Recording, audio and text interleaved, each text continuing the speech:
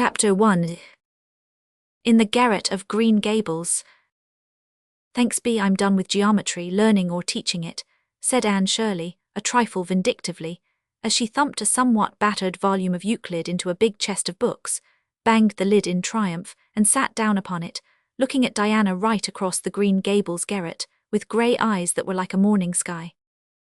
The garret was a shadowy, suggestive, delightful place, as all garrets should be. Through the open window, by which Anne sat, blew the sweet, scented, sun-warm air of the August afternoon. Outside, poplar boughs rustled and tossed in the wind. Beyond them were the woods, where Lover's Lane wound its enchanted path, and the old apple orchard which still bore its rosy harvests munificently, and over all was a great mountain range of snowy clouds in the blue southern sky. Through the other window was glimpsed a distant, white-capped blue sea, the beautiful St. Lawrence Gulf, on which floats, like a jewel, a begweight whose softer, sweeter Indian name has long been forsaken for the more prosaic one of Prince Edward Island.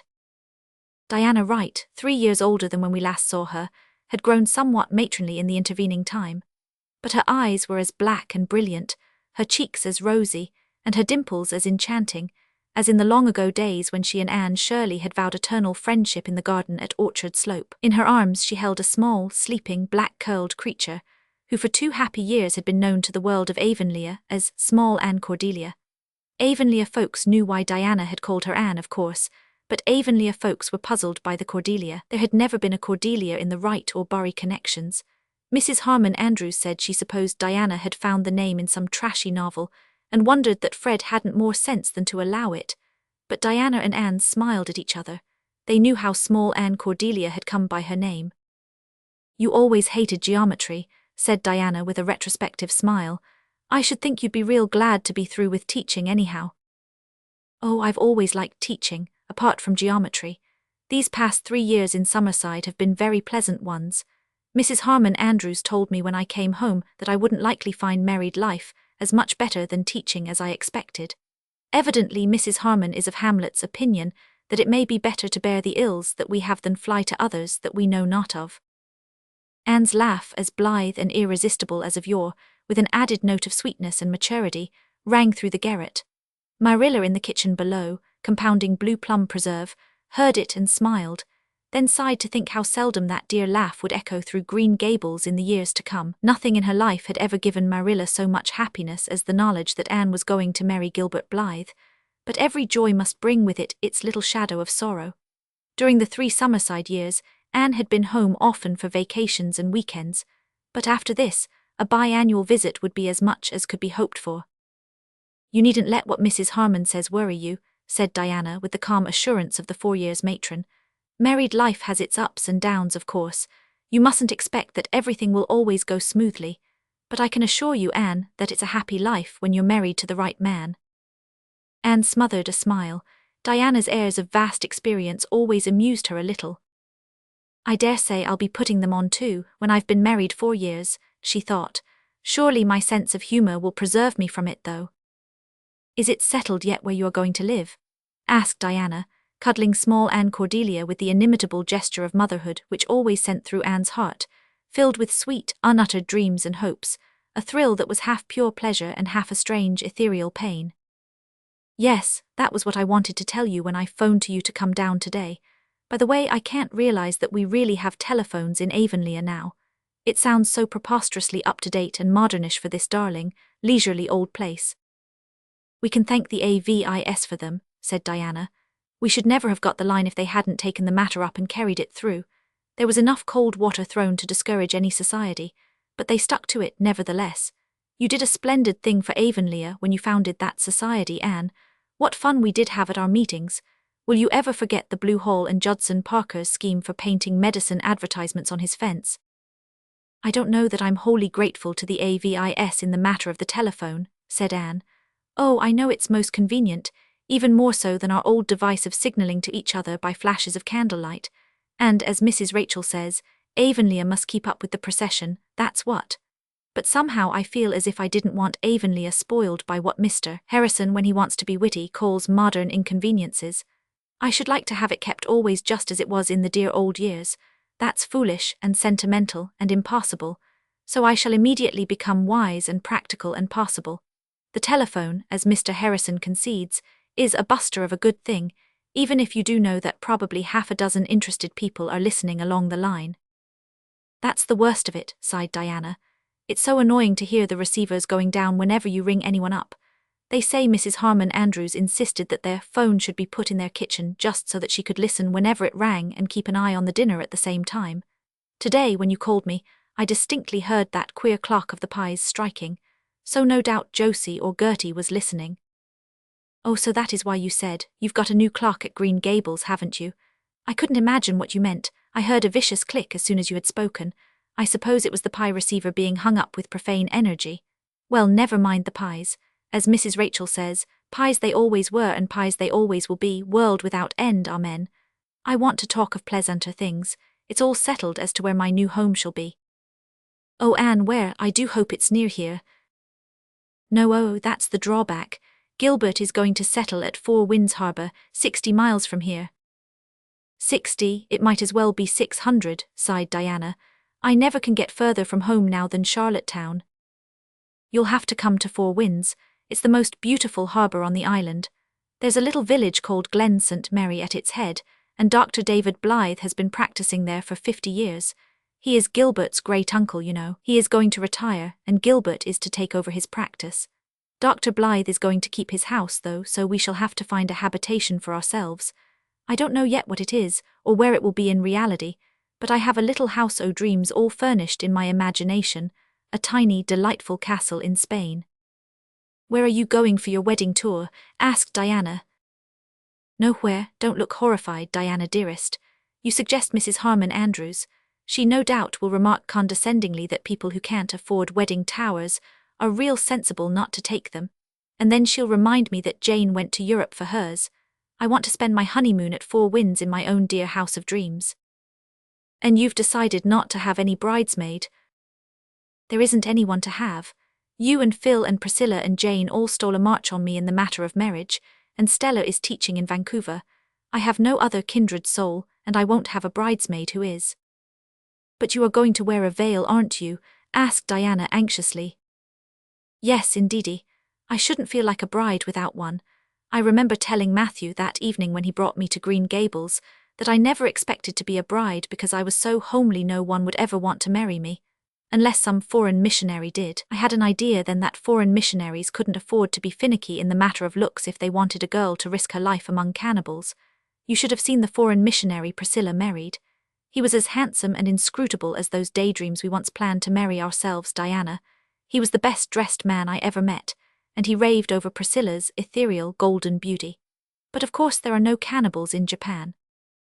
Your wedding dress is a dream anyhow, sighed Diana rapturously. You'll look like a perfect queen in it, you're so tall and slender. How do you keep so slim, Anne? I'm fatter than ever, I'll soon have no waist at all. Stoutness and slimness seem to be matters of predestination, said Anne. At all events, Mrs. Harmon Andrews can't say to you what she said to me when I came home from Summerside. Well, Anne, you're just about as skinny as ever. It sounds quite romantic to be slender, but skinny has a very different tang. Mrs. Harmon has been talking about your trousseau. She admits it's as nice as Jane's, although she says Jane married a millionaire, and you are only marrying a poor young doctor without a cent to his name. Anne laughed. My dresses are nice. I love pretty things. I remember the first pretty dress I ever had, the brown Gloria Matthew gave me for our school concert. Before that, everything I had was so ugly. It seemed to me that I stepped into a new world that night. That was the night Gilbert recited Bingen on the Rhine, and looked at you when he said, "There's another, not a sister." And you were so furious because he put your pink tissue rose in his breast pocket. You didn't much imagine then that you would ever marry him.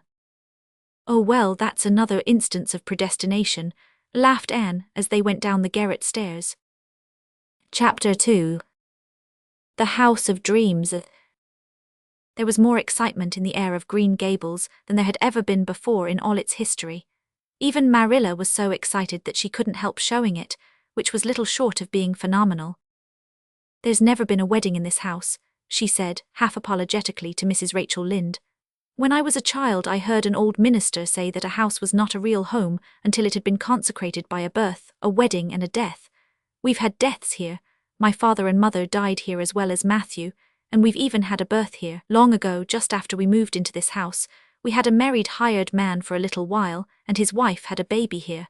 But there's never been a wedding before. It does seem so strange to think of Anne being married. In a way, she just seems to me the little girl Matthew brought home here 14 years ago. I can't realize that she's grown up. I shall never forget what I felt when I saw Matthew bringing in a girl.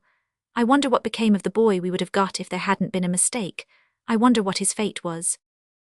Well, it was a fortunate mistake, said Mrs. Rachel Lynde, though, mind you, there was a time I didn't think so. That evening I came up to see Anne and she treated us to such a scene. Many things have changed since then, that's what. Mrs. Rachel sighed, and then brisked up again. When weddings were in order, Mrs. Rachel was ready to let the dead past bury its dead. I'm going to give Anne 2 of my cotton warp spreads, she resumed. A tobacco stripe one and an apple leaf one. She tells me they're getting to be real fashionable again.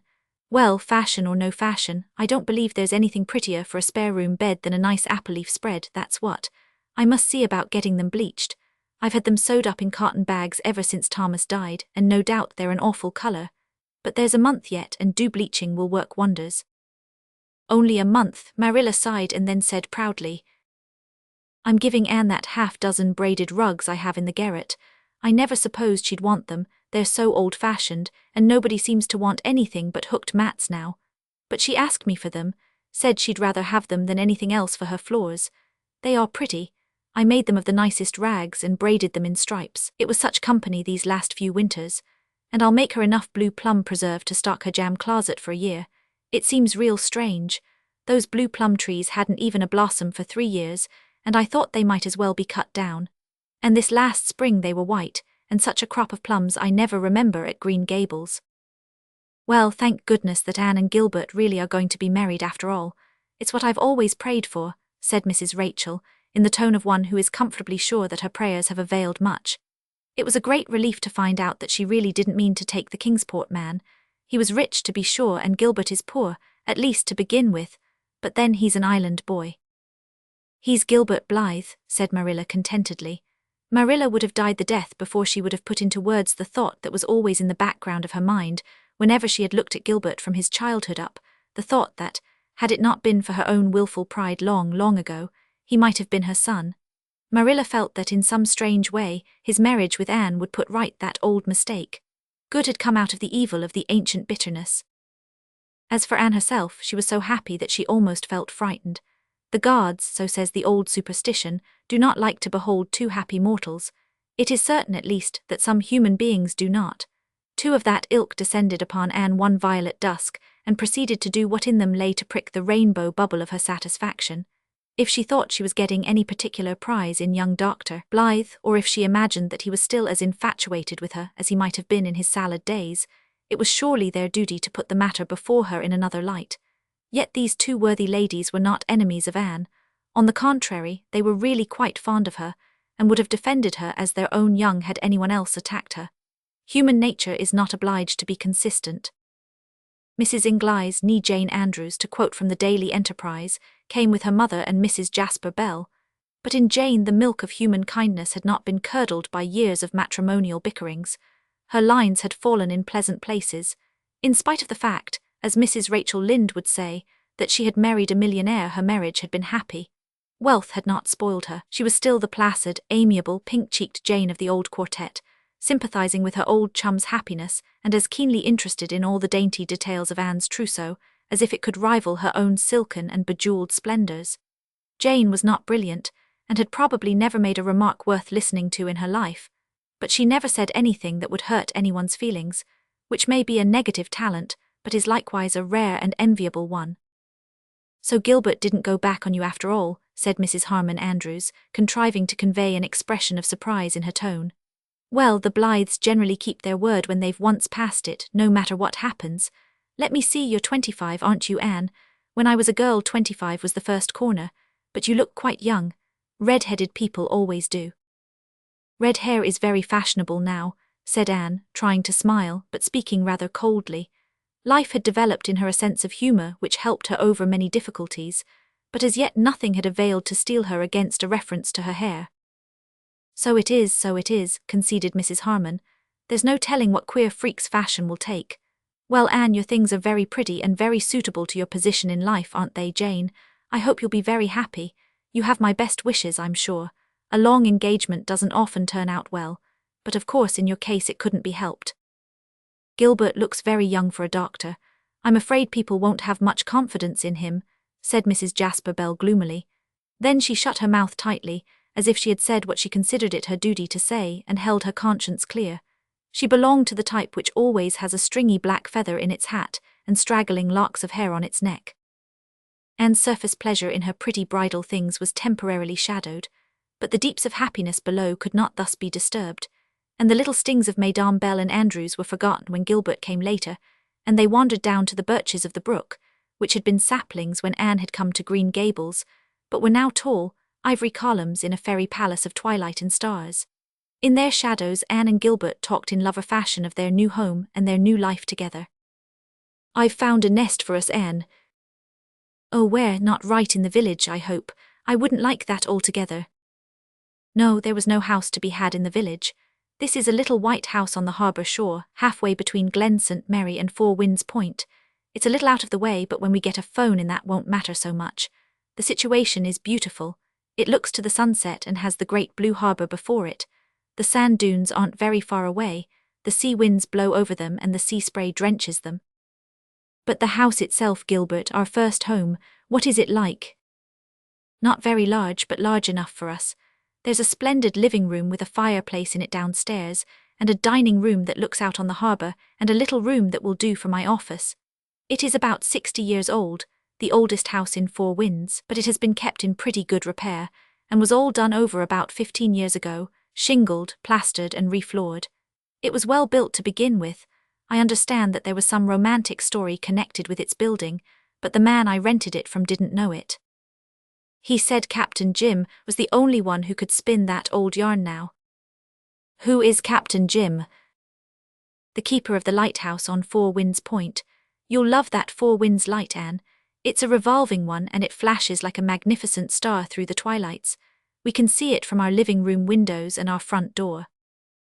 Who owns the house? Well, it's the property of the Glen St. Mary Presbyterian Church now, and I rented it from the trustees.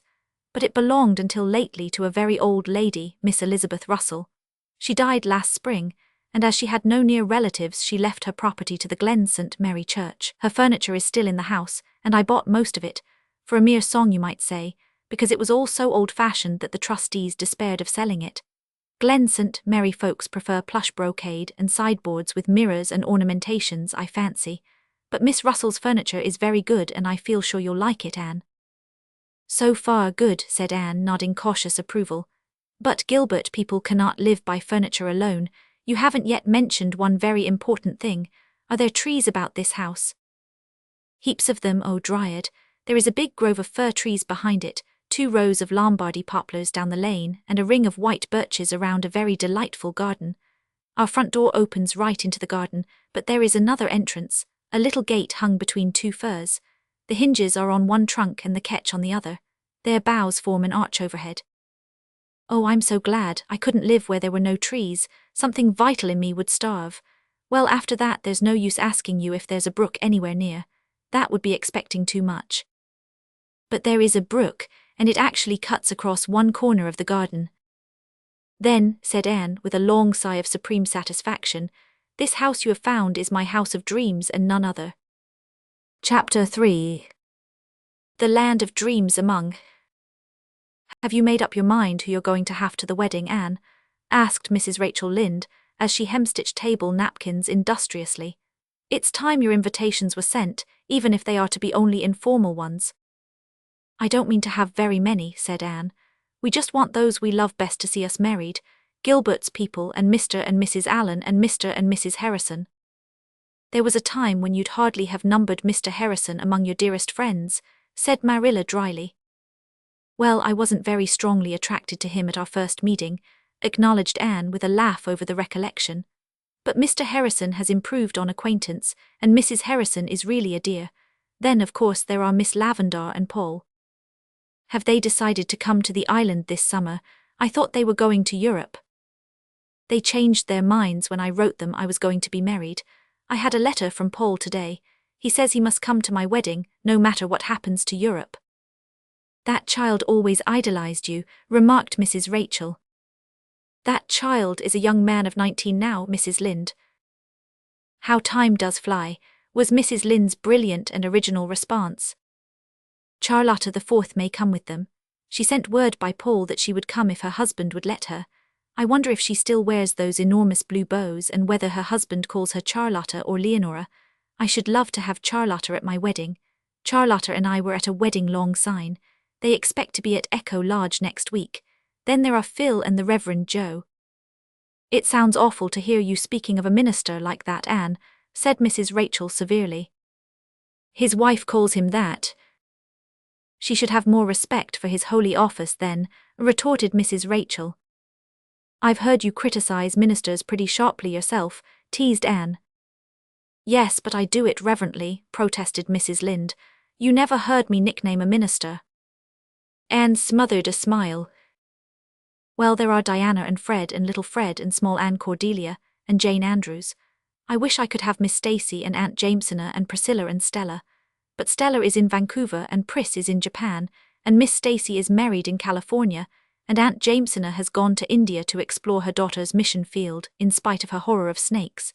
It's really dreadful, the way people get scattered over the globe.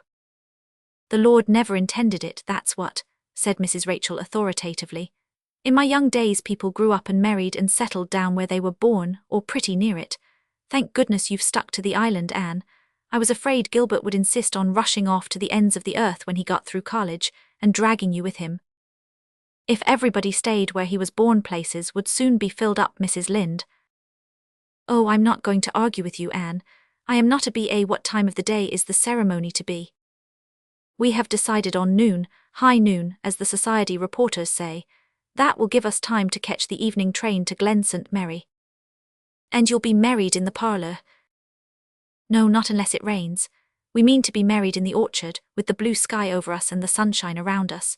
Do you know when and where I'd like to be married if I could? It would be at dawn, a June dawn with a glorious sunrise and roses blooming in the gardens, and I would slip down and meet Gilbert and we would go together to the heart of the beech woods. And there, under the green arches that would be like a splendid cathedral, we would be married. Marilla sniffed scornfully and Mrs. Lynde looked shocked. But that would be terrible queer, Anne. Why, it wouldn't really seem legal. And what would Mrs. Harmon Andrews say? Ah, there's the rub, sighed Anne. There are so many things in life we cannot do because of the fear of what Mrs. Harmon Andrews would say. 'Tis true, 'tis pity and pity 'tis true. What delightful things we might do were it not for Mrs. Harmon Andrews. By times, Anne, I don't feel quite sure that I understand you altogether, complained Mrs. Lynde. Anne was always romantic, you know, said Marilla apologetically. Well, married life will most likely cure her of that, Mrs. Rachel responded comfortingly. Anne laughed and slipped away to Lover's Lane, where Gilbert found her, and neither of them seemed to entertain much fear or hope that their married life would cure them of romance. The Echo Lodge people came over the next week, and Green Gables buzzed with the delight of them.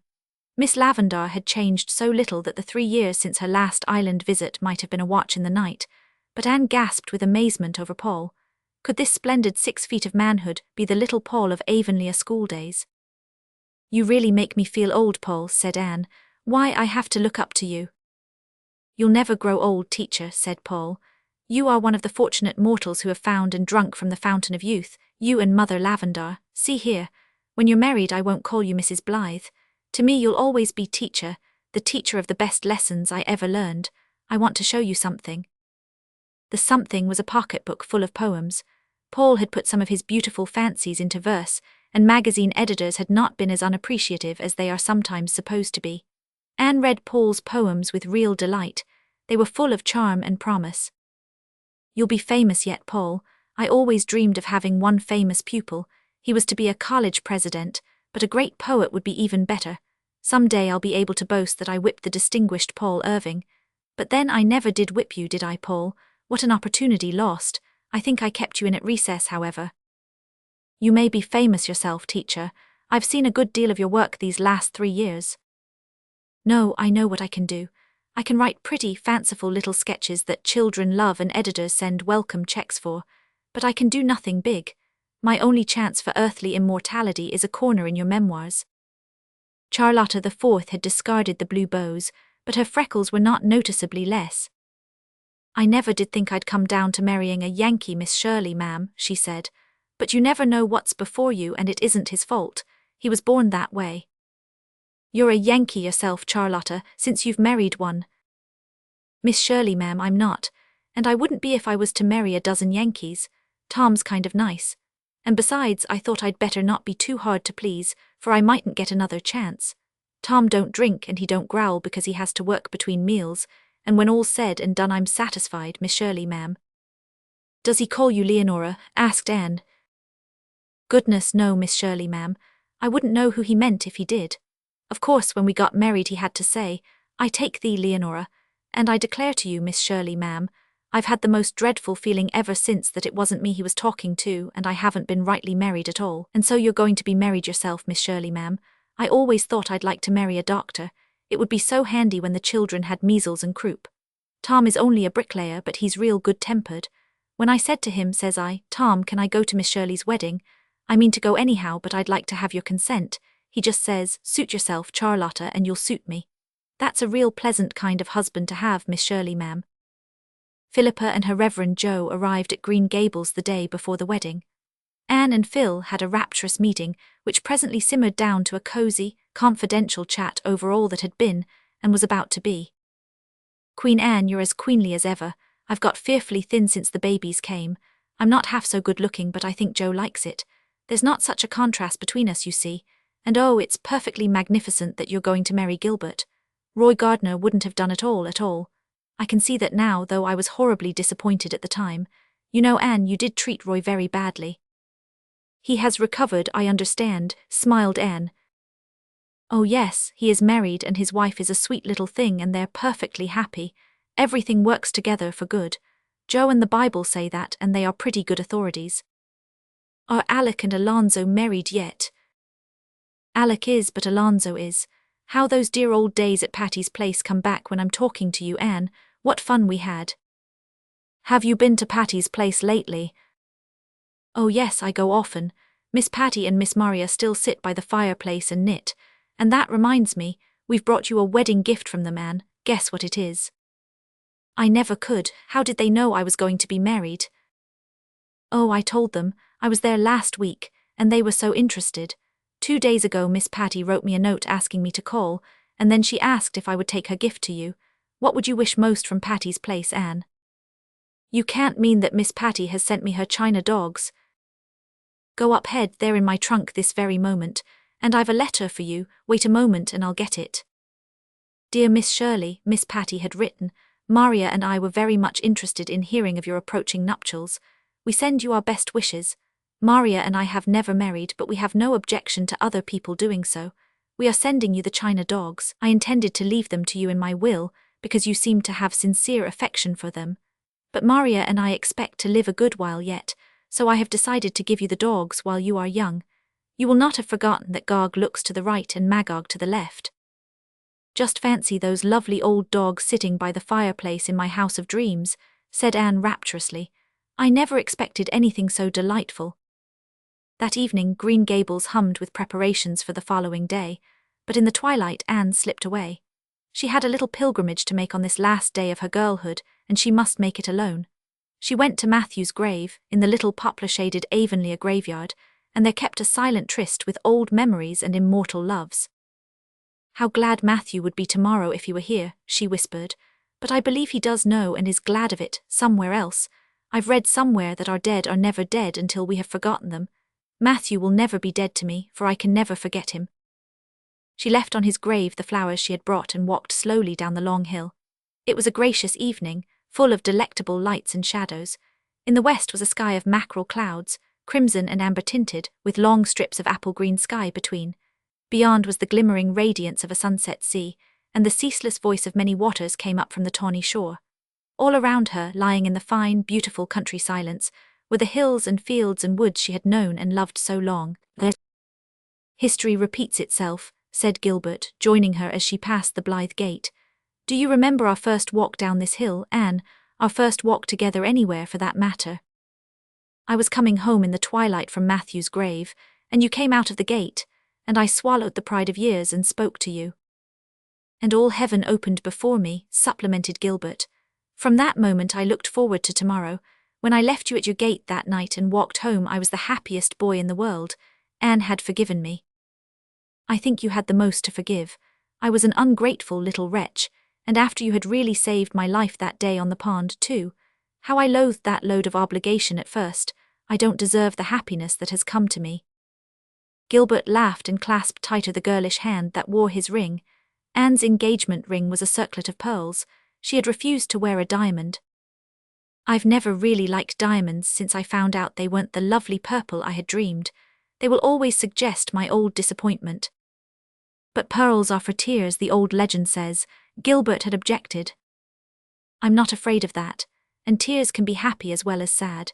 My very happiest moments have been when I had tears in my eyes, when Marilla told me I might stay at Green Gables, when Matthew gave me the first pretty dress I ever had, when I heard that you were going to recover from the fever.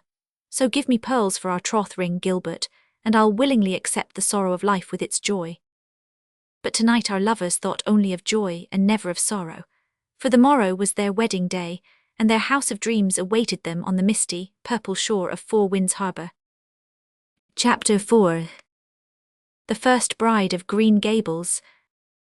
Anne wakened on the morning of her wedding day to find the sunshine winking in at the window of the little porch gable, and a September breeze frolicking with her curtains. I'm so glad the sun will shine on me, she thought happily. She recalled the first morning she had wakened in that little porch room, when the sunshine had crept in on her through the blossom drift of the old Snow Queen.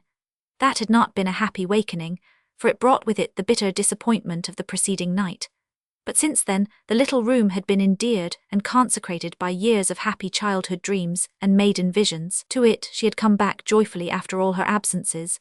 At its window she had knelt through that night of bitter agony when she believed Gilbert dying, and by it she had sat in speechless happiness the night of her betrothal. Many vigils of joy and some of sorrow had been kept there, and today she must leave it forever. Henceforth it would be hers no more. 15-year-old Dora was to inherit it when she had gone. Nor did Anne wish it otherwise. The little room was sacred to youth and girlhood, to the past that was to close today before the chapter of wifehood opened. Green Gables was a busy and joyous house that forenoon. Diana arrived early with little Fred and small Anne Cordelia to lend a hand. Davy and Dora, the Green Gables twins, whisked the babies off to the garden. Don't let small Anne Cordelia spoil her clothes, warned Diana anxiously. You needn't be afraid to trust her with Dora, said Marilla. That child is more sensible and careful than most of the mothers I've known. She's really a wonder in some ways, not much like that other harum-scarum I brought up. Marilla smiled across her chicken salad at Anne. It might even be suspected that she liked the harum-scarum best after all. Those twins are real nice children, said Mrs. Rachel, when she was sure they were out of earshot. Dora is so womanly and helpful, and Davy is developing into a very smart boy. He isn't the holy terror for mischief he used to be. I never was so distracted in my life as I was the first 6 months he was here, acknowledged Marilla. After that I suppose I got used to him. He's taken a great notion to farming lately, and wants me to let him try running the farm next year. I may, for Mr. Barry doesn't think he'll want to rent it much longer, and some new arrangement will have to be made. Well, you certainly have a lovely day for your wedding, Anne, said Diana, as she slipped a voluminous apron over her silken array. You couldn't have had a finer one if you'd ordered it from Eaton's. Indeed, there's too much money going out of this island to that same Eaton's, said Mrs. Lynde indignantly. She had strong views on the subject of octopus-like department stores, and never lost an opportunity of airing them. And as for those catalogues of theirs, they're the Avonlea girls' Bible now, that's what. They pore over them on Sundays instead of studying the Holy Scriptures. Well, they're splendid to amuse children with, said Diana. Fred and small Anne look at the pictures by the hour. I amused 10 children without the aid of Eaton's catalogue, said Mrs. Rachel severely. Come, you two, don't quarrel over Eaton's catalogue, said Anne gaily. This is my day of days, you know. I'm so happy I want everyone else to be happy too. I'm sure I hope your happiness will last, child, sighed Mrs. Rachel. She did hope it truly and believed it, but she was afraid it was in the nature of a challenge to Providence to flaunt your happiness too openly. Anne, for her own good, must be toned down a trifle. But it was a happy and beautiful bride who came down the old, homespun carpeted stairs that September noon, the first bride of Green Gables, slender and shining-eyed in the mist of her maiden veil, with her arms full of roses. Gilbert, waiting for her in the hall below, looked up at her with adoring eyes. She was his at last, this evasive, long-sought Anne, won after years of patient waiting. It was to him she was coming in the sweet surrender of the bride. Was he worthy of her? Could he make her as happy as he hoped? If he failed her, if he could not measure up to her standard of manhood, then, as she held out her hand, their eyes met and all doubt was swept away in a glad certainty. They belonged to each other, and no matter what life might hold for them, it could never alter that. Their happiness was in each other's keeping, and both were unafraid. They were married in the sunshine of the old orchard, circled by the loving and kindly faces of long-familiar friends. Mr. Allen married them, and the Reverend Joe made what Mrs. Rachel Lynde afterwards pronounced to be the most beautiful wedding prayer she had ever heard. Birds do not often sing in September, but one sang sweetly from some hidden bough while Gilbert and Anne repeated their deathless vows. Anne heard it and thrilled to it. Gilbert heard it and wondered only that all the birds in the world had not burst into jubilant song. Paul heard it and later wrote a lyric about it which was one of the most admired in his first volume of verse. Charlotta the Fourth heard it and was blissfully sure it meant good luck for her adored Miss Shirley. The bird sang until the ceremony was ended, and then it wound up with one mad little, glad little trill. Never had the old grey-green house among its enfolding orchards known a blither, merrier afternoon. All the old jests and quips that must have done duty at weddings since Eden were served up, and seemed as new and brilliant and mirth-provoking as if they had never been uttered before. Laughter and joy had their way, and when Anne and Gilbert left to catch the Carmody train, with Paul as driver, the twins were ready with rice and old shoes, in the throwing of which Charlotta the Fourth and Mr. Harrison bore a valiant part. Marilla stood at the gate and watched the carriage out of sight down the long lane with its banks of goldenrod. Anne turned at its end to wave her last goodbye. She was gone. Green Gables was her home no more. Marilla's face looked very grey and old as she turned to the house which Anne had filled for 14 years, and even in her absence with light and life. But Diana and her small fry, the Echo Lodge people and the Allens, had stayed to help the two old ladies over the loneliness of the first evening, and they contrived to have a quietly pleasant little supper time, sitting long around the table and chatting over all the details of the day. While they were sitting there, Anne and Gilbert were alighting from the train at Glen St. Mary. Chapter 5. The Homecoming. Dr. David Blythe had sent his horse and buggy to meet them, and the urchin who had brought it slipped away with a sympathetic grin, leaving them to the delight of driving alone to their new home through the radiant evening. Anne never forgot the loveliness of the view that broke upon them when they had driven over the hill behind the village. Her new home could not yet be seen, but before her lay Four Winds Harbour like a great, shining mirror of rose and silver. Far down she saw its entrance between the bar of sand dunes on one side and a steep, high, grim red sandstone cliff on the other. Beyond the bar the sea, calm and austere, dreamed in the afterlight. The little fishing village, nestled in the cove where the sand dunes met the harbour shore, looked like a great opal in the haze. The sky over them was like a jewelled cup from which the dusk was pouring. The air was crisp with the compelling tang of the sea, and the whole landscape was infused with the subtleties of a sea evening. A few dim sails drifted along the darkening, fir-clad harbour shores. A bell was ringing from the tower of a little white church on the far side. Mellowly and dreamily sweet, the chime floated across the water blent with the moan of the sea. The great revolving light on the cliff at the channel flashed warm and golden against the clear northern sky, a trembling, quivering star of good hope. Far out along the horizon was the crinkled grey ribbon of a passing steamer's smoke. "Oh, beautiful, beautiful," murmured Anne. "I shall love Four Winds, Gilbert. Where is our house?" "We can't see it yet. The belt of birch running up from that little cove hides it. It's about 2 miles from Glen St. Mary, and there's another mile between it and the lighthouse. We won't have many neighbours, Anne. There's only one house near us and I don't know who lives in it. Shall you be lonely when I'm away?" "Not with that light and that loveliness for company. Who lives in that house, Gilbert?" "I don't know. It doesn't look, exactly, as if the occupants would be kindred spirits, Anne, does it?" The house was a large, substantial affair, painted such a vivid green that the landscape seemed quite faded by contrast. There was an orchard behind it, and a nicely kept lawn before it, but somehow there was a certain bareness about it. Perhaps its neatness was responsible for this. The whole establishment, house, barns, orchard, garden, lawn and lane, was so starkly neat. "It doesn't seem probable that anyone with that taste in paint could be very kindred," acknowledged Anne. Unless it were an accident, like our blue hole. I feel certain there are no children there at least. It's even neater than the old cop place on the Tory road, and I never expected to see anything neater than that. They had not met anybody on the moist, red road that wound along the harbour shore. But just before they came to the belt of birch which hid their home, Anne saw a girl who was driving a flock of snow-white geese along the crest of a velvety green hill on the right. Great, scattered firs grew along it. Between their trunks one saw glimpses of yellow harvest fields, gleams of golden sandhills, and bits of blue sea. The girl was tall and wore a dress of pale blue print. She walked with a certain springiness of step and erectness of bearing. She and her geese came out of the gate at the foot of the hill as Anne and Gilbert passed. She stood with her hand on the fastening of the gate and looked steadily at them, with an expression that hardly attained to interest, but did not descend to curiosity. It seemed to Anne for a fleeting moment that there was even a veiled hint of hostility in it, but it was the girl's beauty which made Anne give a little gasp, a beauty so marked that it must have attracted attention anywhere. She was hatless, but heavy braids of burnished hair, the hue of ripe wheat, were twisted about her head like a coronet. Her eyes were blue and star-like. Her figure in its plain print gown was magnificent, and her lips were as crimson as the bunch of blood-red poppies she wore at her belt. "Gilbert, who is the girl we have just passed?" asked Anne in a low voice. "I didn't notice any girl," said Gilbert, who had eyes only for his bride. "She was standing by that gate. No, don't look back. She is still watching us. I never saw such a beautiful face.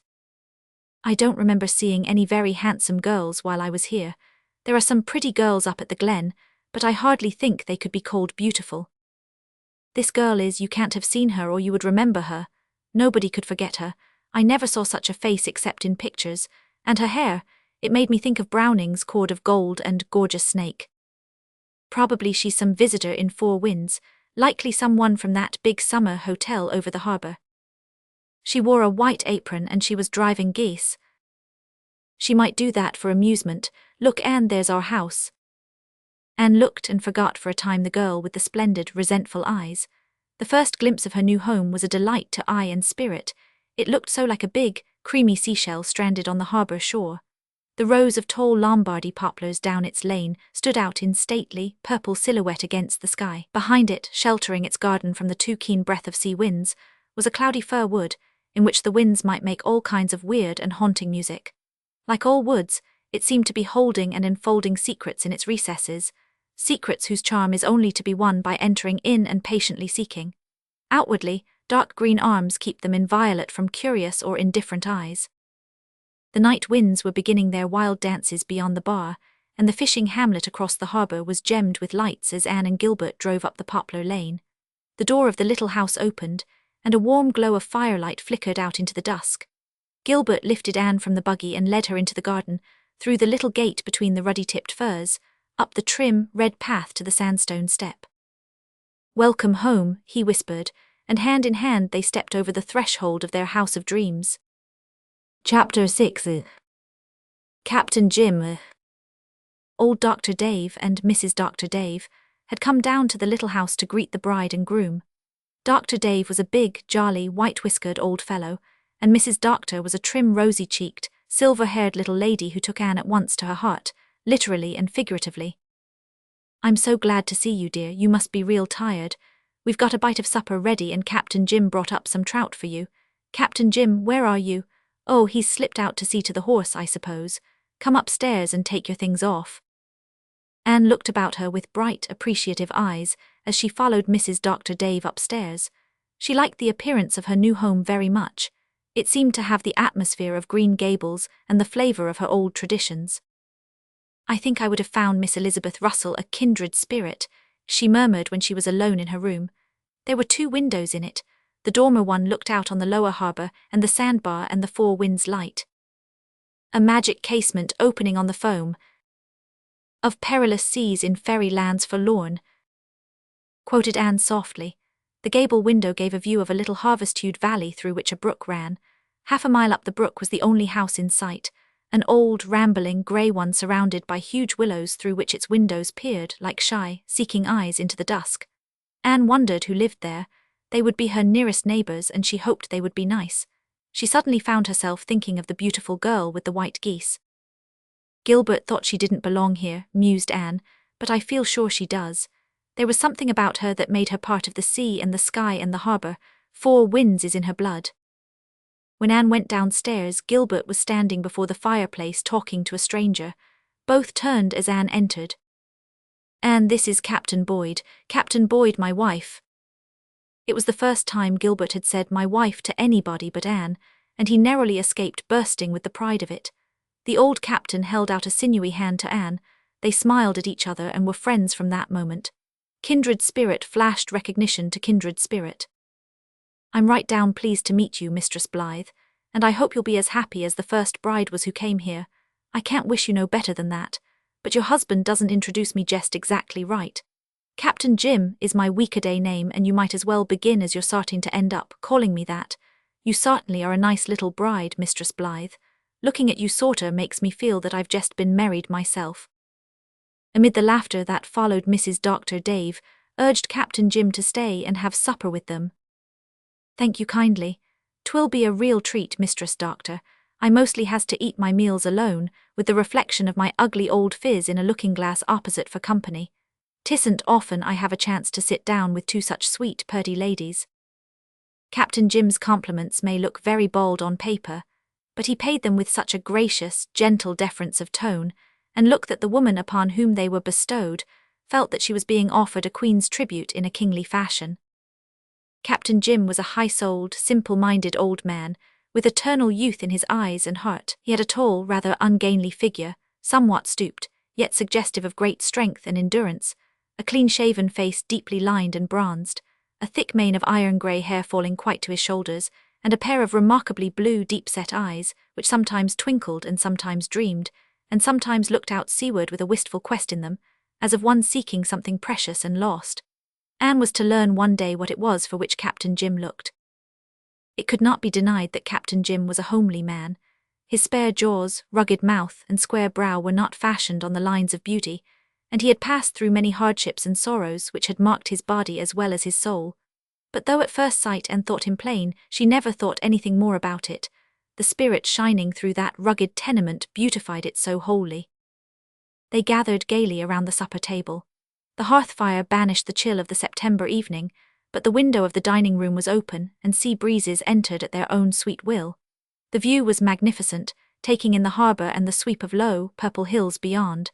The table was heaped with Mrs. Doctor's delicacies, but the piece de resistance was undoubtedly the big platter of sea trout. "Thought they'd be sorter tasty after travelling," said Captain Jim.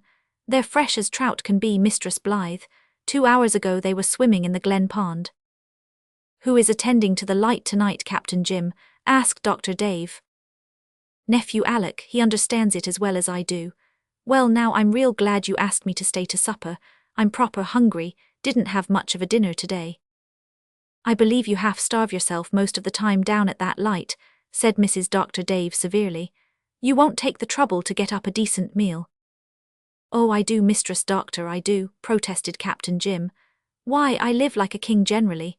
Last night I was up to the Glen and took home 2 pounds of steak. I meant to have a spanking good dinner today." "And what happened to the steak?" asked Mrs. Dr. Dave. "Did you lose it on the way home?" "No," Captain Jim looked sheepish.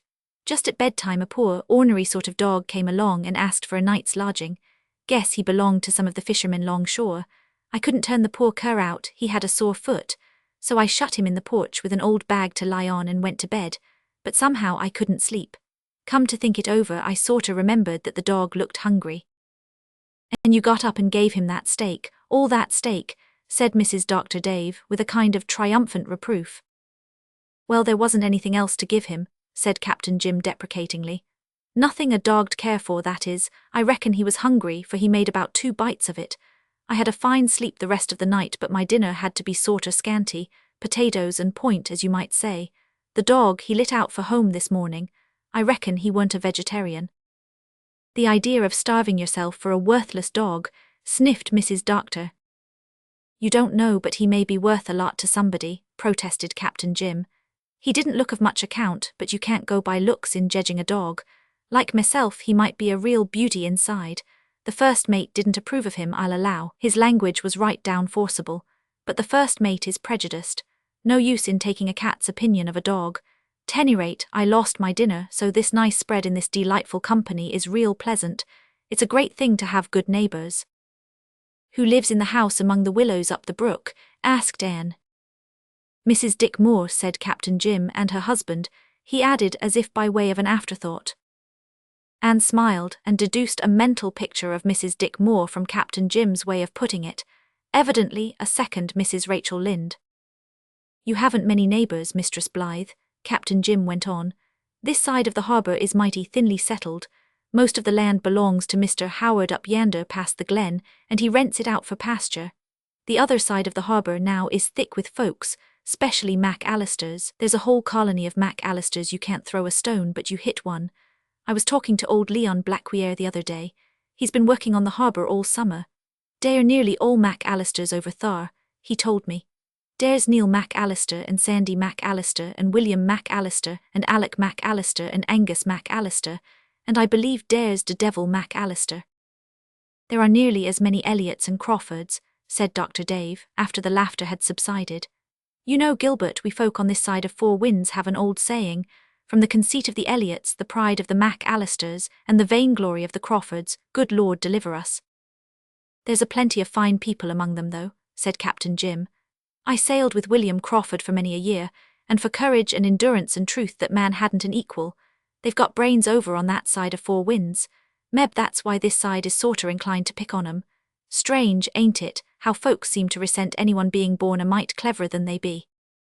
Dr. Dave, who had a 40 years feud with the over-harbour people, laughed and subsided. Who lives in that brilliant emerald house about half a mile up the road? Asked Gilbert. Captain Jim smiled delightedly. Miss Cornelia Bryant. She'll likely be over to see you soon, seeing you're Presbyterians. If you were Methodists she wouldn't come at all. Cornelia has a holy horror of Methodists. She's quite a character, chuckled Dr. Dave, a most inveterate man-hater. Sour grapes, queried Gilbert, laughing. No, 'tisn't sour grapes, answered Captain Jim seriously. Cornelia could have had her pick when she was young. Even yet she's only to say the word to see the old widowers jump. She just seems to have been born with a sort of chronic spite agin men and Methodists. She's got the bitterest tongue and the kindest heart in Four Winds. Wherever there's any trouble, that woman is there, doing everything to help in the tenderest way. She never says a harsh word about another woman, and if she likes to card us poor scalawags of men down, I reckon our tough old hides can stand it. She always speaks well of you, Captain Jim, said Mrs. Doctor. Yes, I'm afraid so. I don't half like it. It makes me feel as if there must be something sorter unnatural about me. Chapter 7. The Schoolmaster's Bride. Who was the first bride who came to this house, Captain Jim? Anne asked, as they sat around the fireplace after supper. Was she a part of the story I've heard was connected with this house? Asked Gilbert. Somebody told me you could tell it, Captain Jim. Well, yes, I know it. I reckon I'm the only person living in Four Winds now that can remember the schoolmaster's bride as she was when she come to the island. She's been dead this 30 year, but she was one of them women you never forget. Tell us the story, pleaded Anne. I want to find out all about the women who have lived in this house before me. Well, there's just been 3, Elizabeth Russell and Mrs. Ned Russell and the schoolmaster's bride. Elizabeth Russell was a nice, clever little critter, and Mrs. Ned was a nice woman too, but they weren't ever like the schoolmaster's bride. The schoolmaster's name was John Selwyn. He came out from the old country to teach school at the Glen when I was a boy of 16. He wasn't much like the usual run of derelicts who used to come out to PEI to teach school in them days. Most of them were clever, drunken critters who taught the children the 3 R's when they were sober, and lambasted them when they was. But John Selwyn was a fine, handsome young fellow. He boarded at my father's, and he and me were cronies, though he was 10 years older'n me. We read and walked and talked a heap together. He knew about all the poetry that was ever written, I reckon, and he used to quote it to me along shore in the evenings. Dad thought it an awful waste of time, but he sorter endured it, hoping it'd put me off the notion of going to sea. Well, nothing could do that. Mother come of a race of sea-going folk, and it was born in me. But I loved to hear John read and recite. It's almost 60 years ago, but I could repeat yards of poetry I learned from him. Nearly 60 years. Captain Jim was silent for a space, gazing into the glowing fire in a quest of the bygones. Then, with a sigh, he resumed his story. I remember one spring evening I met him on the sand hills. He looked sorter uplifted, just like you did, Dr. Blythe, when you brought Mistress Blythe in tonight. I thought of him the minute I seen you, and he told me that he had a sweetheart back home and that she was coming out to him. I wasn't more'n half pleased, ornery young lump of selfishness that I was. I thought he wouldn't be as much my friend after she came, but I'd enough decency not to let him see it. He told me all about her. Her name was Persis Lee, and she would have come out with him if it hadn't been for her old uncle. He was sick, and he'd looked after her when her parents died and she wouldn't leave him. And now he was dead and she was coming out to marry John Selwyn. 'Twasn't no easy journey for a woman in them days. There weren't no steamers, you must recollect. When do you expect her, says I. She sails on the Royal William the 20th of June, says he, and so she should be here by mid-July. I must set Carpenter Johnson to building me a home for her. Her letter come today. I know before I opened it that it had good news for me. I saw her a few nights ago. I didn't understand him, and then he explained, though I didn't understand that much better. He said he had a gift or a curse. Them was his words, Mistress Blythe, a gift or a curse. He didn't know which it was. He said a great-great-grandmother of his had it and they burned her for a witch on account of it. He said queer spells, trances I think was the name he give 'em, come over him now and again. Are there such things, Doctor? There are people who are certainly subject to trances, answered Gilbert. The matter is more in the line of psychical research than medical. What were the trances of this John Selwyn like? Like dreams, said the old doctor skeptically. He said he could see things in them, said Captain Jim slowly. Mind you, I'm telling you just what he said, things that were happening, things that were going to happen. He said they were sometimes a comfort to him and sometimes a horror. 4 nights before this he'd been in one, went into it while he was sitting looking at the fire. And he saw an old room he knew well in England and Persis Lee in it, holding out her hands to him and looking glad and happy. So he knew he was going to hear good news of her. A dream, scoffed the old doctor. Likely, conceded Captain Jim. That's what I said to him at the time. It was a vast more comfortable to think so. I didn't like the idea of him seeing things like that. It was real uncanny. No, says he, I didn't dream it. But we won't talk of this again. You won't be so much my friend if you think much about it. I told him nothing could make me any less his friend, but he just shook his head and says he, Lad, I know I've lost friends before because of this. I don't blame them.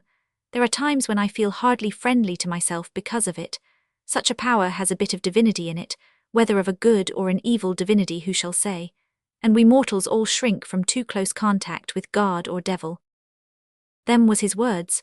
I remember them as if 'twas yesterday, though I didn't know just what he meant. What do you suppose he did mean, Doctor? I doubt if he knew what he meant himself, said Dr. Dave testily. I think I understand, whispered Anne. She was listening in her old attitude of clasped lips and shining eyes. Captain Jim treated himself to an admiring smile before he went on with his story. Well, pretty soon all the Glen and Four Winds people knew the schoolmaster's bride was coming, and they were all glad because they thought so much of him. And everybody took an interest in his new house, this house. He picked this site for it because you could see the harbour and hear the sea from it. He made the garden out there for his bride, but he didn't plant the Lombardies. Mrs. Ned Russell planted them, but there's a double row of rose bushes in the garden that the little girls who went to the Glen School set out there for the schoolmaster's bride. He said they were pink for her cheeks, and white for her brow and red for her lips. He'd quoted poetry so much that he sorter got into the habit of talking it too, I reckon. Almost everybody sent him some little present to help out the furnishing of the house. When the Russells came into it, they were well-to-do and furnished it real handsome, as you can see, but the first furniture that went into it was plain enough. This little house was rich in love, though. The women sent in quilts and tablecloths and towels, and one man made a chest for her, and another a table, and so on. Even blind old Aunt Margaret Boyd wove a little basket for her out of the sweet-scented sandhill grass. The schoolmaster's wife used it for years to keep her handkerchiefs in. Well, at last everything was ready, even to the logs in the big fireplace ready for lighting. 'Twasn't exactly this fireplace, though 'twas in the same place. Miss Elizabeth had this put in when she made the house over 15 years ago. It was a big, old-fashioned fireplace where you could have roasted an ox. Many's the time I've sat here and spun yarns, same's I'm doing tonight. Again there was a silence, while Captain Jim kept a passing tryst with visitants Anne and Gilbert could not see, the folks who had sat with him around that fireplace in the vanished years, with mirth and bridal joy shining in eyes long since closed forever under churchyard sod or heaving leagues of sea. Here on olden nights children had tossed laughter lightly to and fro. Here on winter evenings friends had gathered. Dance and music and jest had been here. Here youths and maidens had dreamed. For Captain Jim the little house was tenanted with shapes entreating remembrance. It was the 1st of July when the house was finished. The schoolmaster began to count the days then. We used to see him walking along the shore and we'd say to each other, "She'll soon be with him now." She was expected the middle of July, but she didn't come then. Nobody felt anxious. Vessels were often delayed for days and weeks. The Royal William was a week overdue, and then 2 and then 3. And at last we began to be frightened, and it got worse and worse. Finley, I couldn't bear to look into John Selwyn's eyes. 500, you know, Mistress Blythe. Captain Jim lowered his voice. I used to think that they looked just like what his old great-great-grandmothers must have been when they were burning her to death. He never said much, but he taught school like a man in a dream and then hurried to the shore. Many a night he walked there from dark to dawn. People said he was losing his mind. Everybody had given up hope. The Royal William was 8 weeks overdue. It was the middle of September and the schoolmaster's bride hadn't come, never would come, we thought. There was a big storm then that lasted 3 days, and on the evening after it died away I went to the shore. I found the schoolmaster there, leaning with his arms folded against a big rock, gazing out to sea. I spoke to him, but he didn't answer. His eyes seemed to be looking at something I couldn't see. His face was set like a dead man's. "John, John," I called out, just like that, just like a frightened child, "wake up, wake up." That strange, awful look seemed to sorta fade out of his eyes. He turned his head and looked at me. I've never forgot his face, never will forget it till I ships for my last voyage. "All is well, lad," he says. "I've seen the Royal William coming around East Point. She will be here by dawn. Tomorrow night I shall sit with my bride by my own hearth fire." "Do you think he did see it?" demanded Captain Jim abruptly. "God knows," said Gilbert softly. "Great love and great pain might compass we know not what marvels." "I am sure he did see it," said Anne earnestly. "Falderal," said Dr. Dave, but he spoke with less conviction than usual.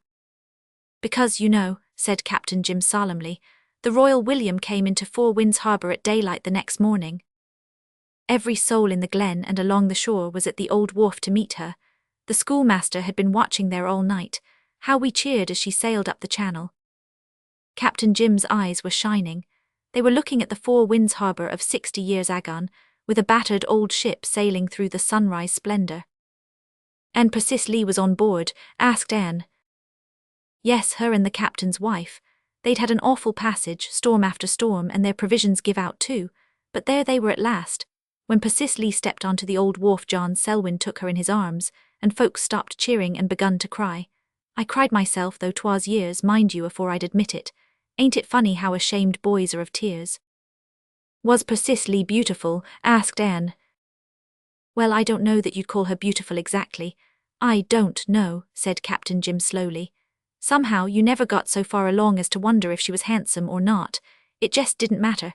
There was something so sweet and winsome about her that you had to love her, that was all. But she was pleasant to look at. Big, clear hazel eyes and heaps of glossy brown hair and an English skin. John and her were married at our house that night at early candle lighting. Everybody from far and near was there to see it, and we all brought them down here afterwards.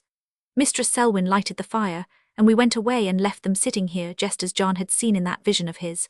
A strange thing, but I've seen a terrible lot of strange things in my time." Captain Jim shook his head sadly. "It's a dear story," said Anne, feeling that for once she had got enough romance to satisfy her. "How long did they live here?" 15 years. I ran off to sea soon after they were married, like the young scalawag I was. But every time I come back from a voyage I'd head for here, even before I went home, and tell Mistress Selwyn all about it. 15 happy years. They had a sort of talent for happiness, them too. Some folks are like that, if you've noticed. They couldn't be unhappy for long, no matter what happened. They quarrelled once or twice, for they was both high-spirited, but Mistress Selwyn says to me once, says she, laughing in that pretty way of hers, "I felt dreadful when John and I quarrelled, but underneath it all I was very happy because I had such a nice husband to quarrel with and make it up with." Then they moved to Charlottetown, and Ned Russell bought this house and brought his bride here. They were a gay young pair as I remember them. Miss Elizabeth Russell was Alec's sister. She came to live with them a year or so later, and she was a creature of mirth too. The walls of this house must be sorter soaked with laughing and good times. You're the third bride I've seen come here, Mistress Blythe, and the handsomest. Captain Jim contrived to give his sunflower compliment the delicacy of a violet, and Anne wore it proudly. She was looking her best that night, with the bridal rose on her cheeks and the love light in her eyes. Even gruff old Dr. Dave gave her an approving glance, and told his wife as they drove home together that red-headed wife of the boy, S, was something of a beauty. I must be getting back to the light, announced Captain Jim. I've enjoyed this evening something tremendous. You must come often to see us, said Anne. I wonder if you'd give that invitation if you knew how likely I'll be to accept it, Captain Jim remarked whimsically. Which is another way of saying you wonder if I mean it, smiled Anne. I do, cross my heart, as we used to say at school. Then I'll come. You're likely to be pestered with me at any hour, and I'll be proud to have you drop down and visit me now and then too. Generally I haven't anyone to talk to but the first mate, bless his sociable heart. He's a mighty good listener, and has forgot more'n any Mac Allister of them all ever knew, but he isn't much of a conversationalist. You're young and I'm old, but our souls are about the same age, I reckon. We both belong to the race that knows Joseph, as Cornelia Bryant would say. The race that knows Joseph, puzzled Anne. Yes, Cornelia divides all the folks in the world into two kinds, the race that knows Joseph and the race that don't. If a person sorter sees eye to eye with you, and has pretty much the same ideas about things, and the same taste in jokes, why, then he belongs to the race that knows Joseph. Oh, I understand, exclaimed Anne, light breaking in upon her. It's what I used to call, and still call in quotation marks, kindred spirits. Just so, agreed Captain Jim. We're it, whatever it is. When you come in tonight, Mistress Blythe, I says to myself, says I, yes, she's of the race that knows Joseph. And mighty glad I was, for if it wasn't so we couldn't have had any real satisfaction in each other's company. The race that knows Joseph is the salt of the earth, I reckon. The moon had just risen when Anne and Gilbert went to the door with their guests. Four Winds Harbour was beginning to be a thing of dream and glamour and enchantment, a spellbound haven where no tempest might ever raven. The Lombardys down the lane, tall and sombre as the priestly forms of some mystic band, were tipped with silver. Always liked Lombardys, said Captain Jim, waving a long arm at them. They're the trees of princesses, they're out of fashion now. Folks complain that they die at the top and get ragged looking, so they do if you don't risk your neck every spring climbing up a light ladder to trim them out. I always did it for Miss Elizabeth so her Lombardys never got out at elbows. She was especially fond of them. She liked their dignity and standoffishness. They don't hobnob with every Tom, Dick and Harry. If it's maples for company, Mistress Blythe, it's Lombardys for society. What a beautiful night, said Mrs. Dr. Dave, as she climbed into the doctor's buggy. Most nights are beautiful, said Captain Jim, but I low that moonlight over Four Winds makes me sorter wonder what's left for heaven. The moon's a great friend of mine, Mistress Blythe. I've loved her ever since I can remember. When I was a little chap of 8, I fell asleep in the garden one evening and wasn't missed. I woke up along in the night and I was most scared to death. What shadows and queer noises there was. I dursn't move, just crouched there quaking, poor small mite. Seemed 's if there weren't anyone in the world but myself, and it was mighty big. Then all at once I saw the moon looking down at me through the apple boughs, just like an old friend. I was comforted right off. Got up and walked to the house as brave as a lion looking at her.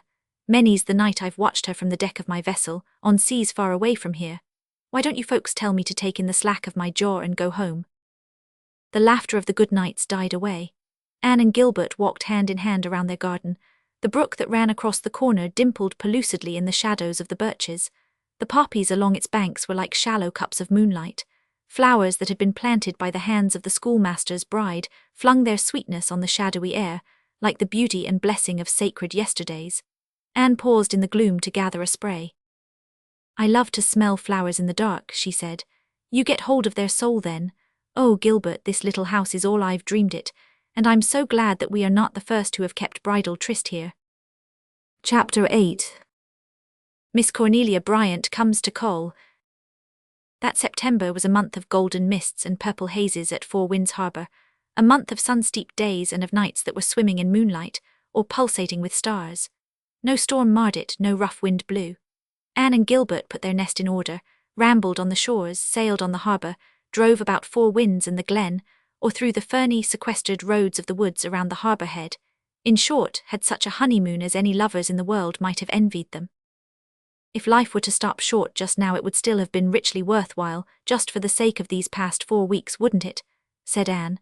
I don't suppose we will ever have 4 such perfect weeks again, but we've had them. Everything, wind, weather, folks, house of dreams, has conspired to make our honeymoon delightful. There hasn't even been a rainy day since we came here. And we haven't quarrelled once, teased Gilbert. Well, that's a pleasure all the greater for being deferred, quoted Anne. I'm so glad we decided to spend our honeymoon here. Our memories of it will always belong here in our house of dreams, instead of being scattered about in strange places. There was a certain tang of romance and adventure in the atmosphere of their new home, which Anne had never found in Avonlea. There, although she had lived in sight of the sea, it had not entered intimately into her life. In Four Winds it surrounded her and called to her constantly. From every window of her new home she saw some varying aspect of it. Its haunting murmur was ever in her ears. Vessels sailed up the harbour every day to the wharf at the Glen, or sailed out again through the sunset, bound for ports that might be halfway round the globe. Fishing boats went white-winged down the channel in the mornings, and returned laden in the evenings. Sailors and fisherfolk travelled the red, winding harbour roads, light-hearted and content. There was always a certain sense of things going to happen, of adventures and fairings forth. The ways of Four Winds were less staid and settled and grooved than those of Avonlea. Winds of change blew over them. The sea called ever to the dwellers on shore, and even those who might not answer its call felt the thrill and unrest and mystery and possibilities of it. I understand now why some men must go to sea, said Anne. That desire which comes to us all at times, to sail beyond the bourne of sunset, must be very imperious when it is born in you. I don't wonder Captain Jim ran away because of it. I never see a ship sailing out of the channel, or a gull soaring over the sandbar, without wishing I were on board the ship or had wings, not like a dove to fly away and be at rest, but like a gull, to sweep out into the very heart of a storm. You'll stay right here with me, Anne girl, said Gilbert lazily. I won't have you flying away from me into the hearts of storms. They were sitting on their red sandstone doorstep in the late afternoon. Great tranquillities were all about them in land and sea and sky. Silvery gulls were soaring over them. The horizons were laced with long trails of frail, pinkish clouds. The hushed air was threaded with a murmurous refrain of minstrel winds and waves. Pale asters were blowing in the sere and misty meadows between them and the harbour. Doctors who have to be up all night waiting on sick folk don't feel very adventurous, I suppose, Anne said indulgently. If you had had a good sleep last night, Gilbert, you'd be as ready as I am for a flight of imagination.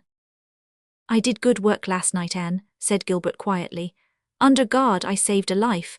This is the first time I could ever really claim that. In other cases I may have helped.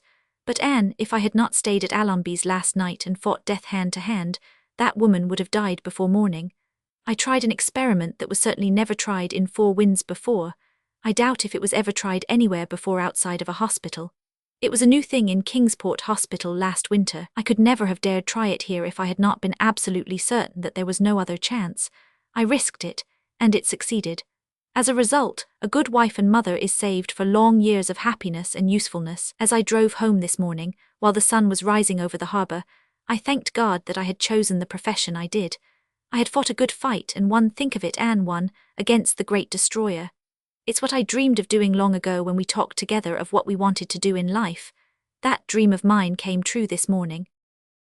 Was that the only one of your dreams that has come true?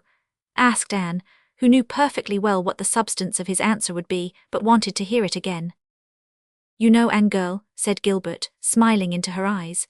At that moment there were certainly 2 perfectly happy people sitting on the doorstep of a little white house on the Four Winds harbour shore. Presently Gilbert said, with a change of tone, Do I or do I not see a full-rigged ship sailing up our lane? Anne looked and sprang up. That must be either Miss Cornelia Bryant or Mrs. Moore coming to call, she said. I'm going into the office, and if it is Miss Cornelia I warn you that I'll eavesdrop, said Gilbert. From all I've heard regarding Miss Cornelia, I conclude that her conversation will not be dull, to say the least. It may be Mrs. Moore. I don't think Mrs. Moore is built on those lines. I saw her working in her garden the other day, and, though I was too far away to see clearly, I thought she was rather slender. She doesn't seem very socially inclined when she has never called on you yet, although she's your nearest neighbour. She can't be like Mrs. Lynde, after all, or curiosity would have brought her, said Anne. This caller is, I think, Miss Cornelia. Miss Cornelia it was. Moreover, Miss Cornelia had not come to make any brief and fashionable wedding call. She had her work under her arm in a substantial parcel, and when Anne asked her to stay, she promptly took off her capacious sun hat, which had been held on her head, despite irreverent September breezes, by a tight elastic band under her hard little knob of fair hair. No hat pins for Miss Cornelia, and it please ye. Elastic bands had been good enough for her mother, and they were good enough for her. She had a fresh, round, pink and white face and jolly brown eyes. She did not look in the least like the traditional old maid, and there was something in her expression which won Anne instantly. With her old instinctive quickness to discern kindred spirits, she knew she was going to like Miss Cornelia, in spite of uncertain oddities of opinion and certain oddities of attire. Nobody but Miss Cornelia would have come to make a call arrayed in a striped blue and white apron and a wrapper of chocolate print, with a design of huge, pink roses scattered over it. And nobody but Miss Cornelia could have looked dignified and suitably garbed in it. Had Miss Cornelia been entering a palace to call on a prince's bride, she would have been just as dignified and just as wholly mistress of the situation. She would have trailed her rose-spattered flounce over the marble floors just as unconcernedly, and she would have proceeded just as calmly to disabuse the mind of the princess of any idea that the possession of a mere man, be he prince or peasant, was anything to brag of. "I've brought my work, Mrs. Blythe, dearie," she remarked, unrolling some dainty material. "I'm in a hurry to get this done, and there isn't any time to lose." Anne looked in some surprise at the white garment spread over Miss Cornelia's ample lap. It was certainly a baby's dress, and it was most beautifully made, with tiny frills and tucks. Miss Cornelia adjusted her glasses and fell to embroidering with exquisite stitches. "This is for Mrs. Fred Proctor up at the Glen," she announced. "She's expecting her 8th baby any day now, and not a stitch has she ready for it. The other 7 have wore out all she made for the first, and she's never had time or strength or spirit to make any more. That woman is a martyr, Mrs. Blythe, believe me. When she married Fred Proctor, I knew how it would turn out. He was one of your wicked, fascinating men. After he got married, he left off being fascinating and just kept on being wicked. He drinks and he neglects his family. Isn't that like a man? I don't know how Mrs. Proctor would ever keep her children decently clothed if her neighbours didn't help her out." As Anne was afterwards to learn, Miss Cornelia was the only neighbour who troubled herself much about the decency of the young Proctors.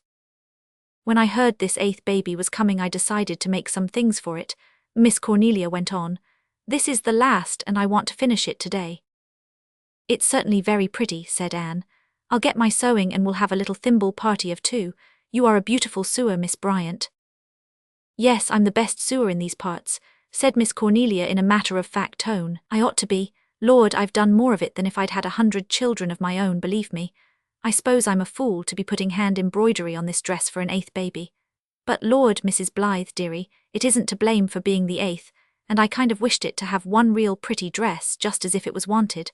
Nobody's wanting the poor mite, so I put some extra fuss on its little things just on that account."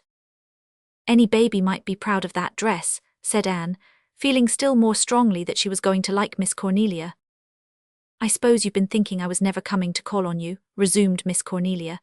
"But this is harvest month, you know, and I've been busy, and a lot of extra hands hanging round, eating more'n they work, just like the men. I'd have come yesterday, but I went to Mrs. Roderick MacAllister's funeral.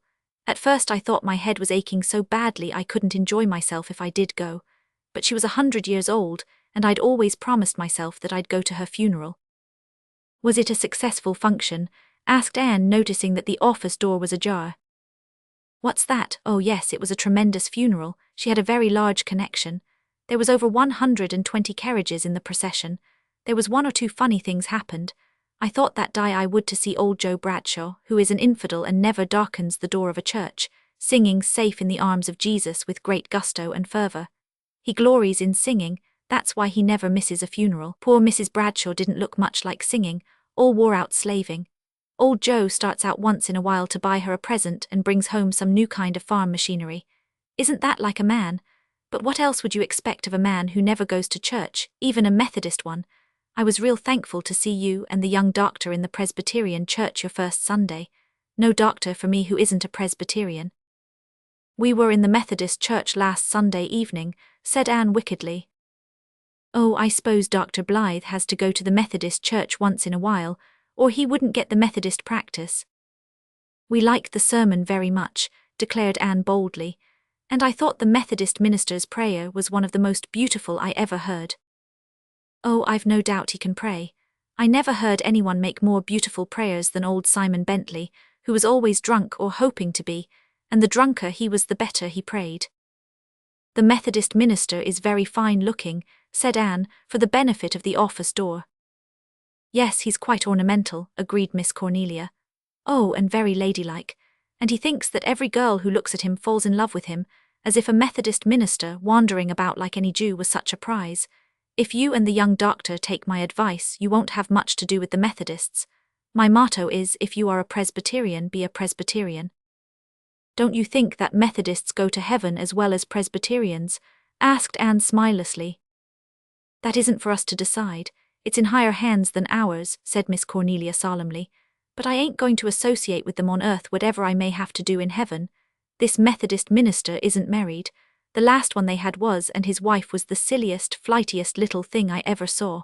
I told her husband once that he should have waited till she was grown up before he married her. He said he wanted to have the training of her.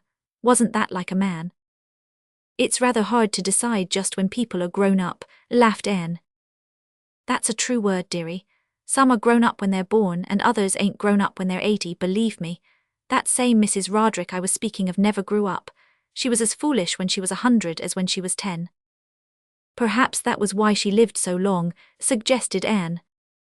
Maybe 'twas. I'd rather live 50 sensible years than 100 foolish ones.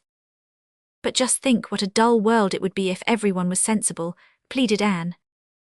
Miss Cornelia disdained any skirmish of flippant epigram. Mrs. Roderick was a Milgrave, and the Milgraves never had much sense. Her nephew Ebenezer Milgrave used to be insane for years. He believed he was dead and used to rage at his wife because she wouldn't bury him. I'd done it. Miss Cornelia looked so grimly determined that Anne could almost see her with a spade in her hand. Don't you know any good husbands, Miss Bryant? Oh yes, lots of them, over yonder, said Miss Cornelia, waving her hand through the open window towards the little graveyard of the church across the harbour. But living, going about in the flesh, persisted Anne. Oh, there's a few just to show that with God all things are possible, acknowledged Miss Cornelia reluctantly. I don't deny that an odd man here and there, if he's caught young and trained up proper, and if his mother has spanked him well beforehand, may turn out a decent being. Your husband now isn't so bad as men go from all I hear. I suppose. Miss Cornelia looked sharply at Anne over her glasses. You think there's nobody like him in the world? There isn't, said Anne promptly. Ah well, I heard another bride say that once, sighed Miss Cornelia. Jenny Dean thought when she married that there was anybody like her husband in the world. And she was right, there was. And a good thing too, believe me. He led her an awful life, and he was courting his second wife while Jenny was dying. Wasn't that like a man? However, I hope your confidence will be better justified, dearie. The young doctor is taking real well. I was afraid at first he mightn't, for folks hereabouts have always thought old Dr. Dave the only doctor in the world. Dr. Dave hadn't much tact, to be sure. He was always talking of ropes in houses where someone had hanged himself. But folks forgot their hurt feelings when they had a pain in their stomachs. If he'd been a minister instead of a doctor, they'd never have forgiven him. Soulache doesn't worry folks near as much as stomachache. Seeing as we're both Presbyterians and no Methodists around, will you tell me your candid opinion of our minister? Why really, hesitated Anne. Miss Cornelia nodded. Exactly, I agree with you, dearie. We made a mistake when we called him. His face just looks like one of those long, narrow stones in the graveyard, doesn't it? Sacred to the memory, ought to be written on his forehead. I shall never forget the first sermon he preached after he came. It was on the subject of everyone doing what they were best fitted for. A very good subject, of course, but such illustrations as he used. He said, if you had a cow and an apple tree, and if you tied the apple tree in your stable and planted the cow in your orchard with her legs up, how much milk would you get from the apple tree, or how many apples from the cow? Did you ever hear the like in your born days, dearie? I was so thankful there were no Methodists there that day. They'd never have been done hooting over it. But what I dislike most in him is his habit of agreeing with everybody, no matter what is said. If you said to him, "You're a scoundrel," he'd say with that smooth smile of his, "Yes, that's so." A minister should have more backbone. The long and the short of it is I consider him a reverend jackass, but of course this is just between you and me. When there are Methodists in hearing I praise him to the skies. Some folks think his wife dresses too gay, but I say when she has to live with a face like that she needs something to cheer her up. You'll never hear me condemning a woman for her dress. I'm only too thankful when her husband isn't too mean and miserly to allow it. Not that I bother much with dress myself. Women just dress to please the men, and I'd never stoop to that. I have had a real placid, comfortable life, dearie, and it's just because I never cared a cent what the men thought. Why do you hate the men so, Miss Bryant? Lord, dearie, I don't hate them. They aren't worth it. I just sort of despise them. I think I'll like your husband if he keeps on as he has begun. But apart from him, about the only men in the world I've much use for are the old doctor and Captain Jim. Captain Jim is certainly splendid, agreed Anne cordially. Captain Jim is a good man, but he's kind of vexing in one way. You can't make him mad. I've tried for 20 years and he just keeps on being placid. It does sort of rile me. And I suppose the woman he should have married got a man who went into tantrums twice a day. Who was she?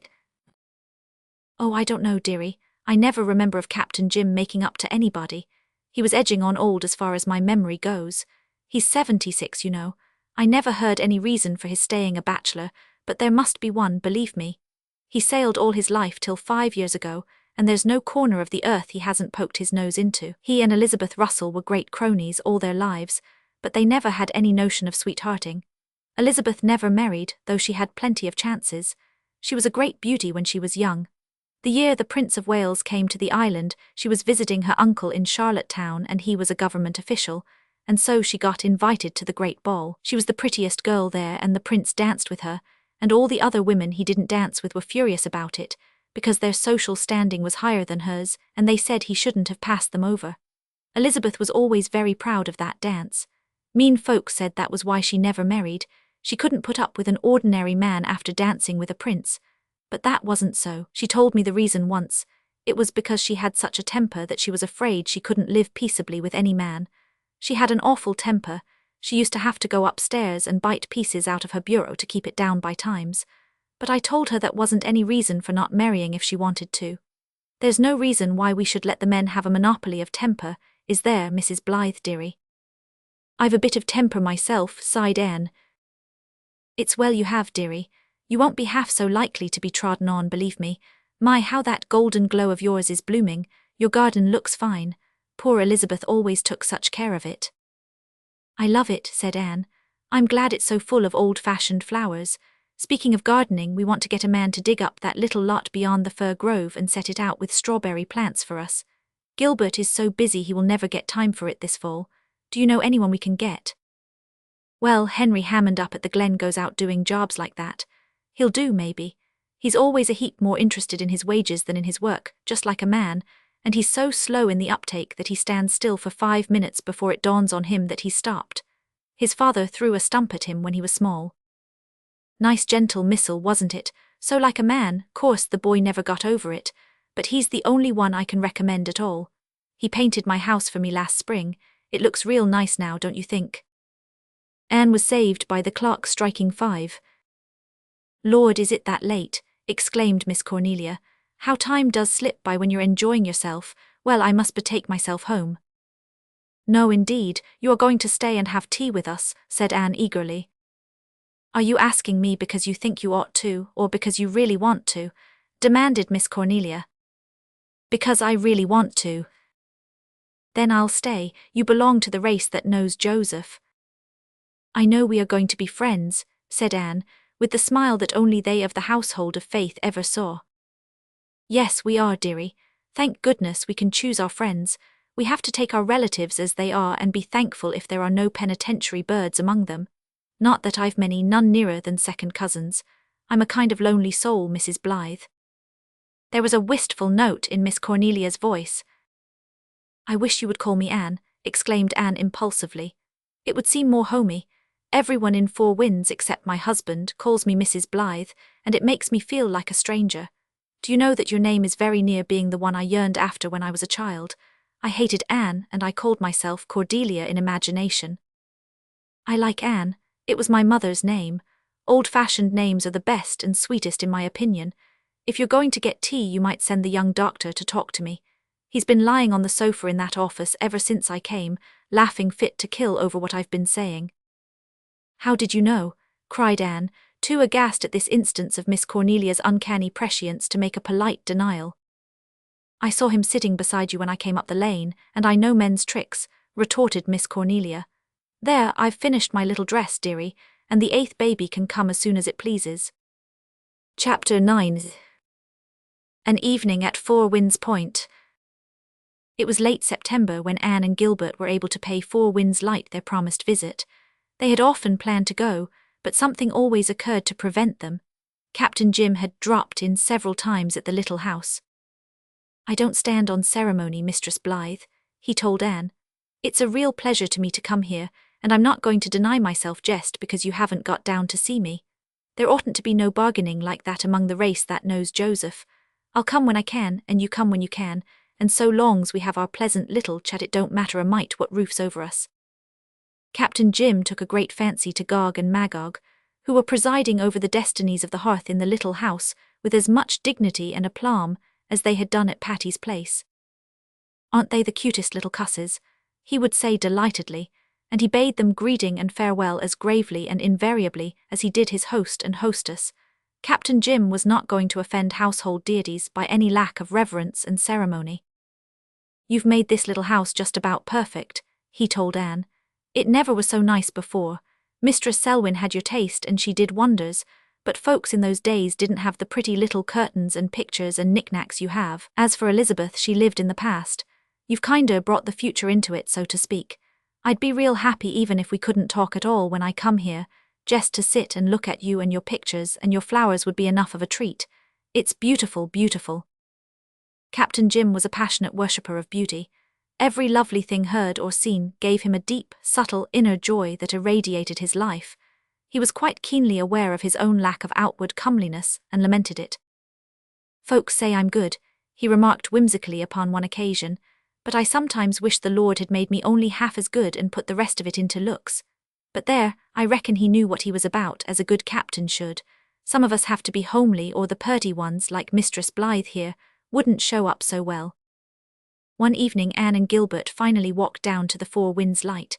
The day had begun somberly in grey cloud and mist, but it had ended in a pomp of scarlet and gold. Over the western hills beyond the harbour were amber deeps and crystalline shallows, with the fire of sunset below. The north was a mackerel sky of little, fiery golden clouds. The red light flamed on the white sails of a vessel gliding down the channel, bound to a southern port in a land of palms. Beyond her, it smote upon and incarnadined the shining, white, grassless faces of the sand dunes. To the right, it fell on the old house among the willows up the brook, and gave it for a fleeting space casements more splendid than those of an old cathedral. They glowed out of its quiet and greyness like the throbbing, blood-red thoughts of a vivid soul, imprisoned in a dull husk of environment. "That old house up the brook always seems so lonely," said Anne. "I never see visitors there. Of course its lane opens on the upper road, but I don't think there's much coming and going. It seems odd we've never met the Moores yet when they live within 15 minutes' walk of us. I may have seen them in church, of course, but if so I didn't know them. I'm sorry they are so unsociable when they are our only near neighbours." "Evidently they don't belong to the race that knows Joseph," laughed Gilbert. "Have you ever found out who that girl was whom you thought so beautiful?" "No, somehow I have never remembered to ask about her, but I've never seen her anywhere, so I suppose she must have been a stranger. Oh, the sun has just vanished, and there's the light." As the dusk deepened, the great beacon cut swathes of light through it, sweeping in a circle over the fields and the harbour, the sandbar and the gulf. "I feel as if it might catch me and whisk me leagues out to sea," said Anne, as one drenched them with radiance, and she felt rather relieved when they got so near the point that they were inside the range of those dazzling, recurrent flashes.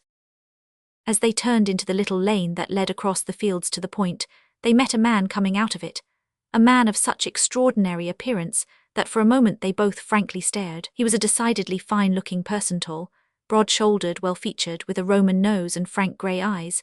He was dressed in a prosperous farmer's Sunday best. In so far he might have been any inhabitant of Four Winds or the Glen. But flowing over his breast nearly to his knees was a river of crinkly brown beard, and adown his back, beneath his commonplace felt hat, was a corresponding cascade of thick, wavy brown hair. "Anne," murmured Gilbert when they were out of earshot, "you didn't put what Uncle Dave calls a little of the Scott act in that lemonade you gave me just before we left home, did you?" No, I didn't, said Anne, stifling her laughter lest the retreating enigma should hear. Who in the world can he be? I don't know, but if Captain Jim keeps apparitions like that down at this point, I'm going to carry cold iron in my pocket when I come here. He wasn't a sailor, or one might pardon his eccentricity of appearance. He must belong to the over-harbour clans. Uncle Dave says they have several freaks over there. Uncle Dave is a little prejudiced, I think. You know, all the over-harbour people who come to the Glen Church seem very nice. Oh, Gilbert, isn't this beautiful? The Four Winds Light was built on a spur of red sandstone cliff jutting out into the Gulf. On one side, across the channel, stretched the silvery sand shore of the bar. On the other, extended a long, curving beach of red cliffs, rising steeply from the pebbled coves. It was a shore that knew the magic and mystery of storm and star. There is a great solitude about such a shore. The woods are never solitary. They are full of whispering, beckoning, friendly life. But the sea is a mighty soul, forever moaning of some great, unshareable sorrow, which shuts it up into itself for all eternity. We can never pierce its infinite mystery. We may only wander, awed and spellbound, on the outer fringe of it. The woods call to us with 100 voices, but the sea has one only, a mighty voice that drowns our souls in its majestic music. The woods are human, but the sea is of the company of the archangels. Anne and Gilbert found Uncle Jim sitting on a bench outside the lighthouse, putting the finishing touches to a wonderful, full-rigged toy schooner. He rose and welcomed them to his abode with the gentle, unconscious courtesy that became him so well. This has been a purty nice day all through, Mistress Blythe, and now, right at the last, it's brought its best. Would you like to sit down here outside a bit while the light lasts? I've just finished this bit of a plaything for my little grand-nephew, Joe, up at the Glen. After I promised to make it for him, I was kinder sorry, for his mother was vexed. She's afraid he'll be wanting to go to sea later on, and she doesn't want the notion encouraged in him. But what could I do, Mistress Blythe? I'd promised him, and I think it's sorta real dastardly to break a promise you make to a child. Come, sit down. It won't take long to stay an hour. The wind was offshore, and only broke the sea's surface into long, silvery ripples, and sent sheeny shadows flying out across it, from every point and headland like transparent wings. The dusk was hanging a curtain of violet gloom over the sand dunes, and the headlands where gulls were huddling. The sky was faintly filmed over with scarfs of silken vapour. Cloud fleets rode at anchor along the horizons. An evening star was watching over the bar. Isn't that a view worth looking at? Said Captain Jim with a loving proprietary pride. Nice and far from the marketplace, ain't it? No buying and selling and getting gain.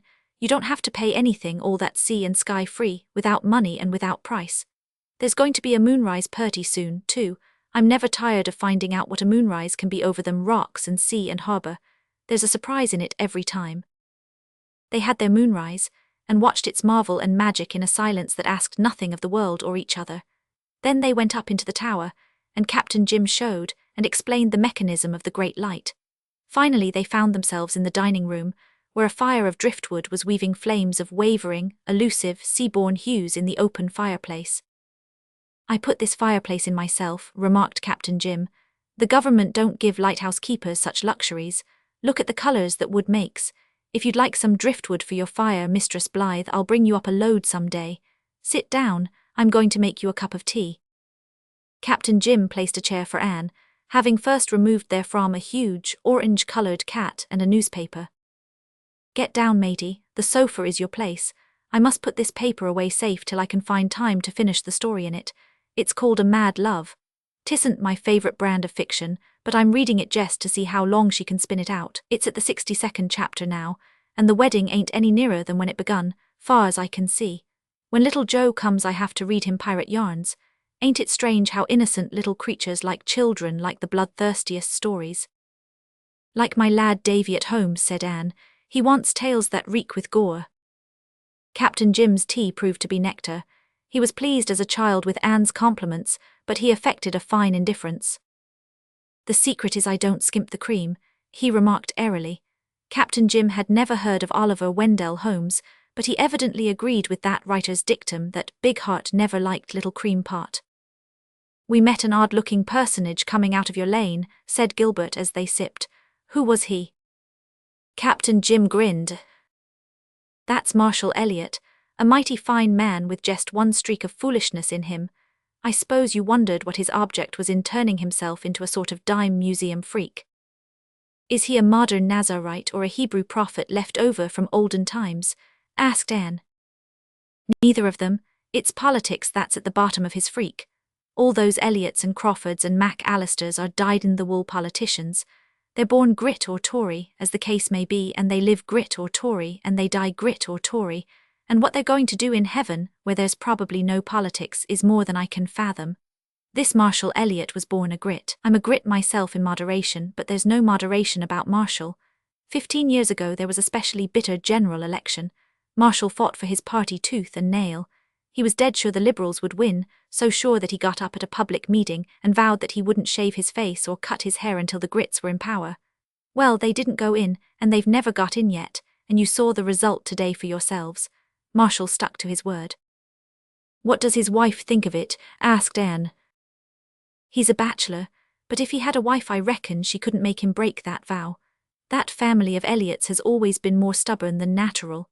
Marshall's brother Alexander had a dog he set great store by, and when it died the man actually wanted to have it buried in the graveyard, along with the other Christians, he said. Course he wasn't allowed to, so he buried it just outside the graveyard fence and never darkened the church door again. But Sundays he'd drive his family to church and sit by that dog's grave and read his Bible all the time service was going on. They say when he was dying he asked his wife to bury him beside the dog. She was a meek little soul, but she fired up at that. She said she wasn't going to be buried beside no dog, and if he'd rather have his last resting place beside the dog than beside her, just to say so. Alexander Elliot was a stubborn mule, but he was fond of his wife, so he give in and said, well, durn it, bury me where you please, but when Gabriel's trump blows I expect my dog to rise with the rest of us, for he had as much soul as any derned Elliot or Crawford or Mac Allister that ever strutted. Them was his parting words.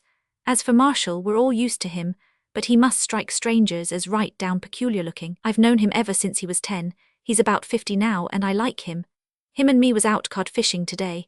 That's about all I'm good for now, catching trout and cod occasional. But 'tweren't always so, not by no manner of means. I used to do other things, as you'd admit if you saw my lifebook.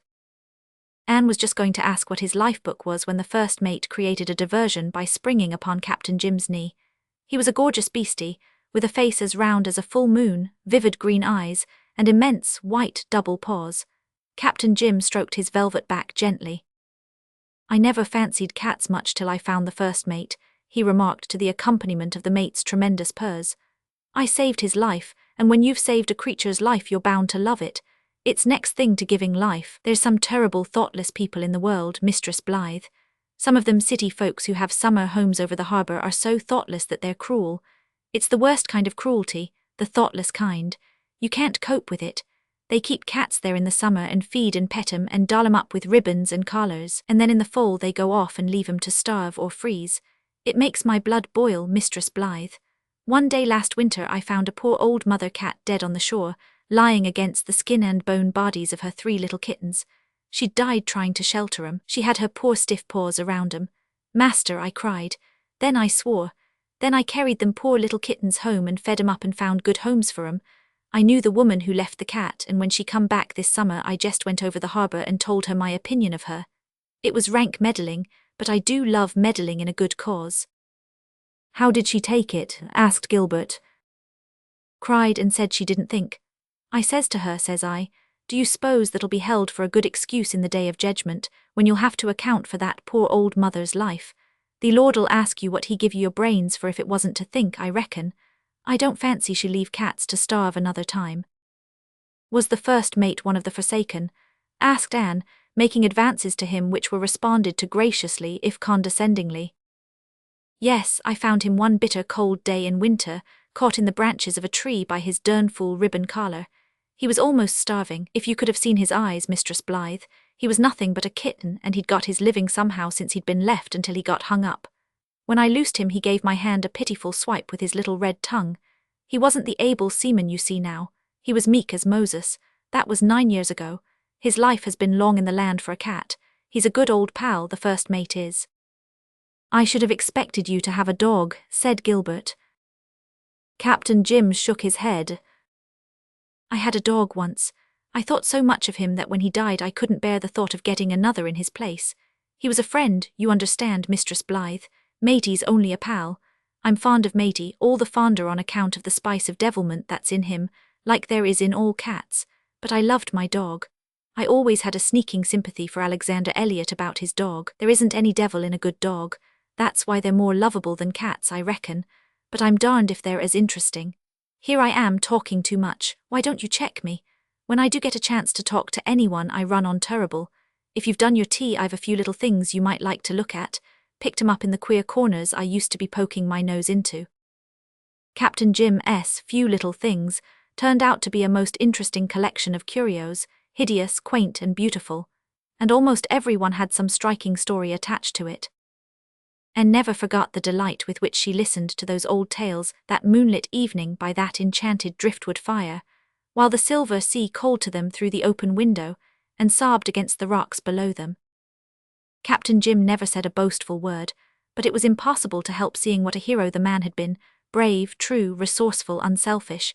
He sat there in his little room and made those things live again for his hearers. By a lift of the eyebrow, a twist of the lip, a gesture, a word, he painted a whole scene or character so that they saw it as it was. Some of Captain Jim's adventures had such a marvellous edge that Anne and Gilbert secretly wondered if he were not drawing a rather long bow at their credulous expense. But in this, as they found later, they did him injustice. His tales were all literally true. Captain Jim had the gift of the born storyteller, whereby unhappy far-off things can be brought vividly before the hearer in all their pristine poignancy. Anne and Gilbert laughed and shivered over his tales, and once Anne found herself crying. Captain Jim surveyed her tears with pleasure shining from his face. "I like to see folks cry that way," he remarked. "It's a compliment, but I can't do justice to the things I've seen or helped to do. I've 'em all jotted down in my life book, but I haven't got the knack of writing them out properly. If I could hit on just the right words and string 'em together proper on paper I could make a great book. It would beat a mad love holler, and I believe Joe'd like it as well as the pirate yarns. Yes, I've had some adventures in my time, and do you know, Mistress Blythe, I still lust after 'em. Yes, old and useless as I be, there's an awful longing sweeps over me at times to sail out there, forever and ever. Like Ulysses, you would sail beyond the sunset and the baths of all the western stars until you die," said Anne dreamily. "Ulysses, I've read of him. Yes, that's just how I feel, just how all us old sailors feel, I reckon. I'll die on land after all, I suppose. Well, what is to be will be. There was old William Ford at the Glen who never went on the water in his life, 'cause he was afraid of being drowned. A fortune-teller had predicted he would be, and one day he fainted and fell with his face in the barn trough and was drowned. Must you go? Well, come soon and come often. The doctor is to do the talking next time. He knows a heap of things I want to find out. I'm sorter lonesome here by times. It's been worse since Elizabeth Russell died. Her and me was such cronies." Captain Jim spoke with the pathos of the aged, who see their old friends slipping from them one by one, friends whose place can never be quite filled by those of a younger generation, even of the race that knows Joseph. Anne and Gilbert promised to come soon and often. "He's a rare old fellow, isn't he?" said Gilbert as they walked home. "Somehow I can't reconcile his simple, kindly personality with the wild, adventurous life he has lived," mused Anne. "You wouldn't find it so hard if you had seen him the other day down at the fishing village. One of the men of Peter Gautier's boat made a nasty remark about some girl along the shore. Captain Jim fairly scorched the wretched fellow with the lightning of his eyes. He seemed a man transformed. He didn't say much, but the way he said it, you'd have thought it would strip the flesh from the fellow's bones. I understand that Captain Jim will never allow a word against any woman to be said in his presence." "I wonder why he never married," said Anne. "He should have sons with their ships at sea now, and grandchildren climbing over him to hear his stories. He's that kind of a man. Instead, he has nothing but a magnificent cat." But Anne was mistaken. Captain Jim had more than that, he had a memory. Chapter 10. Leslie Moore. "I'm going for a walk to the outside shore tonight," Anne told Gog and Magog one October evening. There was no one else to tell, for Gilbert had gone over the harbour. Anne had her little domain in the speckless order one would expect of anyone brought up by Marilla Cuthbert, and felt that she could gad shoreward with a clear conscience. Many and delightful had been her shore rambles, sometimes with Gilbert, sometimes with Captain Jim, sometimes alone with her own thoughts and new, poignantly sweet dreams that were beginning to span life with their rainbows. She loved the gentle, misty harbour shore and the silvery, wind-haunted sand shore, but best of all she loved the rock shore, with its cliffs and caves and piles of surf-worn boulders, and its coves where the pebbles glittered under the pools. And it was to this shore she hied herself tonight. There had been an autumn storm of wind and rain, lasting for 3 days. Thunderous had been the crash of billows on the rocks, wild the white spray and spume that blew over the bar, troubled and misty and tempest-torn the erstwhile blue peace of Four Winds Harbour. Now it was over, and the shore lay clean-washed after the storm. Not a wind stirred, but there was still a fine surf on, dashing on sand and rock in a splendid white turmoil, the only restless thing in the great, pervading stillness and peace. "Oh, this is a moment worth living through weeks of storm and stress for," Anne exclaimed, delightedly sending her far gaze across the tossing waters from the top of the cliff where she stood. Presently she scrambled down the steep path to the little cove below, where she seemed shut in with rocks and sea and sky. "I'm going to dance and sing," she said. "There's no one here to see me. The seagulls won't carry tales of the matter. I may be as crazy as I like." She caught up her skirt and pirouetted along the hard strip of sand just out of reach of the waves that almost lapped her feet with their spent foam. Whirling round and round, laughing like a child, she reached the little headland that ran out to the east of the cove. Then she stopped suddenly, blushing crimson. She was not alone. There had been a witness to her dance and laughter. The girl of the golden hair and sea-blue eyes was sitting on a boulder of the headland, half hidden by a jutting rock. She was looking straight at Anne with a strange expression, part wonder, part sympathy, part, could it be, envy. She was bareheaded, and her splendid hair, more than ever like Browning's gorgeous snake, was bound about her head with a crimson ribbon. She wore a dress of some dark material, very plainly made, but swathed about her waist, outlining its fine curves, was a vivid girdle of red silk. Her hands, clasped over her knee, were brown and somewhat work-hardened, but the skin of her throat and cheeks was as white as cream. A flying gleam of sunset broke through a low-lying western cloud and fell across her hair. For a moment she seemed the spirit of the sea personified, all its mystery, all its passion, all its elusive charm. You must think me crazy," stammered Anne, trying to recover her self-possession. To be seen by this stately girl in such an abandon of childishness, she, Mrs. Dr. Blythe, with all the dignity of the matron to keep up, it was too bad. "No," said the girl, "I don't." She said nothing more. Her voice was expressionless, her manner slightly repellent, but there was something in her eyes, eager yet shy, defiant yet pleading, which turned Anne from her purpose of walking away. Instead, she sat down on the boulder beside the girl. "Let's introduce ourselves," she said, with the smile that had never yet failed to win confidence and friendliness. "I am Mrs. Blythe, and I live in that little white house up the harbour shore." "Yes, I know," said the girl. "I am Leslie Moore, Mrs. Dick Moore," she added stiffly. Anne was silent for a moment from sheer amazement.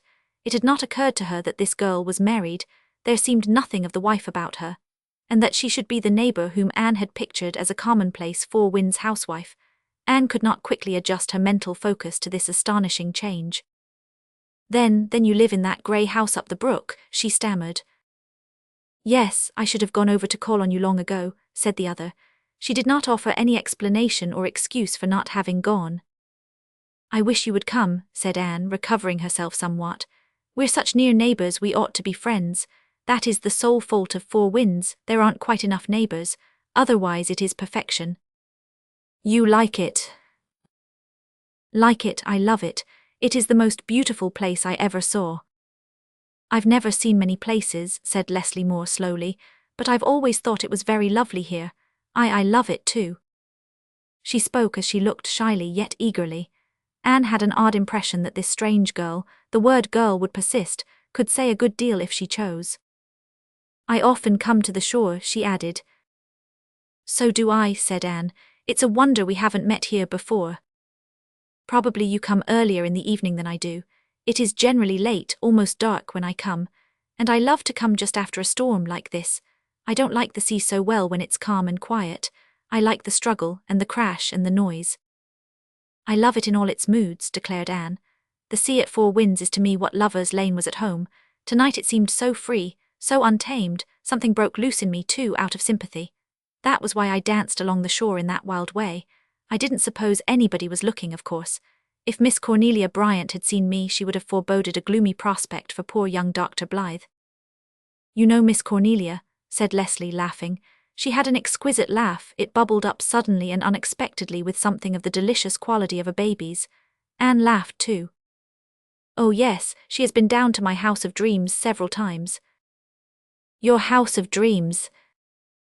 Oh, that's a dear, foolish little name Gilbert and I have for our home. We just call it that between ourselves. It slipped out before I thought. So Miss Russell's little white house is your house of dreams, said Leslie wonderingly. I had a house of dreams once, but it was a palace, she added with a laugh, the sweetness of which was marred by a little note of derision. Oh, I once dreamed of a palace too, said Anne. I suppose all girls do. And then we settled down contentedly in 8-room houses that seemed to fulfill all the desires of our hearts, because our prince is there. You should have had your palace really, though, you are so beautiful. You must let me say it, it has to be said, I'm nearly bursting with admiration. You are the loveliest thing I ever saw, Mrs. Moore. If we are to be friends you must call me Leslie, said the other with an odd passion. Of course I will, and my friends call me Anne. I suppose I am beautiful, Leslie went on, looking stormily out to sea.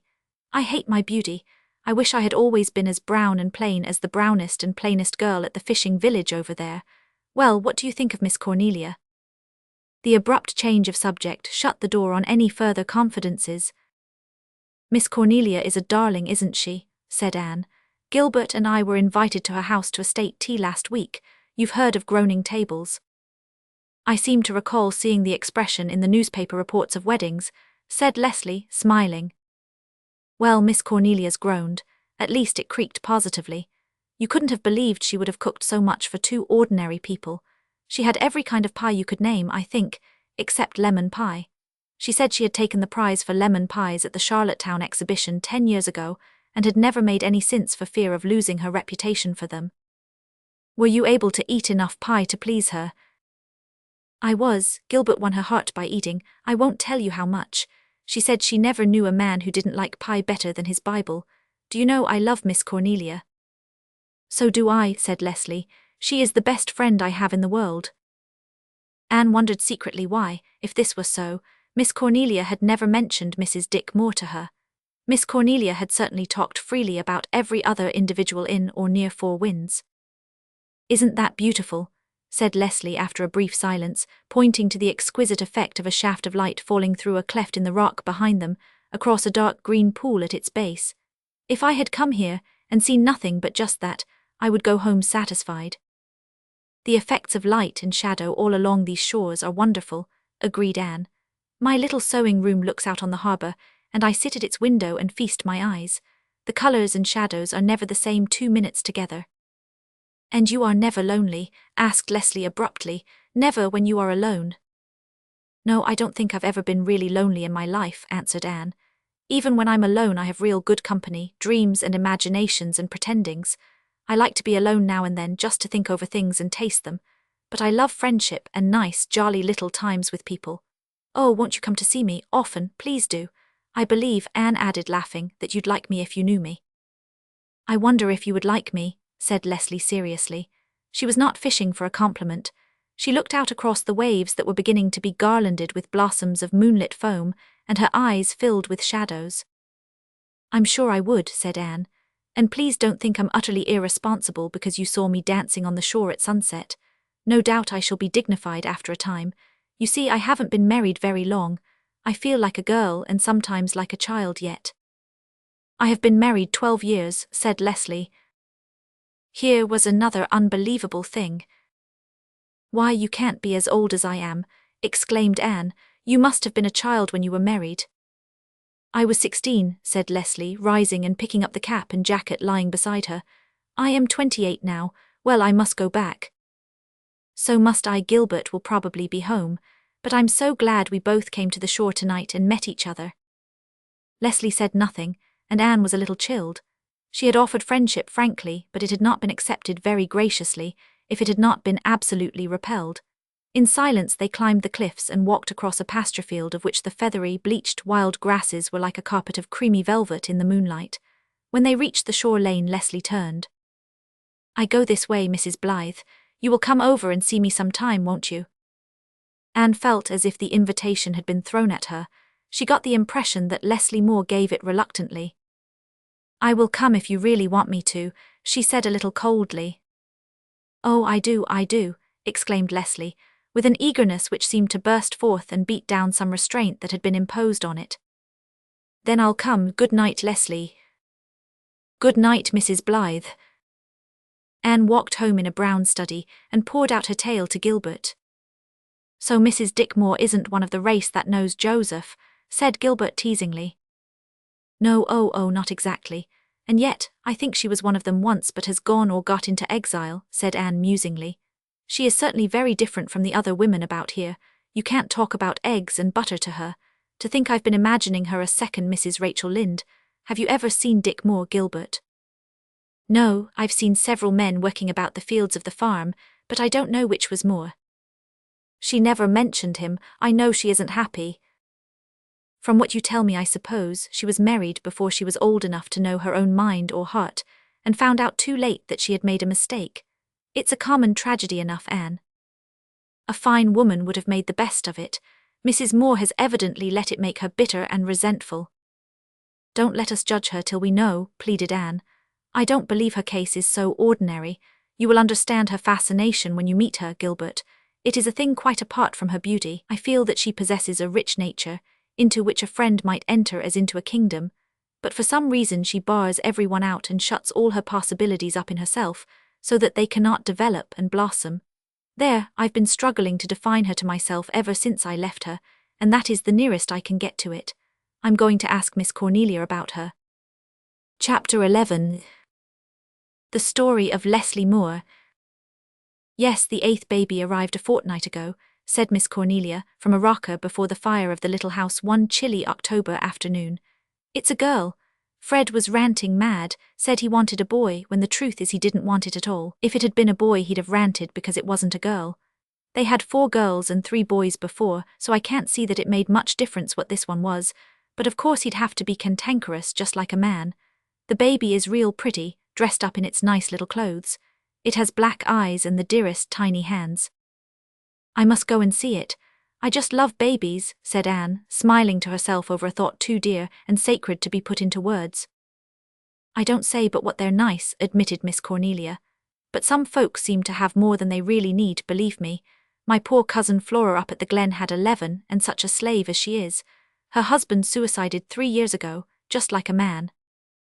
"What made him do that?" asked Anne, rather shocked. "Couldn't get his way over something, so he jumped into the well. A good riddance, he was a born tyrant, but of course it spoiled the well. Flora could never abide the thought of using it again, poor thing, so she had another dug, and a frightful expense it was, and the water as hard as nails. If he had to drown himself, there was plenty of water in the harbour, wasn't there? I've no patience with a man like that. We've only had 2 suicides in 4 Winds in my recollection. The other was Frank West, Leslie Moore's father. By the way, has Leslie ever been over to call on you yet?" "No, but I met her on the shore a few nights ago and we scraped an acquaintance," said Anne, pricking up her ears.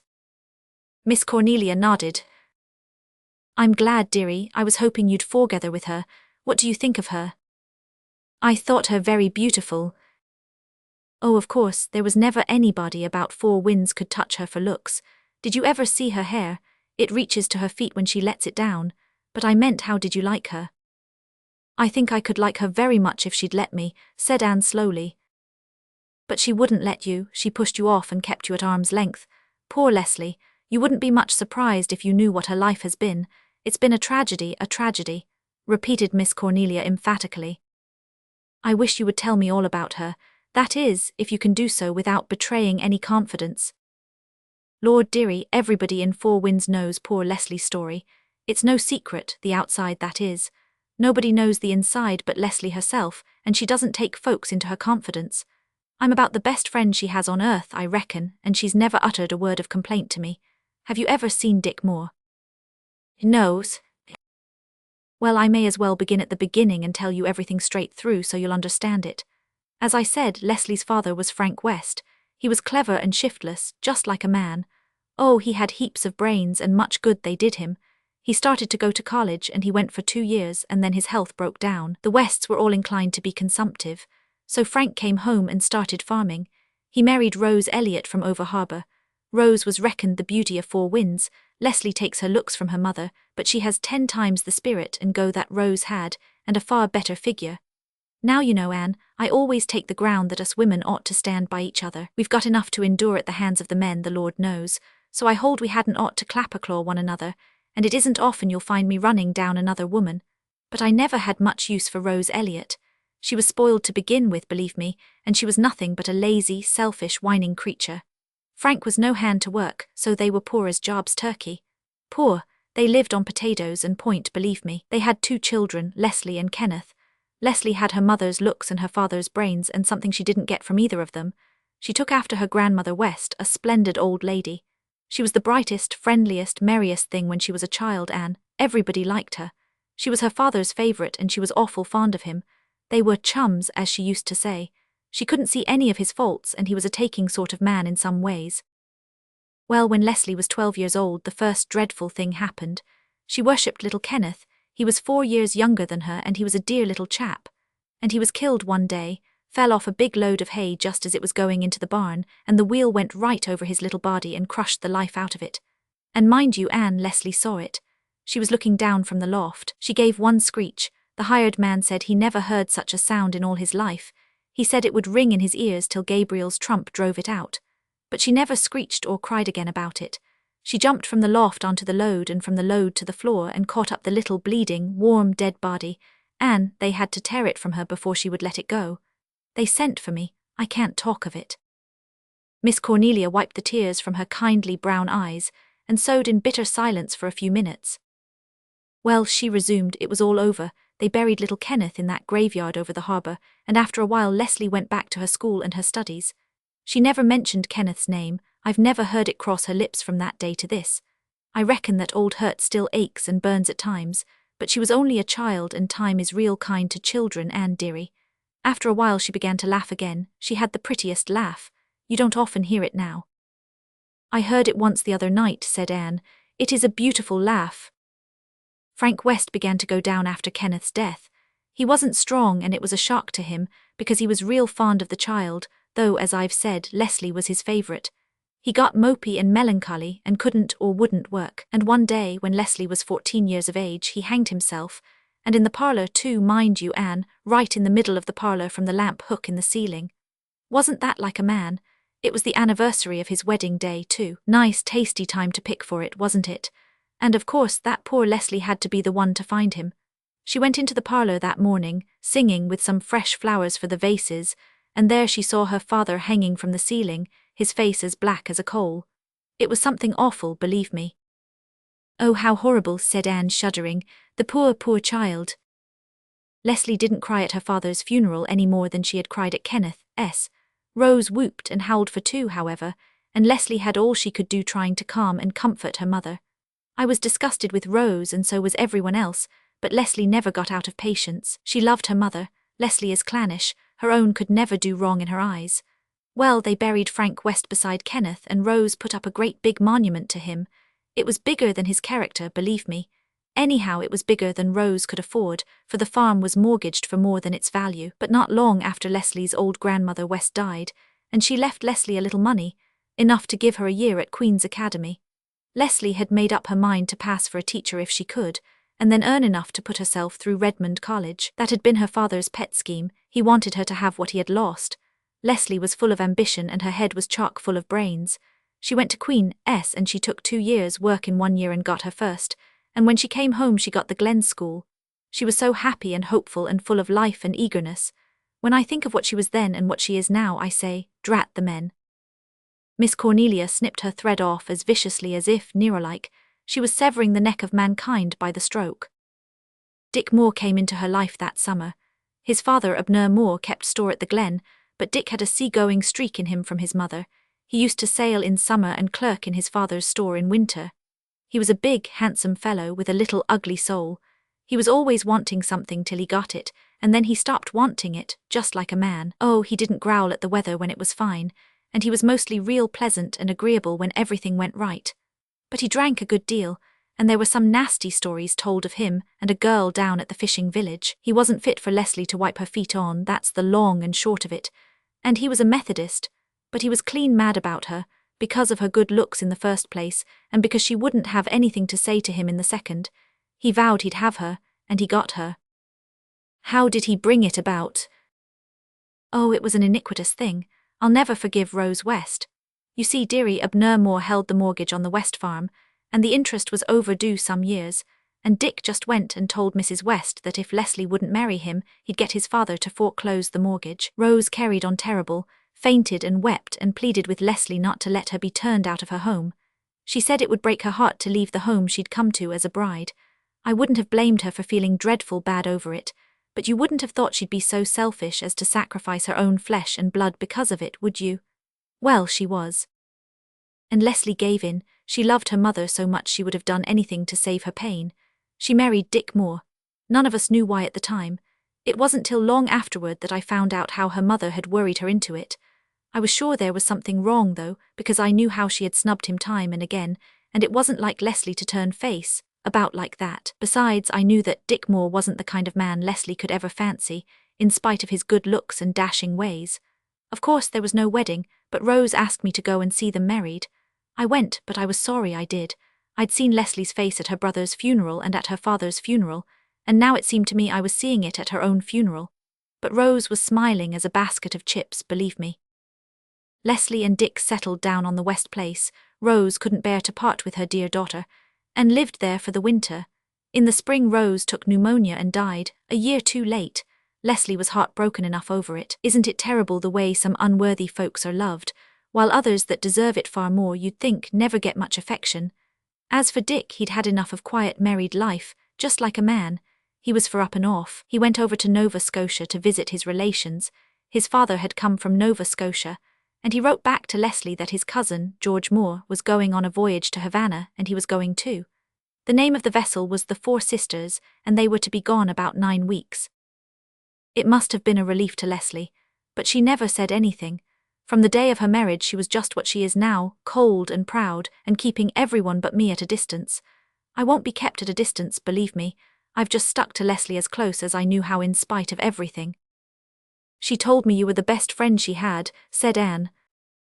Did she? Exclaimed Miss Cornelia delightedly. Well, I'm real thankful to hear it.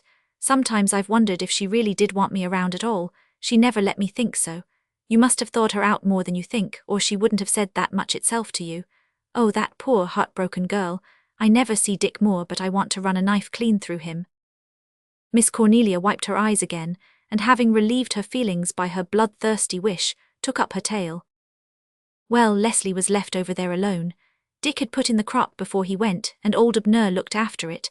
The summer went by and the Four Sisters didn't come back. The Nova Scotia Moors investigated, and found she had got to Havana and discharged her cargo and took on another and left for home, and that was all they ever found out about her. By degrees people began to talk of Dick Moore as one that was dead. Almost everyone believed that he was, though no one felt certain, for men have turned up here at the harbour after they'd been gone for years. Leslie never thought he was dead, and she was right. 1,000 pities too. The next summer Captain Jim was in Havana. That was before he gave up the sea, of course. He thought he'd poke round a bit. Captain Jim was always meddlesome, just like a man, and he went to inquiring round among the sailors' boarding houses and places like that, to see if he could find out anything about the crew of the Four Sisters. He'd better have let sleeping dogs lie, in my opinion. Well, he went to one out-of-the-way place, and there he found a man he knew at first sight it was Dick Moore, though he had a big beard. Captain Jim got it shaved off, and then there was no doubt. Dick Moore it was, his body at least. His mind wasn't there. As for his soul, in my opinion, he never had one. What had happened to him? Nobody knows the rights of it. All the folks who kept the boarding house could tell was that about a year before they had found him lying on their doorstep one morning in an awful condition, his head battered to a jelly almost. They supposed he'd got hurt in some drunken row, and likely that's the truth of it. They took him in never thinking he could live, but he did, and he was just like a child when he got well. He hadn't memory or intellect or reason. They tried to find out who he was, but they never could. He couldn't even tell them his name. He could only say a few simple words. He had a letter on him beginning Dear Dick and signed Leslie, but there was no address on it and the envelope was gone. They let him stay on. He learned to do a few odd jobs about the place, and their Captain Jim found him. He brought him home. I've always said it was a bad day's work, though I suppose there was nothing else he could do. He thought maybe when Dick got home and saw his old surroundings and familiar faces his memory would wake up. But it hadn't any effect. There he's been at the house up the brook ever since. He's just like a child, no more nor less, takes fractious spells occasionally, but mostly he's just vacant and good-humoured and harmless. He's apt to run away if he isn't watched. That's the burden Leslie has had to carry for 11 years, and all alone. Old Abner Moore died soon after Dick was brought home, and it was found he was almost bankrupt. When things were settled up, there was nothing for Leslie and Dick but the old West farm. Leslie rented it to John Ward, and the rent is all she has to live on. Sometimes in summer she takes a boarder to help out, but most visitors prefer the other side of the harbour where the hotels and summer cottages are. Leslie's house is too far from the bathing shore. She's taken care of Dick and she's never been away from him for 11 years. She's tied to that imbecile for life. And after all the dreams and hopes she once had, you can imagine what it has been like for her, Anne dearie, with her beauty and spirit and pride and cleverness. It's just been a living death. Poor, poor girl, said Anne again. Her own happiness seemed to reproach her. What right had she to be so happy when another human soul must be so miserable? Will you tell me just what Leslie said, and how she acted the night you met her on the shore? Asked Miss Cornelia. She listened intently and nodded her satisfaction. You thought she was stiff and cold, Anne dearie, but I can tell you she thawed out wonderful for her. She must have taken to you real strong. I'm so glad. You may be able to help her a good deal. I was thankful when I heard that a young couple was coming to this house, for I hoped it would mean some friends for Leslie, especially if you belong to the race that knows Joseph. You will be her friend, won't you, Anne dearie? Indeed I will if she let me, said Anne with all her own sweet, impulsive earnestness. No, you must be her friend whether she'll let you or not, said Miss Cornelia resolutely. Don't you mind if she's stiff by times, don't notice it. Remember what her life has been, and is, and must always be, I suppose, for creatures like Dick Moore live forever, I understand. You should see how fat he's got since he came home.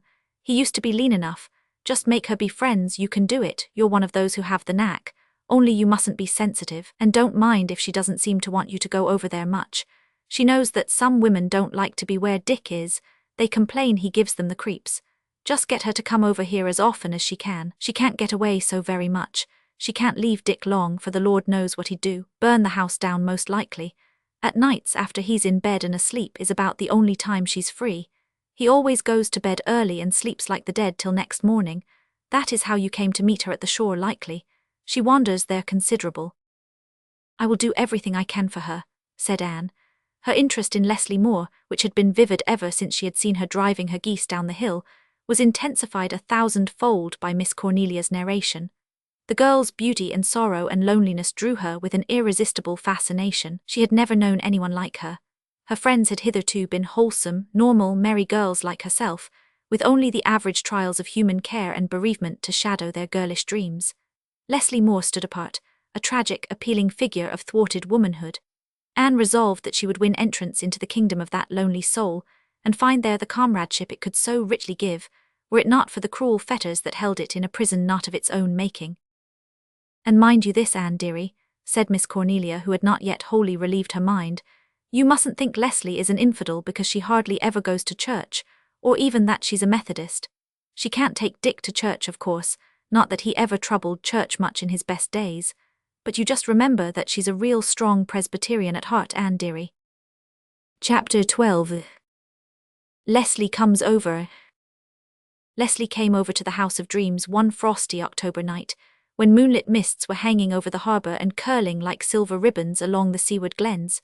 She looked as if she repented coming when Gilbert answered her knock, but Anne flew past him, pounced on her and drew her in.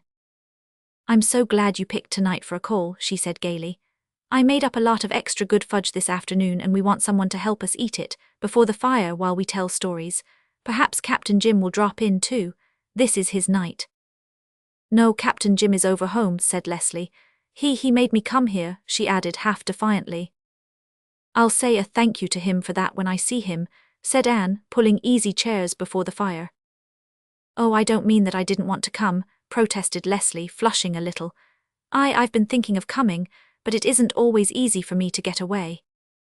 Of course it must be hard for you to leave Mr. Moore, said Anne in a matter-of-fact tone. She had decided that it would be best to mention Dick Moore occasionally as an accepted fact, and not give undue morbidness to the subject by avoiding it. She was right, for Leslie's air of constraint suddenly vanished. Evidently she had been wondering how much Anne knew of the conditions of her life, and was relieved that no explanations were needed. She allowed her cap and jacket to be taken, and sat down with a girlish snuggle in the big armchair by Magog. She was dressed prettily and carefully, with the customary touch of colour in the scarlet geranium at her white throat.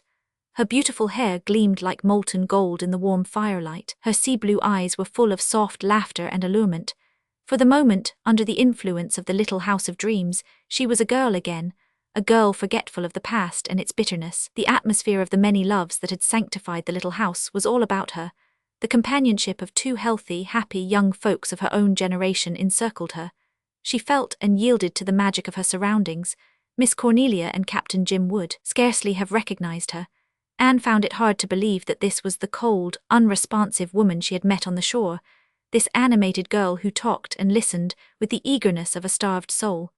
And how hungrily Leslie's eyes looked at the bookcases between the windows. "Our library isn't very extensive," said Anne, "but every book in it is a friend. We've picked our books up through the years here and there, never buying one until we had first read it and knew that it belonged to the race of Joseph." Leslie laughed, beautiful laughter that seemed akin to all the mirth that had echoed through the little house in the vanished years. "I have a few books of Father's, not many," she said. "I've read them until I know them almost by heart. I don't get many books.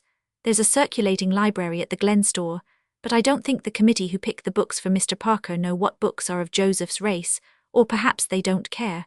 It was so seldom I got one I really liked that I gave up getting any." "I hope you look on our bookshelves as your own," said Anne. "You are entirely and wholeheartedly welcome to the loan of any book on them." "You are setting a feast of fat things before me," said Leslie joyously. Then, as the clock struck 10, she rose, half unwillingly. "I must go. I didn't realize it was so late. Captain Jim is always saying it doesn't take long to stay an hour. But I've stayed too, and oh, but I've enjoyed them," she added frankly. "Come often," said Anne and Gilbert. They had risen and stood together in the firelight's glow. Leslie looked at them, youthful, hopeful, happy, typifying all she had missed and must forever miss. The light went out of her face and eyes, the girl vanished. It was the sorrowful, cheated woman who answered the invitation almost coldly and got herself away with a pitiful haste. Anne watched her until she was lost in the shadows of the chill and misty night. Then she turned slowly back to the glow of her own radiant hearthstone. "Isn't she lovely, Gilbert? Her hair fascinates me. Miss Cornelia says it reaches to her feet. Ruby Gillies had beautiful hair, but Leslie's is alive, every thread of it is living gold." "She is very beautiful," agreed Gilbert, so heartily that Anne almost wished he were a little less enthusiastic. "Gilbert, would you like my hair better if it were like Leslie's?" she asked wistfully. "I wouldn't have your hair any colour but just what it is for the world," said Gilbert, with one or two convincing accompaniments. "You wouldn't be Anne if you had golden hair, or hair of any colour but—" "Red," said Anne with gloomy satisfaction. "Yes, red, to give warmth to that milk-white skin and those shining grey-green eyes of yours. Golden hair wouldn't suit you at all, Queen Anne, my Queen Anne, queen of my heart and life and home." "Then you may admire Leslie's all you like," said Anne magnanimously. Chapter 13. A ghostly evening. One evening, a week later, Anne decided to run over the fields to the house up the brook for an informal call. It was an evening of grey fog that had crept in from the Gulf, swathed the harbour, filled the glens and valleys, and clung heavily to the autumnal meadows. Through it the sea sobbed and shuddered. Anne saw Four Winds in a new aspect, and found it weird and mysterious and fascinating, but it also gave her a little feeling of loneliness. Gilbert was away and would be away until the morrow, attending a medical powwow in Charlottetown. Anne longed for an hour of fellowship with some girl friend. Captain Jim and Miss Cornelia were good fellows each in their own way, but youth yearned to youth. If only Diana or Phil or Pris or Stella could drop in for a chat, she said to herself. How delightful it would be. This is such a ghostly night. I'm sure all the ships that ever sailed out of Four Winds to their doom could be seen tonight sailing up the harbour with their drowned crews on their decks, if that shrouding fog could suddenly be drawn aside. I feel as if it concealed innumerable mysteries, as if I were surrounded by the wraiths of old generations of Four Winds people peering at me through that grey veil. If ever the dear dead ladies of this little house came back to revisit it, they would come on just such a night as this. If I sit here any longer, I'll see one of them there opposite me in Gilbert's chair. This place isn't exactly canny tonight. Even Gog and Magog have an air of pricking up their ears to hear the footsteps of unseen guests. I'll run over to see Leslie before I frighten myself with my own fancies, as I did long ago in the matter of the haunted wood. I'll leave my house of dreams to welcome back its old inhabitants. My fire will give them my goodwill and greeting. They will be gone before I come back, and my house will be mine once more. Tonight I am sure it is keeping a tryst with the past. Laughing a little over her fancy, yet with something of a creepy sensation in the region of her spine, Anne kissed her hand to Gog and Magog, and slipped out into the fog, with some of the new magazines under her arm for Leslie. Leslie's wild for books and magazines, Miss Cornelia had told her, and she hardly ever sees one. She can't afford to buy them or subscribe for them. She's really pitifully poor, Anne. I don't see how she makes out to live at all on the little rent the farm brings in. She never even hints a complaint on the score of poverty, but I know what it must be. She's been handicapped by it all her life. She didn't mind it when she was free and ambitious, but it must go now, believe me. I'm glad she seemed so bright and merry the evening she spent with you. Captain Jim told me he had fairly to put her cap and coat on and push her out of the door. Don't be too long going to see her either. If you are, she'll think it's because you don't like the sight of Dick, and she'll crawl into her shell again. Dick's a great, big, harmless baby, but that silly grin and chuckle of his do get on some people's nerves. Thank goodness I've no nerves myself. I like Dick more better now than I ever did when he was in his right senses, though the Lord knows that isn't saying much. I was down there one day in house-cleaning time helping Leslie a bit, and I was frying doughnuts.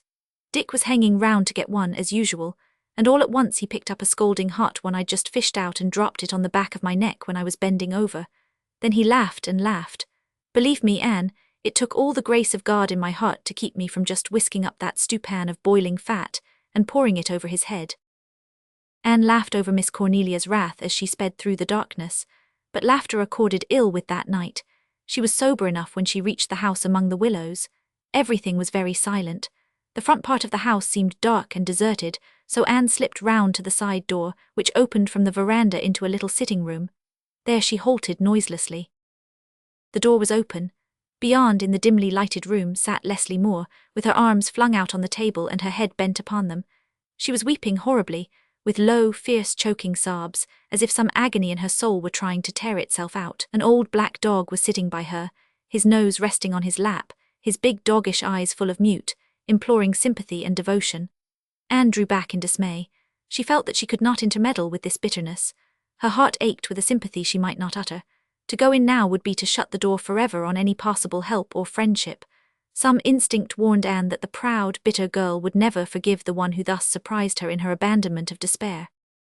Anne slipped noiselessly from the veranda and found her way across the yard. Beyond, she heard voices in the gloom and saw the dim glow of a light. At the gate she met two men, Captain Jim with a lantern, and another who she knew must be Dick Moore, a big man, badly gone to fat, with a broad, round, red face and vacant eyes. Even in the dull light Anne got the impression that there was something unusual about his eyes. "Is this you, Mistress Blythe?" said Captain Jim. Now, you had ought to be roaming about alone on a night like this. You could get lost in this fog easier than not. Just you wait till I see Dick safe inside the door and I'll come back and light you over the fields. I ain't going to have Dr. Blythe coming home and finding that you walked clean over Cape Leforce in the fog. A woman did that once 40 years ago. So you've been over to see Leslie, he said when he rejoined her. I didn't go in, said Anne, and told what she had seen. Captain Jim sighed. Poor little girl, she don't cry often, Mistress Blythe. She's too brave for that. She must feel terrible when she does cry. A night like this is hard on poor women who have sorrows. There's something about it that kinder brings up all we've suffered or feared. It's full of ghosts, said Anne with a shiver. That was why I came over. I wanted to clasp a human hand and hear a human voice. There seemed to be so many inhuman presences about tonight. Even my own dear house was full of them. They fairly elbowed me out, so I fled over here for companionship of my kind. You were right not to go in, though, Mistress Blythe. Leslie wouldn't have liked it. She wouldn't have liked me going in with Dick, as I'd have done if I hadn't met you. I had Dick down with me all day. I keep him with me as much as I can to help Leslie a bit. Isn't there something odd about his eyes? Asked Anne. You notice that? Yes, one is blue and t'other is hazel. His father had the same. It's a Moore peculiarity. That was what told me he was Dick Moore when I saw him first down in Kubi. If it hadn't a-been for his eyes, I mightn't a-known him with his beard and fat. You know, I reckon that it was me found him and brought him home. Miss Cornelia always says I shouldn't have done it, but I can't agree with her. It was the right thing to do, and so 'twas the only thing. There ain't no question in my mind about that, but my old heart aches for Leslie. She's only 28 and she's eaten more bread with sorrow than most women do in 80 years. They walked on in silence for a little while. Presently Anne said, "Do you know, Captain Jim, I never like walking with a lantern. I have always the strangest feeling that just outside the circle of light, just over its edge in the darkness, I am surrounded by a ring of furtive, sinister things, watching me from the shadows with hostile eyes. I've had that feeling from childhood. What is the reason? I never feel like that when I'm really in the darkness, when it is close all around me. I'm not the least frightened." "I've something of that feeling myself," admitted Captain Jim. "I reckon when the darkness is close to us it is a friend, but when we sorta push it away from us, divorce ourselves from it, so to speak, with lantern light, it becomes an enemy, but the fog is lifting. There's a smart west wind rising if you notice. The stars will be out when you get home." They were out, and when Anne re-entered her house of dreams, the red embers were still glowing on the hearth, and all the haunting presences were gone. Chapter 14. November Days. The splendor of color which had glowed for weeks along the shores of Four Winds Harbor had faded out into the soft grey blue of late autumnal hills. There came many days when fields and shores were dim with misty rain, or shivering before the breath of a melancholy sea wind, nights, too, of storm and tempest, when Anne sometimes wakened to pray that no ship might be beating up the grim north shore, for if it were so, not even the great, faithful light whirling through the darkness unafraid could avail to guide it into safe haven. "In November I sometimes feel as if spring could never come again," she sighed, grieving over the hopeless unsightliness of her frosted and bedraggled flower plots. The gay little garden of the schoolmaster's bride was rather a forlorn place now, and the Lombardies and birches were under bare poles, as Captain Jim said, but the firwood behind the little house was forever green and staunch, and even in November and December there came gracious days of sunshine and purple hazes, when the harbour danced and sparkled as blithely as in midsummer, and the gulf was so softly blue and tender that the storm and the wild wind seemed only things of a long-past dream. Anne and Gilbert spent many an autumn evening at the lighthouse. It was always a cheery place. Even when the east wind sang in minor and the sea was dead and grey, hints of sunshine seemed to be lurking all about it. Perhaps this was because the first mate always paraded it in panoply of gold. He was so large and effulgent that one hardly missed the sun, and his resounding purrs formed a pleasant accompaniment to the laughter and conversation which went on around Captain Jim's fireplace. Captain Jim and Gilbert had many long discussions and high converse on matters beyond the ken of cat or king. "I like to ponder on all kinds of problems, though I can't solve 'em," said Captain Jim. "My father held that we should never talk of things we couldn't understand, but if we didn't, Doctor, the subjects for conversation would be mighty few. I reckon the gods laugh many a time to hear us, but what matters so long as we remember that we're only men and don't take to fancying that we're gods ourselves, really, knowing good and evil. I reckon our powwows won't do us or anyone much harm, so let's have another whack at the whence, why and whither this evening, Doctor." While they whacked, Anne listened or dreamed. Sometimes Leslie went to the lighthouse with them, and she and Anne wandered along the shore in the eerie twilight, or sat on the rocks below the lighthouse until the darkness drove them back to the cheer of the driftwood fire. Then Captain Jim would brew them tea and tell them tales of land and sea, and whatsoever might betide. The great forgotten world outside. Leslie seemed always to enjoy those lighthouse carousals very much, and bloomed out for the time being into ready wit and beautiful laughter, or glowing-eyed silence. There was a certain tang and savour in the conversation when Leslie was present which they missed when she was absent. Even when she did not talk, she seemed to inspire others to brilliancy. Captain Jim told his stories better, Gilbert was quicker in argument and repartee, Anne felt little gushes and trickles of fancy and imagination bubbling to her lips under the influence of Leslie's personality. That girl was born to be a leader in social and intellectual circles, far away from Four Winds, she said to Gilbert as they walked home one night. "She's just wasted here, wasted." "Weren't you listening to Captain Jim and yours truly the other night? When we discussed that subject generally, we came to the comforting conclusion that the Creator probably knew how to run his universe quite as well as we do, and that, after all, there are no such things as wasted lives, saving and except when an individual willfully squanders and wastes his own life, which Leslie Moore certainly hasn't done. And some people might think that a Redmond B.A., whom editors were beginning to honour, was wasted as the wife of a struggling country doctor in the rural community of Four Winds. Gilbert. If you had married Roy Gardner now, continued Gilbert mercilessly, you could have been a leader in social and intellectual circles far away from Four Winds. Gilbert Blythe. You know you were in love with him at one time, Anne. Gilbert, that's mean, pison mean, just like all the men, as Miss Cornelia says. I never was in love with him. I only imagined I was, you know that. You know I'd rather be your wife in our house of dreams and fulfillment than a queen in a palace. Gilbert's answer was not in words, but I am afraid that both of them forgot poor Leslie speeding her lonely way across the fields, to a house that was neither a palace nor the fulfillment of a dream. The moon was rising over the sad, dark sea behind them and transfiguring it. Her light had not yet reached the harbour, the further side of which was shadowy and suggestive, with dim coves and rich glooms and jewelling lights. How the home lights shine out tonight through the dark, said Anne. That string of them over the harbour looks like a necklace, and what a coruscation there is up at the glen. Oh, look, Gilbert, there is ours. I'm so glad we left it burning. I hate to come home to a dark house. Our home light, Gilbert. Isn't it lovely to see? Just one of Earth's many millions of homes, Anne, girl, but ours, our beacon in a naughty world. When a fellow has a home and a dear, little red-haired wife in it, what more need he ask of life? Well, he might ask one thing more, whispered Anne happily. Oh, Gilbert, it seems as if I just couldn't wait for the spring. Chapter 15. Christmas at Four Winds. At first Anne and Gilbert talked of going home to Avonlea for Christmas, but eventually they decided to stay in Four Winds. I want to spend the first Christmas of our life together in our own home, decreed Anne. So it fell out that Marilla and Mrs. Rachel Lynde and the twins came to Four Winds for Christmas. Marilla had the face of a woman who had circumnavigated the globe. She had never been 60 miles away from home before, and she had never eaten a Christmas dinner anywhere save at Green Gables.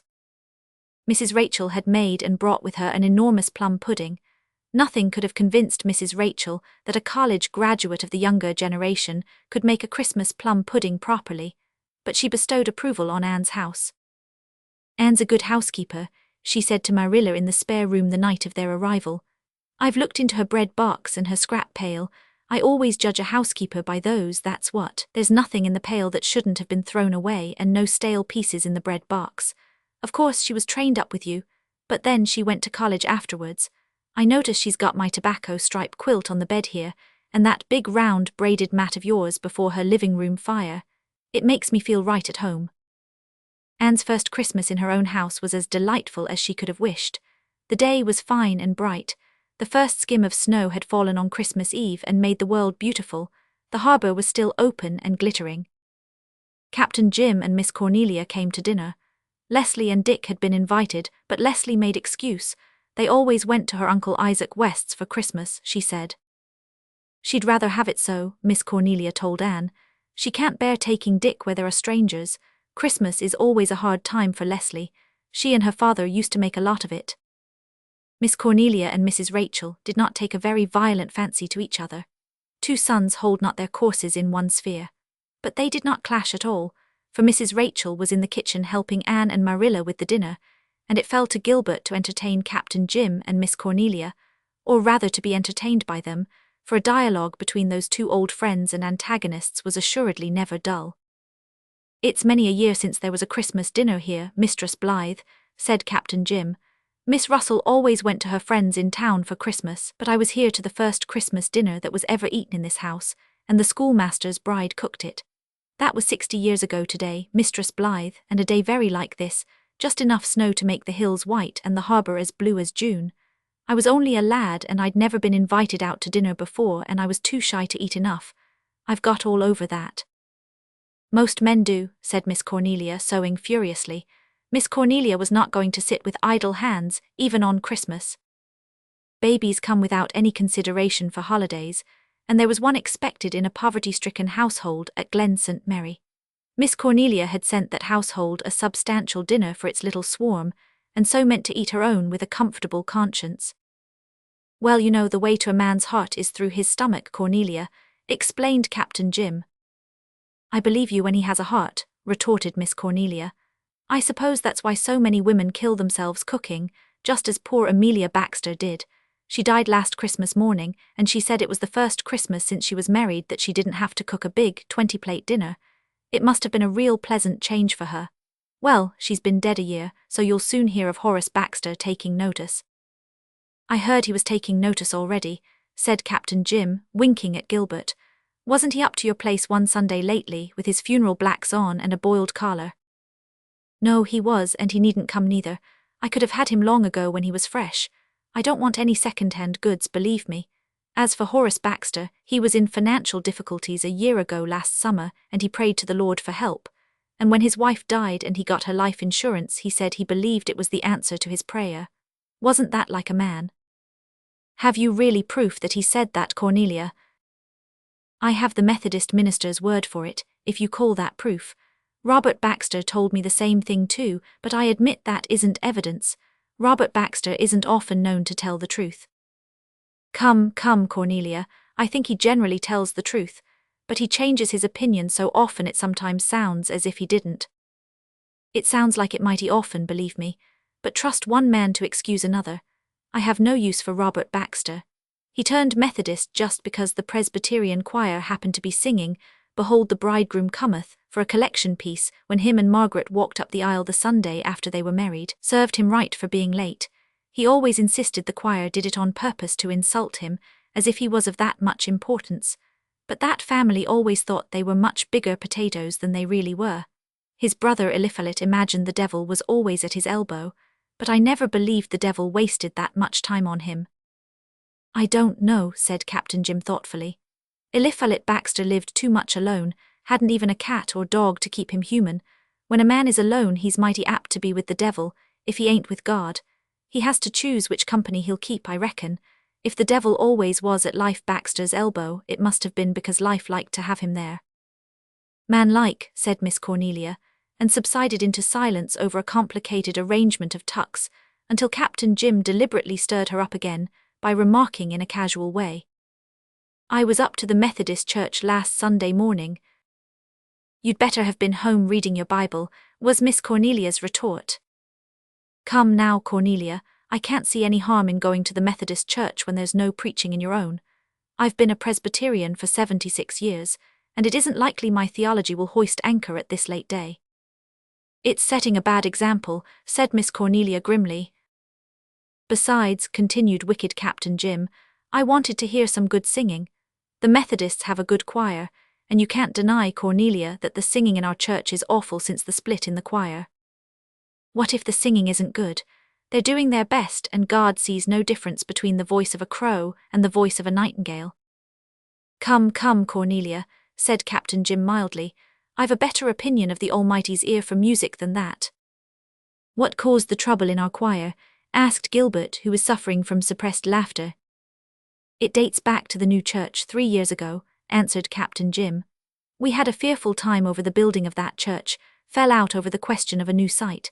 The 2 sites wasn't more'n 200 yards apart, but you'd have thought they was 1,000 by the bitterness of that fight. We was split up into 3 factions, one wanted the east site and one the south, and one held to the old.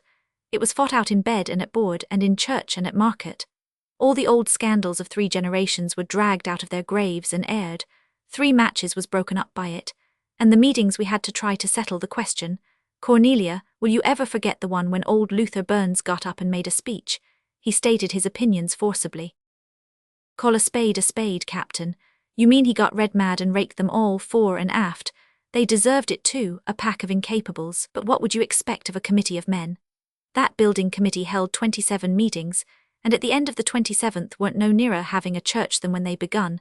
Not so near, for a fact, for in one fit of hurrying things along they'd gone to work and tore the old church down. So there we were, without a church and no place but the hall to worship in. The Methodists offered us their church, Cornelia." "The Glen St. Mary Church wouldn't have been built to this day," went on Miss Cornelia, ignoring Captain Jim, "if we women hadn't just started in and took charge. We said we meant to have a church if the men meant to quarrel till doomsday, and we were tired of being a laughingstock for the Methodists. We held one meeting and elected a committee and canvassed for subscriptions. We got them, too. When any of the men tried to sass us, we told them they'd tried for 2 years to build a church and it was our turn now. We shut them up close, believe me, and in 6 months we had our church. Of course, when the men saw we were determined, they stopped fighting and went to work man-like, as soon as they saw they had to, or quit bossing. Oh, women can't preach or be elders, but they can build churches and scare up the money for them. The Methodists allow women to preach, said Captain Jim. Miss Cornelia glared at him. I never said the Methodists hadn't common sense, Captain. What I say is I doubt if they have much religion. I suppose you are in favor of votes for women, Miss Cornelia, said Gilbert. I'm not hankering after the vote, believe me, said Miss Cornelia scornfully. I know what it is to clean up after the men, but some of these days, when the men realize they've got the world into a mess they can't get it out of, they'll be glad to give us the vote and shoulder their troubles over on us. That's their scheme. Oh, it's well that women are patient, believe me. What about Job? Suggested Captain Jim. Job, it was such a rare thing to find a patient man that when one was really discovered they were determined he shouldn't be forgotten, retorted Miss Cornelia triumphantly. Anyhow, the virtue doesn't go with the name. There never was such an impatient man born as old Job Taylor over harbour. Well, you know he had a good deal to try him, Cornelia. Even you can't defend his wife. I always remember what old William MacAllister said of her at her funeral. There's nae doot she was a Christian woman, but she had the deil's own temper. I suppose she was trying, admitted Miss Cornelia reluctantly, but that didn't justify what Job said when she died. He rode home from the graveyard the day of the funeral with my father. He never said a word till they got near home. Then he heaved a big sigh and said, You may not believe it, Stephen, but this is the happiest day of my life. Wasn't that like a man? I suppose poor old Mrs. Job did make life kinder uneasy for him, reflected Captain Jim. Well, there's such a thing as decency, isn't there? Even if a man is rejoicing in his heart over his wife being dead, he needn't proclaim it to the four winds of heaven. And happy day or not, Job Taylor wasn't long in marrying again, you might notice. His second wife could manage him. She made him walk Spanish, believe me. The first thing she did was to make him hustle round and put up a tombstone to the first Mrs. Job, and she had a place left on it for her own name. She said there'd be nobody to make Job put up a monument to her. Speaking of Taylors, how is Mrs. Lewis Taylor up at the Glen, Doctor? Asked Captain Jim. She's getting better slowly, but she has to work too hard, replied Gilbert. Her husband works hard too, raising prize pigs, said Miss Cornelia. He's noted for his beautiful pigs. He's a heap prouder of his pigs than of his children. But then, to be sure, his pigs are the best pigs possible, while his children don't amount to much. He picked a poor mother for them, and starved her while she was bearing and rearing them. His pigs got the cream and his children got the skim milk. There are times, Cornelia, when I have to agree with you, though it hurts me, said Captain Jim. That's just exactly the truth about Lewis Taylor. When I see those poor miserable children of his, robbed of all children ought to have, it peisens my own bite and sup for days afterwards. Gilbert went out to the kitchen in response to Anne's beckoning. Anne shut the door and gave him a connubial lecture. Gilbert, you and Captain Jim must stop baiting Miss Cornelia. Oh, I've been listening to you, and I just won't allow it. Anne, Miss Cornelia is enjoying herself hugely. You know she is. Well, never mind, you two needn't egg her on like that. Dinner is ready now, and Gilbert, don't let Mrs. Rachel carve the geese. I know she means to offer to do it because she doesn't think you can do it properly. Show her you can. I ought to be able to. I've been studying AB 100-500 diagrams of carving for the past month, said Gilbert. Only don't talk to me while I'm doing it, Anne, for if you drive the letters out of my head, I'll be in a worse predicament than you were in old geometry days when the teacher changed them. Gilbert carved the geese beautifully. Even Mrs. Rachel had to admit that, and everybody ate of them and enjoyed them.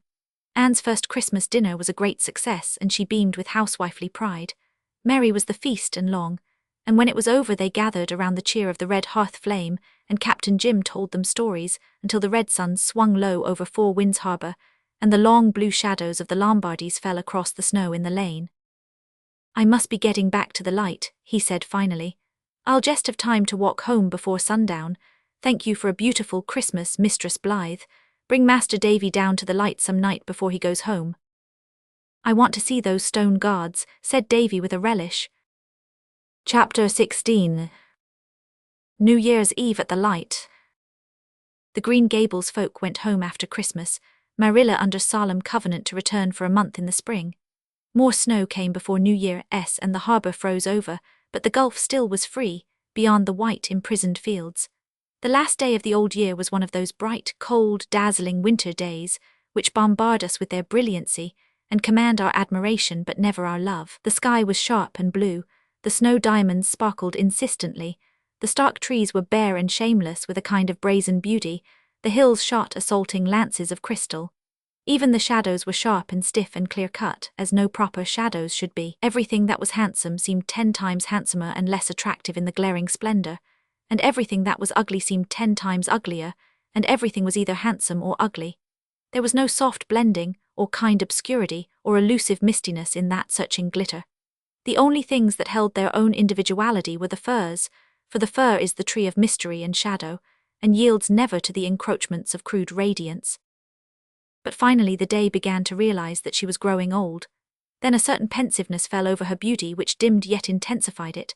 Sharp angles, glittering points, melted away into curves and enticing gleams.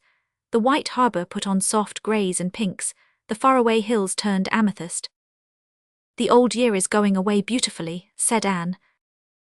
She and Leslie and Gilbert were on their way to the Four Winds Point, having plotted with Captain Jim to watch the new year in at the light. The sun had set, and in the southwestern sky hung Venus, glorious and golden, having drawn as near to her Earth sister as is possible for her. For the first time Anne and Gilbert saw the shadow cast by that brilliant star of evening, that faint, mysterious shadow, never seen save when there is white snow to reveal it, and then only with averted vision, vanishing when you gaze at it directly. "It's like the spirit of a shadow, isn't it?" whispered Anne. "You can see it so plainly haunting your side when you look ahead, but when you turn and look at it, it's gone." "I have heard that you can see the shadow of Venus only once in a lifetime, and that within a year of seeing it your life's most wonderful gift will come to you," said Leslie. But she spoke rather hardly. Perhaps she thought that even the shadow of Venus could bring her no gift of life. Anne smiled in the soft twilight. She felt quite sure what the mystic shadow promised her. They found Marshall Elliot at the lighthouse. At first Anne felt inclined to resent the intrusion of this long-haired, long-bearded eccentric into the familiar little circle. But Marshall Elliot soon proved his legitimate claim to membership in the household of Joseph. He was a witty, intelligent, well-read man, rivaling Captain Jim himself in the knack of telling a good story. They were all glad when he agreed to watch the old year out with them. Captain Jim's small nephew Joe had come down to spend New Year's with his great-uncle, and had fallen asleep on the sofa, with the first mate curled up in a huge golden ball at his feet. "Ain't he a dear little man?" said Captain Jim gloatingly. "I do love to watch a little child asleep, Mistress Blythe. It's the most beautiful sight in the world, I reckon. Joe does love to get down here for a night because I have him sleep with me. At home he has to sleep with the other 2 boys and he doesn't like it. 'Why can't I sleep with Father, Uncle Jim?' says he. Everybody in the Bible slept with their fathers. As for the questions he asks, the minister himself couldn't answer them. They fair swamp me. 'Uncle Jim, if I wasn't me, who'd I be?' And 'Uncle Jim, what would happen if God died?' He fired them 2 off at me tonight afore he went to sleep. As for his imagination, it sails away from everything. He makes up the most remarkable yarns, and then his mother shuts him up in the closet for telling stories, and he sits down and makes up another one, and has it ready to relate to her when she lets him out. He had one for me when he come down tonight. 'Uncle Jim,' says he, solemn as a tombstone, 'I had a venture in the glen today.' 'Yes, what was it?' says I, expecting something quite startling, but nowise prepared for what I really got. 'I met a wolf in the street,' says he, 'an enormous wolf with a big, red moof and awful long teeth, Uncle Jim.' 'I didn't know there was any wolves up at the glen,' says I. 'Oh, he come there from far, far away,' says Joe, 'and I thought he was going to eat me up, Uncle Jim.' 'Were you scared?' says I. 'No, 'cause I had a big gun,' says Joe, 'and I shot the wolf dead, Uncle Jim, solid dead, and then he went up to heaven and bit God,' says he. Well, I was fair staggered, Mistress Blythe." The hours bloomed into mirth around the driftwood fire. Captain Jim told tales, and Marshall Elliot sang old Scotch ballads in a fine tenor voice. Finally Captain Jim took down his old brown fiddle from the wall and began to play. He had a tolerable knack of fiddling, which all appreciated save the first mate, who sprang from the sofa as if he had been shot, emitted a shriek of protest, and fled wildly up the stairs. "Can't cultivate an ear for music in that cat nohow," said Captain Jim. "He won't stay long enough to learn to like it. When we got the organ up at the Glen Church, old Elder Richards bounced up from his seat the minute the organist began to play, and scuttled down the aisle and out of the church at the rate of no man's business. It reminded me so strong of the first mate tearing loose as soon as I begin to fiddle that I come nearer to laughing out loud in church than I ever did before or since. There was something so infectious in the rollicking tunes which Captain Jim played that very soon Marshall Elliott's feet began to twitch. He had been a noted dancer in his youth. Presently he started up and held out his hands to Leslie. Instantly she responded. Round and round the firelit room they circled with a rhythmic grace that was wonderful. Leslie danced like one inspired. The wild, sweet abandon of the music seemed to have entered into and possessed her. Anne watched her in fascinated admiration. She had never seen her like this. All the innate richness and colour and charm of her nature seemed to have broken loose and overflowed in crimson cheek and glowing eye and grace of motion. Even the aspect of Marshall Elliott, with his long beard and hair, could not spoil the picture. On the contrary, it seemed to enhance it. Marshall Elliott looked like a Viking of elder days, dancing with one of the blue-eyed, golden-haired daughters of the Northland. "The purtiest dancing I ever saw, and I've seen some in my time," declared Captain Jim, when at last the bow fell from his tired hand. Leslie dropped into her chair, laughing, breathless. "I love dancing," she said apart to Anne. "I haven't danced since I was 16, but I love it. The music seems to run through my veins like quicksilver, and I forget everything, except the delight of keeping time to it. There isn't any floor beneath me, or walls about me, or roof over me. I'm floating amid the stars." Captain Jim hung his fiddle up in its place, beside a large frame enclosing several banknotes. "Is there anybody else of your acquaintance who can afford to hang his walls with banknotes for pictures?" he asked. "There's 20 $10 notes there, not worth the glass over them. They're old Bank of P.E. Island notes. Had them by me when the bank failed, and I had 'em framed and hung up, partly as a reminder not to put your trust in banks, and partly to give me a real luxurious millionary feeling. Hullo, matey, don't be scared. You can come back now. The music and revelry is over for tonight. The old year has just another hour to stay with us. I've seen 76 New Years come in over that gulf yonder, Mistress Blythe." "You'll see 100, said Marshall Elliott.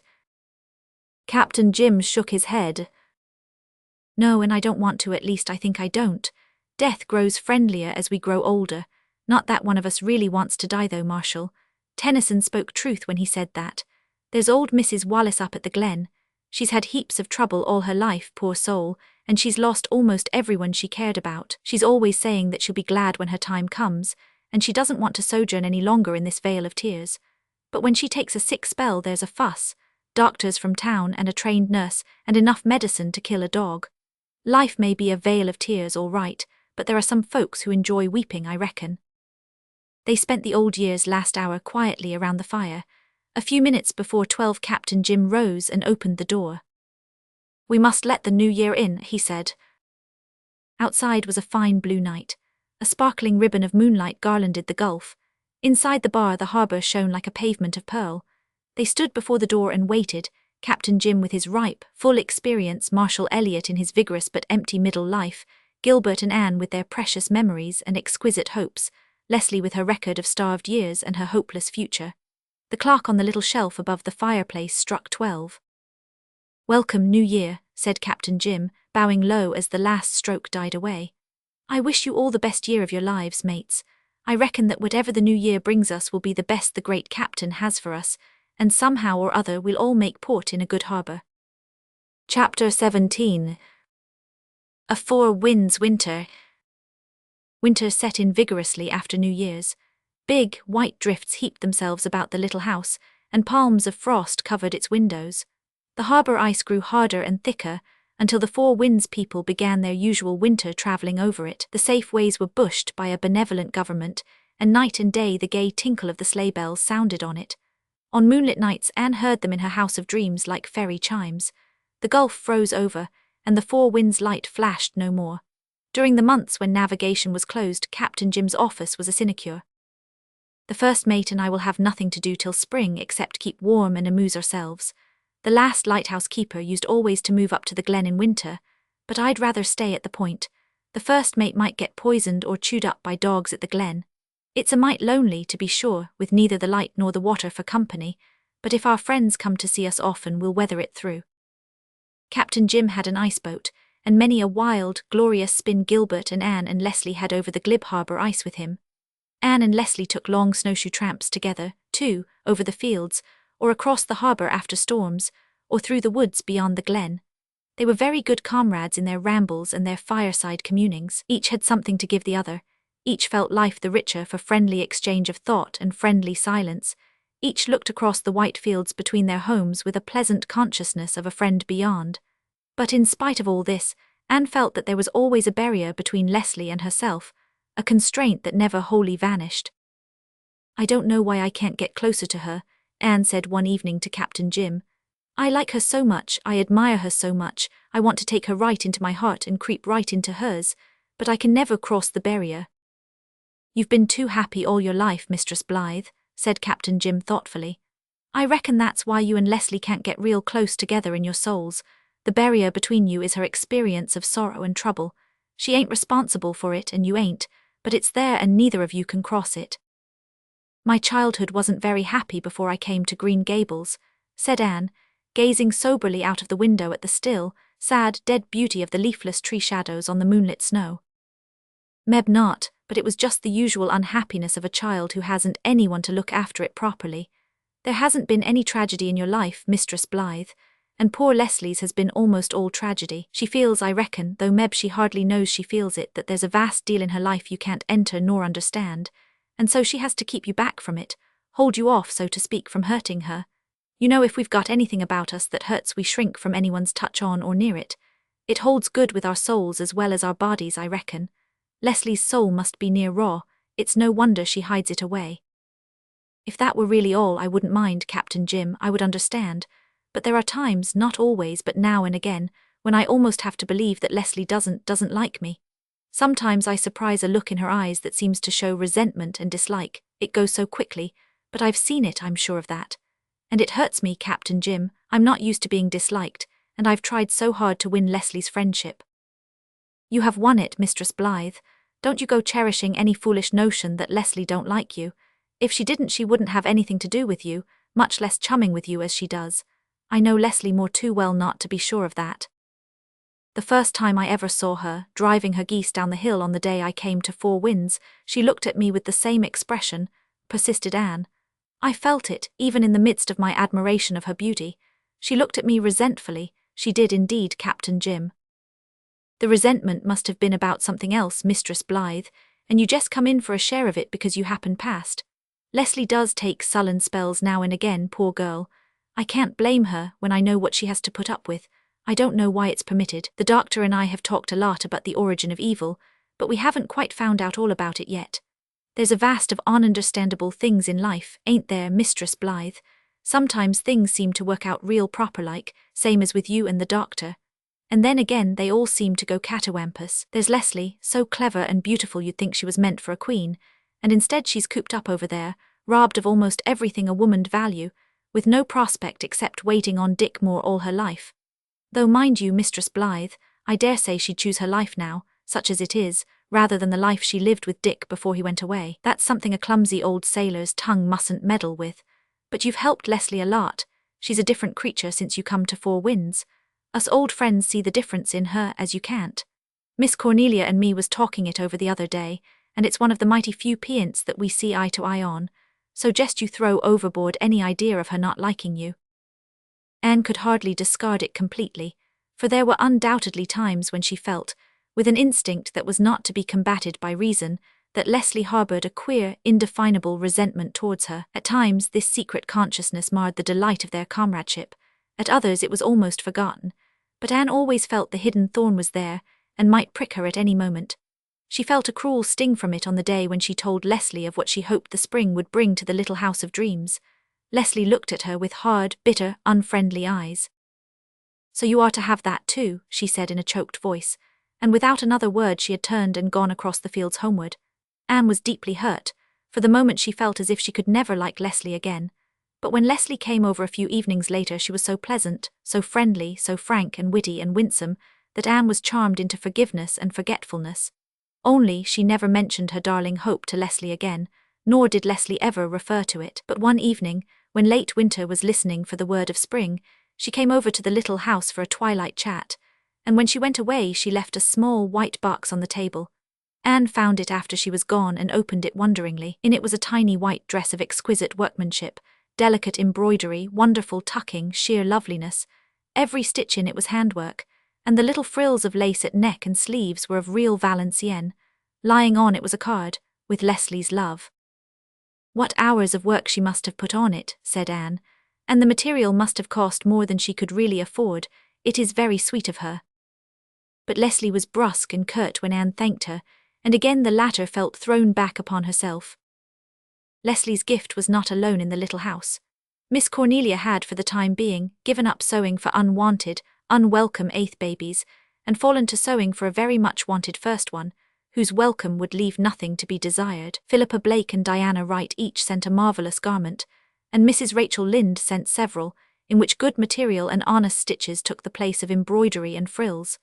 Anne herself made many, desecrated by no touch of machinery, spending over them the happiest hours of the happy winter. Captain Jim was the most frequent guest of the little house, and none was more welcome. Every day Anne loved the simple-souled, true-hearted old sailor more and more. He was as refreshing as a sea breeze, as interesting as some ancient chronicle. She was never tired of listening to his stories, and his quaint remarks and comments were a continual delight to her. Captain Jim was one of those rare and interesting people who never speak but they say something. The milk of human kindness and the wisdom of the serpent were mingled in his composition in delightful proportions. Nothing ever seemed to put Captain Jim out or depress him in any way. "I've kind of contracted a habit of enjoying things," he remarked once when Anne had commented on his invariable cheerfulness. "It's got so chronic that I believe I even enjoy the disagreeable things. It's great fun thinking they can't last. Old rheumatiz, says I when it grips me hard, you've got to stop aching sometime. The worse you are the sooner you'll stop, Meb. I'm bound to get the better of you in the long run, whether in the body or out of the body." One night, by the fireside at the light, Anne saw Captain Jim's lifebook. He needed no coaxing to show it and proudly gave it to her to read. "I writ it to leave to little Joe," he said. "I don't like the idea of everything I've done and seen being clean forgot after I've shipped for my last voyage. Joe, he'll remember it and tell the yarns to his children." It was an old leather-bound book filled with the record of his voyages and adventures.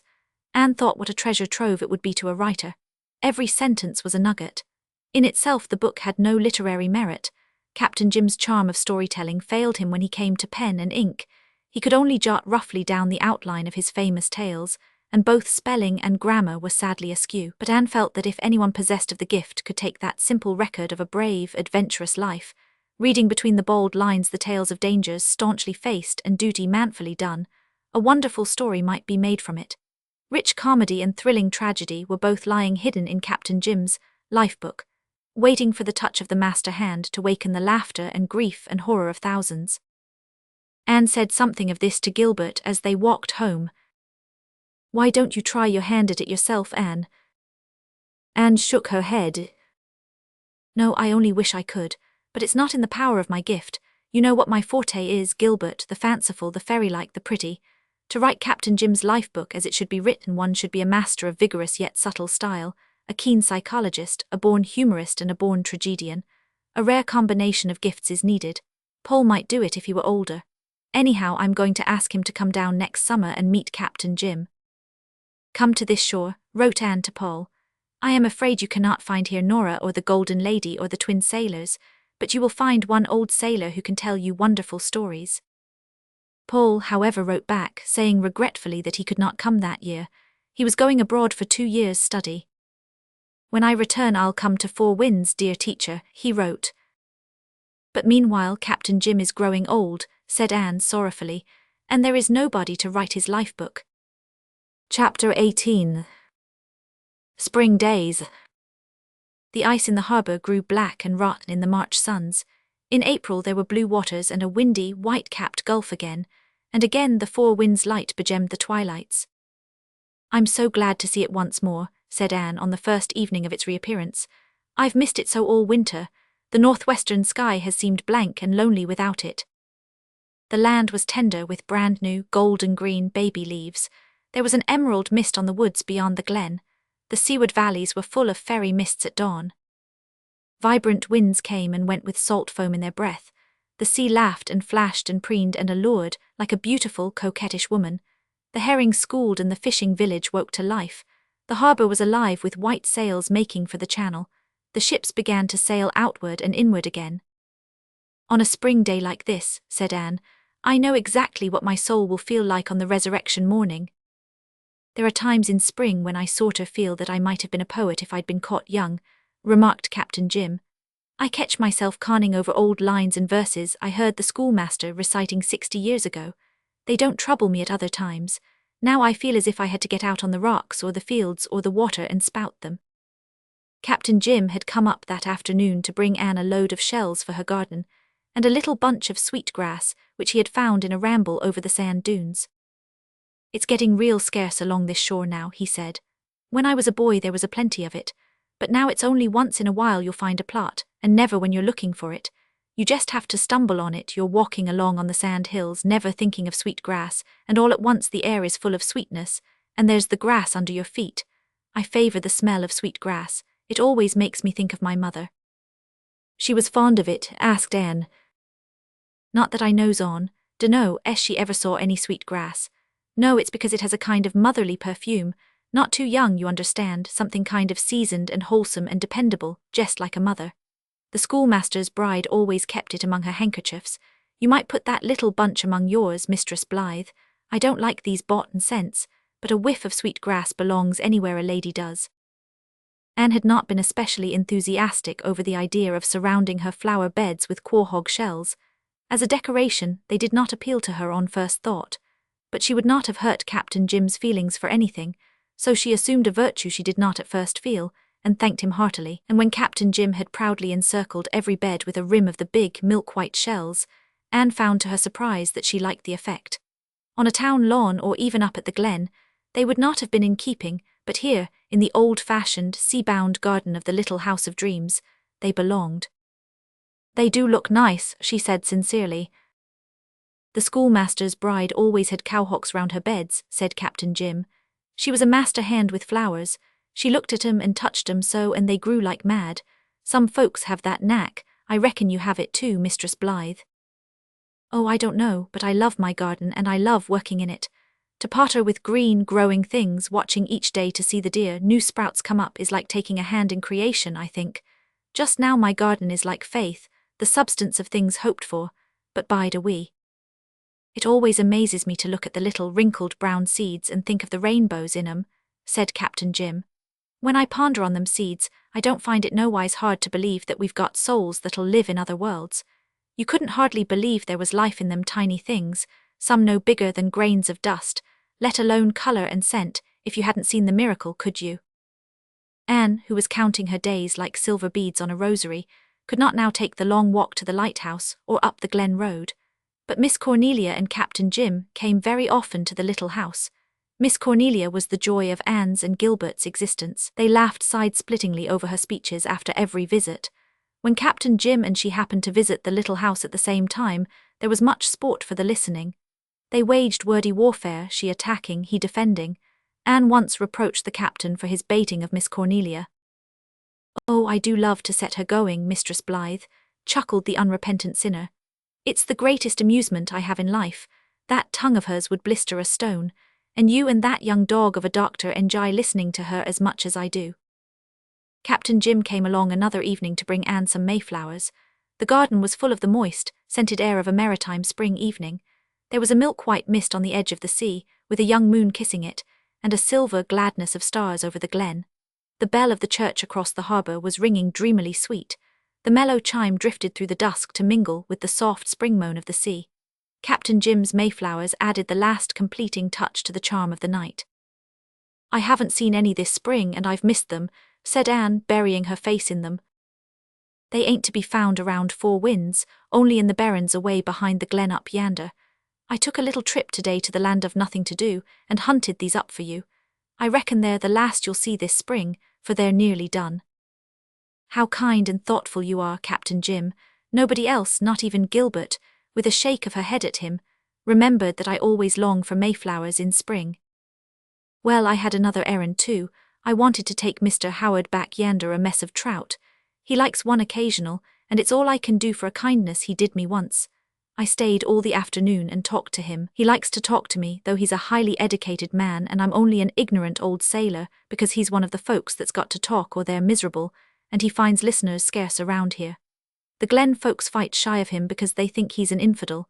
He ain't that far gone exactly, few men is, I reckon, but he's what you might call a heretic. Heretics are wicked, but they're mighty interesting. It's just that they've got sorter lost looking for God, being under the impression that he's hard to find, which he ain't never. Most of 'em blunder to him after a while, I guess. I don't think listening to Mr. Howard's arguments is likely to do me much harm. Mind you, I believe what I was brought up to believe. It saves a vast of bother, and back of it all, God is good. The trouble with Mr. Howard is that he's a leetle too clever. He thinks that he's bound to live up to his cleverness, and that it's smarter to thrash out some new way of getting to heaven than to go by the old track the common, ignorant folks is travelling. But he'll get there sometime all right, and then he'll laugh at himself. Mr. Howard was a Methodist to begin with, said Miss Cornelia, as if she thought he had not far to go from that to heresy. Do you know, Cornelia, said Captain Jim gravely, I've often thought that if I was a Presbyterian I'd be a Methodist. Oh well, conceded Miss Cornelia, if you were a Presbyterian it wouldn't matter much what you were. Speaking of heresy reminds me, Doctor, I've brought back that book you lent me, that Natural Law in the Spiritual World. I didn't read more'n a third of it. I can read sense and I can read nonsense, but that book is neither the one nor the other. It is considered rather heretical in some quarters, admitted Gilbert, but I told you that before you took it, Miss Cornelia. Oh, I wouldn't have minded its being heretical. I can stand wickedness, but I can't stand foolishness, said Miss Cornelia calmly, and with the air of having said the last thing there was to say about natural law. Speaking of books, A Mad Love come to an end at last 2 weeks ago, remarked Captain Jim musingly. It run to 103 chapters. When they got married the book stopped right off, so I reckon their troubles were all over. It's real nice that that's the way in books anyhow, isn't it, even if 'tisn't so anywhere else. I never read novels, said Miss Cornelia. Did you hear how Geordie Russell was today, Captain Jim? Yes, I called in on my way home to see him. He's getting round all right, but stewing in a broth of trouble, as usual, poor man. Course he brews up most of it for himself, but I reckon that don't make it any easier to bear. He's an awful pessimist, said Miss Cornelia. Well no, he ain't a pessimist exactly, Cornelia. He only just never finds anything that suits him. And isn't that a pessimist? No, a pessimist is one who never expects to find anything to suit him. Geordie hain't got that far yet. You'd find something good to say of the devil himself, Jim Boyd. Well, you've heard the story of the old lady who said he was persevering, but no, Cornelia, I've nothing good to say of the devil. Do you believe in him at all? Asked Miss Cornelia seriously. How can you ask that when you know what a good Presbyterian I am, Cornelia? How could a Presbyterian get along without a devil? Do you? Persisted Miss Cornelia. Captain Jim suddenly became grave. I believe in what I heard a minister once call a mighty and malignant and intelligent power of evil working in the universe, he said solemnly. I do that, Cornelia. You can call it the devil or the principle of evil or the old scratch or any name you like. It's there, and all the infidels and heretics in the world can't argue it away, any more'n they can argue God away. It's there and it's working. But mind you, Cornelia, I believe it's going to get the worst of it in the long run.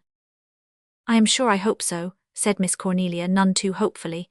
But speaking of the devil, I am positive that Billy Booth is possessed by him now. Have you heard of Billy's latest performance? No, what was that? He's gone and burned up his wife's new brown broadcloth suit that she paid $25 for in Charlottetown, because he declares the men looked too admiring at her when she wore it to church the first time. Wasn't that like a man? Mistress Booth is mighty pretty and brown's her colour, said Captain Jim reflectively. Is that any good reason why he should poke her new suit into the kitchen stove? Billy Booth is a jealous fool and he makes his wife's life miserable. She's cried all the week about her suit. Oh, Anne, I wish I could write like you, believe me. Wouldn't I score some of the men round here? Those Booths are all a mite queer, said Captain Jim. Billy seemed the sanest of the lot till he got married, and then this queer jealous streak cropped out in him. His brother Daniel now was always odd. Took tantrums every few days or so and wouldn't get out of bed, said Miss Cornelia with a relish. His wife would have to do all the barn work till he got over his spell. When he died people wrote her letters of condolence. If I'd written anything it would have been one of congratulation. Their father, old Abram Booth, was a disgusting old sot. He was drunk at his wife's funeral and kept reeling round and hiccuping. I didn't dry, I much, but I feel a awfully queer. I gave him a good jab in the back with my umbrella when he came near me, and it sobered him up until they got the casket out of the house. Young Johnny Booth was to have been married yesterday, but he couldn't be because he's gone and got the mumps. Wasn't that like a man? How could he help getting the mumps, poor fellow? I'd poor fellow him, believe me, if I was Kate Stearns. I don't know how he could help getting the mumps, but I do know the wedding supper was all prepared and everything will be spoiled before he's well again. Such a waste. He should have had the mumps when he was a boy. Come, Cornelia, don't you think you're a mite unreasonable? Miss Cornelia disdained to reply and turned instead to Susan Baker, a grim-faced, kind-hearted elderly spinster of the Glen, who had been installed as maid-of-all-work at the little house for some weeks. Susan had been up to the Glen to make a sick call, and had just returned. "How is poor old Aunt Mandy tonight?" asked Miss Cornelia. Susan sighed. Very poorly, Cornelia. I'm afraid she will soon be in heaven, poor thing." "Oh, surely it's not so bad as that," exclaimed Miss Cornelia sympathetically. Captain Jim and Gilbert looked at each other, then they suddenly rose and went out. "There are times," said Captain Jim between spasms, "when it would be a sin not to laugh, them two excellent women." Chapter 19. Dawn and Dusk. In early June, when the sand hills were a great glory of pink wild roses, and the Glen was smothered in apple blossoms, Marilla arrived at the little house, accompanied by a black horsehair trunk, patterned with brass nails, which had reposed undisturbed in the Green Gables garret for half a century. Susan Baker, who, during her few weeks' sojourn in the little house, had come to worship young Mrs. Doctor, as she called Anne, with blind fervour, looked rather jealously askance at Marilla at first. But as Marilla did not try to interfere in kitchen matters, and showed no desire to interrupt Susan's ministrations to young Mrs. Doctor, the good handmaiden became reconciled to her presence, and told her cronies at the Glen that Miss Cuthbert was a fine old lady and knew her place. One evening, when the sky's limpid bowl was filled with a red glory, and the robins were thrilling the golden twilight with jubilant hymns to the stars of evening, there was a sudden commotion in the little house of dreams. Telephone messages were sent up to the Glen, Dr. Dave and a white-capped nurse came hastily down. Marilla paced the garden walks between the quahog shells, murmuring prayers between her set lips, and Susan sat in the kitchen with cotton wool in her ears and her apron over her head. Leslie, looking out from the house up the brook, saw that every window of the little house was alight, and did not sleep that night. The June night was short, but it seemed an eternity to those who waited and watched. "Oh, will it never end?" said Marilla. Then she saw how grave the nurse and Dr. Dave looked, and she dared ask no more questions. Suppose Anne, but Marilla could not suppose it. "Do not tell me," said Susan fiercely, answering the anguish in Marilla's eyes, "that God could be so cruel as to take that darling lamb from us when we all love her so much." "He has taken others as well beloved," said Marilla hoarsely. But at dawn, when the rising sun rent apart the mists hanging over the sandbar, and made rainbows of them, joy came to the little house. Anne was safe, and a wee white lady with her mother's big eyes was lying beside her.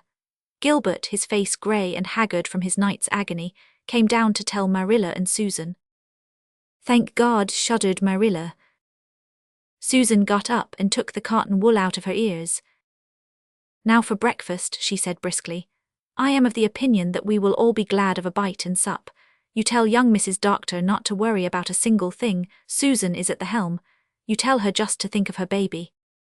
Gilbert smiled rather sadly as he went away. Anne, her pale face blanched with its baptism of pain, her eyes aglow with the holy passion of motherhood, did not need to be told to think of her baby. She thought of nothing else. For a few hours she tasted of happiness so rare and exquisite that she wondered if the angels in heaven did not envy her. "Little Joyce," she murmured when Marilla came in to see the baby. "We planned to call her that if she were a girlie. There were so many we would have liked to name her for, we couldn't choose between them, so we decided on Joyce. We can call her Joy for short. Joy, it suits so well. Oh, Marilla, I thought I was happy before. Now I know that I just dreamed a pleasant dream of happiness. This is the reality." "You mustn't talk, Anne. Wait till you're stronger," said Marilla warningly. "You know how hard it is for me not to talk," smiled Anne. At first she was too weak and too happy to notice that Gilbert and the nurse looked grave and Marilla sorrowful. Then, as subtly and coldly and remorselessly as a sea fog stealing landward, fear crept into her heart. Why was not Gilbert gladder? Why would he not talk about the baby? Why would they not let her have it with her after that first heavenly, happy hour? Was there anything wrong? Gilbert, whispered Anne imploringly, the baby is all right, isn't she? Tell me, tell me. Gilbert was a long while in turning round, then he bent over Anne and looked in her eyes. Marilla, listening fearfully outside the door, heard a pitiful, heartbroken moan, and fled to the kitchen where Susan was weeping. Oh, the poor lamb, how can she bear it, Miss Cuthbert? I am afraid it will kill her. She has been that built up and happy, longing for that baby and planning for it. Cannot anything be done nohow, Miss Cuthbert? I'm afraid not, Susan. Gilbert says there is no hope. He knew from the first the little thing couldn't live. And it is such a sweet baby, sobbed Susan. I never saw one so white, they are mostly red or yellow, and it opened its big eyes as if it was months old. The little thing, oh, the poor young Mrs. Doctor. At sunset the little soul that had come with the dawning went away, leaving heartbreak behind it. Miss Cornelia took the wee white lady from the kindly but stranger hands of the nurse, and dressed the tiny waxen form in the beautiful dress Leslie had made for it. Leslie had asked her to do that. Then she took it back and laid it beside the poor, broken, tear-blinded little mother. The Lord has given and the Lord has taken away, dearie, she said through her own tears. Blessed be the name of the Lord. Then she went away, leaving Anne and Gilbert alone together with their dead. The next day, the small white joy was laid in a velvet casket which Leslie had lined with apple blossoms, and taken to the graveyard of the church across the harbour. Miss Cornelia and Marilla put all the little love-made garments away, together with the ruffled basket which had been befrilled and belaced for dimpled limbs and downy head. Little Joy was never to sleep there. She had found a colder, narrower bed. This has been an awful disappointment to me, sighed Miss Cornelia. I've looked forward to this baby, and I did want it to be a girl, too. I can only be thankful that Anne's life was spared, said Marilla, with a shiver, recalling those hours of darkness when the girl she loved was passing through the valley of the shadow. Poor lamb, her heart is broken, said Susan. I envy Anne, said Leslie suddenly and fiercely, and I'd envy her even if she had died. She was a mother for one beautiful day. I'd gladly give my life for that.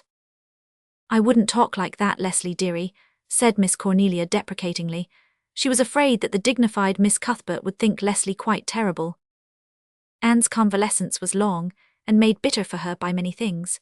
The bloom and sunshine of the Four Winds world grated harshly on her, and yet when the rain fell heavily, she pictured it beating so mercilessly down on that little grave across the harbour, and when the wind blew around the eaves, she heard sad voices in it she had never heard before. Kindly callers hurt her too, with the well-meant platitudes with which they strove to cover the nakedness of bereavement. A letter from Phil Blake was an added sting. Phil had heard of the baby's birth, but not of its death, and she wrote Anne a congratulatory letter of sweet mirth which hurt her horribly. I would have laughed over it so happily if I had my baby, she sobbed to Marilla. But when I haven't it just seems like wanton cruelty, though I know Phil wouldn't hurt me for the world. Oh, Marilla, I don't see how I can ever be happy again. Everything will hurt me all the rest of my life. Time will help you, said Marilla, who was racked with sympathy but could never learn to express it in other than age-worn formulas. It doesn't seem fair, said Anne rebelliously. Babies are born and live where they are not wanted, where they will be neglected, where they will have no chance. I would have loved my baby so, and cared for it so tenderly, and tried to give her every chance for good, and yet I wasn't allowed to keep her. It was God's will, Anne, said Marilla, helpless before the riddle of the universe, the why of undeserved pain, and little Joy is better off. I can't believe that, cried Anne bitterly, then seeing that Marilla looked shocked, she added passionately, why should she be born at all? Why should anyone be born at all, if she's better off dead? I don't believe it is better for a child to die at birth than to live its life out, and love and be loved, and enjoy and suffer, and do its work, and develop a character that would give it a personality in eternity. And how do you know it was God's will? Perhaps it was just a thwarting of his purpose by the power of evil. We can't be expected to be resigned to that. Oh, Anne, don't talk so, said Marilla, genuinely alarmed lest Anne were drifting into deep and dangerous waters. We can't understand, but we must have faith, we must believe that all is for the best. I know you find it hard to think so just now, but try to be brave for Gilbert's sake. He's so worried about you. You aren't getting strong as fast as you should." "Oh, I know I've been very selfish," sighed Anne. "I love Gilbert more than ever, and I want to live for his sake. But it seems as if part of me was buried over there in that little harbor graveyard, and it hurts so much that I'm afraid of life." "It won't hurt so much always, Anne. The thought that it may stop hurting sometimes hurts me worse than all else, Marilla." "Yes, I know I've felt that too about other things. But we all love you, Anne. Captain Jim has been up every day to ask for you, and Mrs. Moore haunts the place, and Miss Bryant spends most of her time, I think, cooking up nice things for you. Susan doesn't like it very well. She thinks she can cook as well as Miss Bryant." "Dear Susan, oh, everybody has been so dear and good and lovely to me, Marilla. I'm not ungrateful, and perhaps, when this horrible ache grows a little less, I'll find that I can go on living." Chapter 20. Lost Margaret. Anne found that she could go on living. The day came when she even smiled again over one of Miss Cornelia's speeches, but there was something in the smile that had never been in Anne's smile before and would never be absent from it again. On the first day she was able to go for a drive, Gilbert took her down to Four Winds Point and left her there while he rode over the channel to see a patient at the fishing village. A rollicking wind was scudding across the harbor and the dunes, whipping the water into white caps and washing the sandshore with long lines of silvery breakers. "I'm real proud to see you here again, Mistress Blythe," said Captain Jim. Sit down, sit down. I'm afeard it's mighty dusty here today, but there's no need of looking at dust when you can look at such scenery, is there?" "I don't mind the dust," said Anne, "but Gilbert says I must keep in the open air. I think I'll go and sit on the rocks down there." "Would you like company, or would you rather be alone?" "If by company you mean yours, I'd much rather have it than be alone," said Anne, smiling. Then she sighed. She had never before minded being alone. Now she dreaded it. When she was alone now she felt so dreadfully alone. "Here's a nice little spot where the wind can't get at you," said Captain Jim when they reached the rocks. "I often sit here. It's a great place just to sit and dream." "Oh, dreams," sighed Anne. "I can't dream now, Captain Jim. I'm done with dreams." "Oh no, you're not, Mistress Blythe. Oh no, you're not," said Captain Jim meditatively. "I know how you feel just now, but if you keep on living you'll get glad again, and the first thing you know you'll be dreaming again. Thank the good Lord for it. If it wasn't for our dreams they might as well bury us. How'd we stand living if it wasn't for our dream of immortality? And that's a dream that's bound to come true, Mistress Blythe. You'll see your little Joyce again some day." "But she won't be my baby," said Anne with trembling lips. "Oh, she may be, as Longfellow says, a fair maiden clothed with celestial grace, but she'll be a stranger to me." "God will manage better than that, I believe," said Captain Jim. They were both silent for a little time.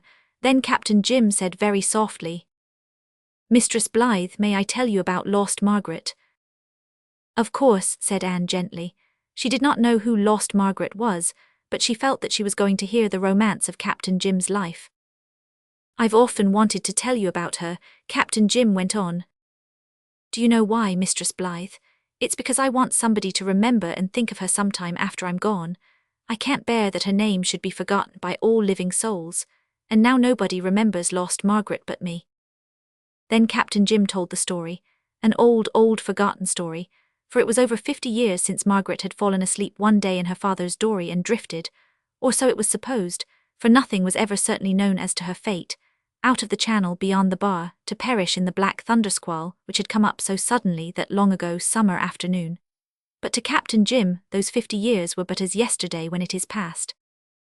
"I walked the shore for months after that," he said sadly, "looking to find her dear, sweet little body, but the sea never give her back to me. But I'll find her sometime, Mistress Blythe, I'll find her sometime. She's waiting for me. I wish I could tell you just how she looked, but I can't. I've seen a fine, silvery mist hanging over the bar at sunrise that seemed like her, and then again I've seen a white birch in the woods back yonder that made me think of her. She had pale, brown hair and a little white, sweet face, and long, slender fingers like yours, Mistress Blythe, only browner, for she was a shore girl. Sometimes I wake up in the night and hear the sea calling to me in the old way, and it seems as if lost Margaret called in it. And when there's a storm and the waves are sobbing and moaning, I hear her lamenting among them. And when they laugh on a gay day, it's her laugh, lost Margaret's sweet, roguish little laugh. The sea took her from me, but some day I'll find her, Mistress Blythe. It can't keep us apart forever." I am glad you have told me about her, said Anne. I have often wondered why you had lived all your life alone. I couldn't ever care for anyone else. Lost Margaret took my heart with her out there, said the old lover, who had been faithful for 50 years to his drowned sweetheart. You won't mind if I talk a good deal about her, will you, Mistress Blythe? It's a pleasure to me, for all the pain went out of her memory years ago and just left its blessing. I know you'll never forget her, Mistress Blythe.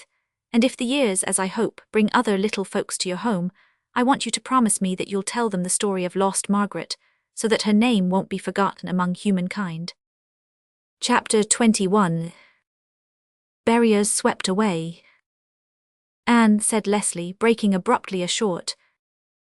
Silence, you don't know how good it is to be sitting here with you again, working and talking and being silent together. They were sitting among the blue-eyed grasses on the bank of the brook in Anne's garden.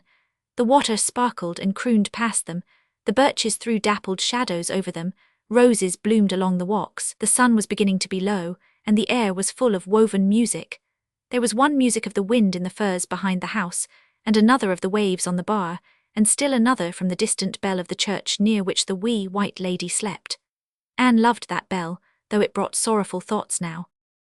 She looked curiously at Leslie, who had thrown down her sewing and spoken with a lack of restraint that was very unusual with her. On that horrible night when you were so ill, Leslie went on, I kept thinking that perhaps we'd have no more talks and walks and works together. And I realized just what your friendship had come to mean to me, just what you meant, and just what a hateful little beast I had been. Leslie, I never allow anyone to call my friends names.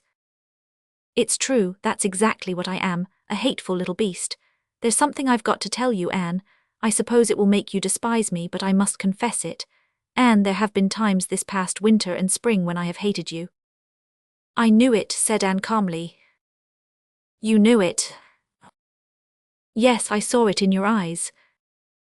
And yet you went on liking me and being my friend. Well, it was only now and then you hated me, Leslie. Between times you loved me, I think. I certainly did, but that other horrid feeling was always there, spoiling it back in my heart. I kept it down, sometimes I forgot it, but sometimes it would surge up and take possession of me. I hated you because I envied you. Oh, I was sick with envy of you at times. You had a dear little home and love and happiness and glad dreams, everything I wanted and never had and never could have. Oh, never could have, that was what stung. I wouldn't have envied you if I had had any hope that life would ever be different for me. But I hadn't, and it didn't seem fair. It made me rebellious and it hurt me, and so I hated you at times. Oh, I was so ashamed of it, I'm dying of shame now, but I couldn't conquer it. That night when I was afraid you mightn't live, I thought I was going to be punished for my wickedness, and I loved you so then. Anne, I never had anything to love since my mother died, except Dick's old dog, and it's so dreadful to have nothing to love. Life is so empty, and there's nothing worse than emptiness, and I might have loved you so much, and that horrible thing had spoiled it. Leslie was trembling and growing almost incoherent with the violence of her emotion. Don't, Leslie, implored Anne. Oh, don't. I understand, don't talk of it any more. I must. When I knew you were going to live, I vowed that I would tell you as soon as you were well, that I wouldn't go on accepting your friendship and companionship without telling you how unworthy I was of it, and I've been so afraid it would turn you against me. You needn't fear that, Leslie. Oh, I'm so glad, Anne. Leslie clasped her brown, work-hardened hands tightly together to still their shaking. But I want to tell you everything now I've begun. You don't remember the first time I saw you, I suppose. It wasn't that night on the shore. No, it was the night Gilbert and I came home. You were driving your geese down the hill. I should think I do remember it. I thought you were so beautiful, I longed for weeks after to find out who you were. I knew who you were, although I had never seen either of you before. I had heard of the new doctor and his bride who were coming to live in Miss Russell's little house. I hated you that very moment, Anne. I felt the resentment in your eyes, then I doubted. I thought I must be mistaken, because why should it be? It was because you looked so happy. Oh, you'll agree with me now that I am a hateful beast, to hate another woman just because she was happy, and when her happiness didn't take anything from me. That was why I never went to see you. I knew quite well I ought to go, even our simple Four Winds customs demanded that. But I couldn't. I used to watch you from my window. I could see you and your husband strolling about your garden in the evening, or you running down the poplar lane to meet him, and it hurt me. And yet in another way I wanted to go over. I felt that if I were not so miserable I could have liked you and found in you what I've never had in my life, an intimate, real friend of my own age. And then you remember that night at the shore, you were afraid I would think you crazy, you must have thought I was. No, but I couldn't understand you, Leslie. One moment you drew me to you, the next you pushed me back. I was very unhappy that evening. I had had a hard day. Dick had been very, very hard to manage that day. Generally he is quite good-natured and easily controlled, you know, Anne, but some days he is very different. I was so heartsick, I ran away to the shore as soon as he went to sleep. It was my only refuge. I sat there thinking of how my poor father had ended his life and wondering if I wouldn't be driven to it some day. Oh, my heart was full of black thoughts. And then you came dancing along the cove like a glad, light-hearted child. I hated you more then than I've ever done since. And yet I craved your friendship. The one feeling swayed me one moment, the other feeling the next. When I got home that night I cried for shame of what you must think of me. But it's always been just the same when I came over here. Sometimes I'd be happy and enjoy my visit, and at other times that hideous feeling would mar it all. There were times when everything about you and your house hurt me. You had so many dear little things I couldn't have. Do you know, it's ridiculous, but I had an especial spite at those china dogs of yours. There were times when I wanted to catch up Gog and Magog and bang their pert black noses together. Oh, you smile, Anne, but it was never funny to me. I would come here and see you and Gilbert with your books and your flowers and your household gods and your little family jokes, and your love for each other showing in every look and word, even when you didn't know it. And I would go home to, you know what I went home to. Oh, Anne, I don't believe I'm jealous and envious by nature. When I was a girl I lacked many things my schoolmates had, but I never cared, I never disliked them for it. But I seem to have grown so hateful. Leslie, dearest, stop blaming yourself. You are not hateful or jealous or envious. The life you have to live has warped you a little perhaps, but it would have ruined a nature less fine and noble than yours. I'm letting you tell me all this because I believe it's better for you to talk it out and rid your soul of it, but don't blame yourself any more. Well, I won't. I just wanted you to know me as I am. That time you told me of your darling hope for the spring was the worst of all, Anne. I shall never forgive myself for the way I behaved then. I repented it with tears, and I did put many a tender and loving thought of you into the little dress I made, but I might have known that anything I made could only be a shroud in the end. Now, Leslie, that is bitter and morbid. Put such thoughts away. I was so glad when you brought the little dress, and since I had to lose little Joyce I like to think that the dress she wore was the one you made for her when you let yourself love me. And do you know, I believe I shall always love you after this. I don't think I'll ever feel that dreadful way about you again. Talking it all out seems to have done away with it somehow. It's very strange, and I thought it so real and bitter. It's like opening the door of a dark room to show some hideous creature you've believed to be there, and when the light streams in your monster turns out to have been just a shadow, vanishing when the light comes. It will never come between us again. No, we are real friends now, Leslie, and I am very glad. I hope you won't misunderstand me if I say something else. Anne, I was grieved to the core of my heart when you lost your baby, and if I could have saved her for you by cutting off one of my hands I would have done it. But your sorrow has brought us closer together. Your perfect happiness isn't a barrier any longer. Oh, don't misunderstand, dearest. I'm not glad that your happiness isn't perfect any longer. I can say that sincerely. But since it isn't, there isn't such a gulf between us. I do understand that too, Leslie. Now we'll just shut up the past and forget what was unpleasant in it. It's all going to be different. We're both of the race of Joseph now. I think you've been wonderful, wonderful. And Leslie, I can't help believing that life has something good and beautiful for you yet. Leslie shook her head. No, she said dully. There isn't any hope. Dick will never be better, and even if his memory were to come back, oh, Anne, it would be worse, even worse than it is now. This is something you can't understand, you happy bride. Anne, did Miss Cornelia ever tell you how I came to marry Dick? Yes. I'm glad. I wanted you to know, but I couldn't bring myself to talk of it if you hadn't known. Anne, it seems to me that ever since I was 12 years old life has been bitter. Before that I had a happy childhood. We were very poor, but we didn't mind. Father was so splendid, so clever and loving and sympathetic. We were chums as far back as I can remember. And Mother was so sweet. She was very, very beautiful. I look like her, but I am not so beautiful as she was. Miss Cornelia says you are far more beautiful. She is mistaken or prejudiced. I think my figure is better. Mother was slight and bent by hard work, but she had the face of an angel. I used just to look up at her in worship. We all worshipped her, Father and Kenneth and I. Anne remembered that Miss Cornelia had given her a very different impression of Leslie's mother, but had not loved the truer vision. Still, it was selfish of Rose West to make her daughter marry Dick Moore. "Kenneth was my brother," went on Leslie. "Oh, I can't tell you how I loved him, and he was cruelly killed. Do you know how?" "Yes." Anne, I saw his little face as the wheel went over him. He fell on his back. Anne, I can see it now. I shall always see it. And all I ask of heaven is that that recollection shall be blotted out of my memory. Oh my God. Leslie, don't speak of it. I know the story. Don't go into details that only harrow your soul up unavailingly. It will be blotted out. After a moment's struggle, Leslie regained a measure of self-control. Then Father's health got worse and he grew despondent. His mind became unbalanced. You've heard all that too. Yes. After that I had just Mother to live for. But I was very ambitious. I meant to teach and earn my way through college.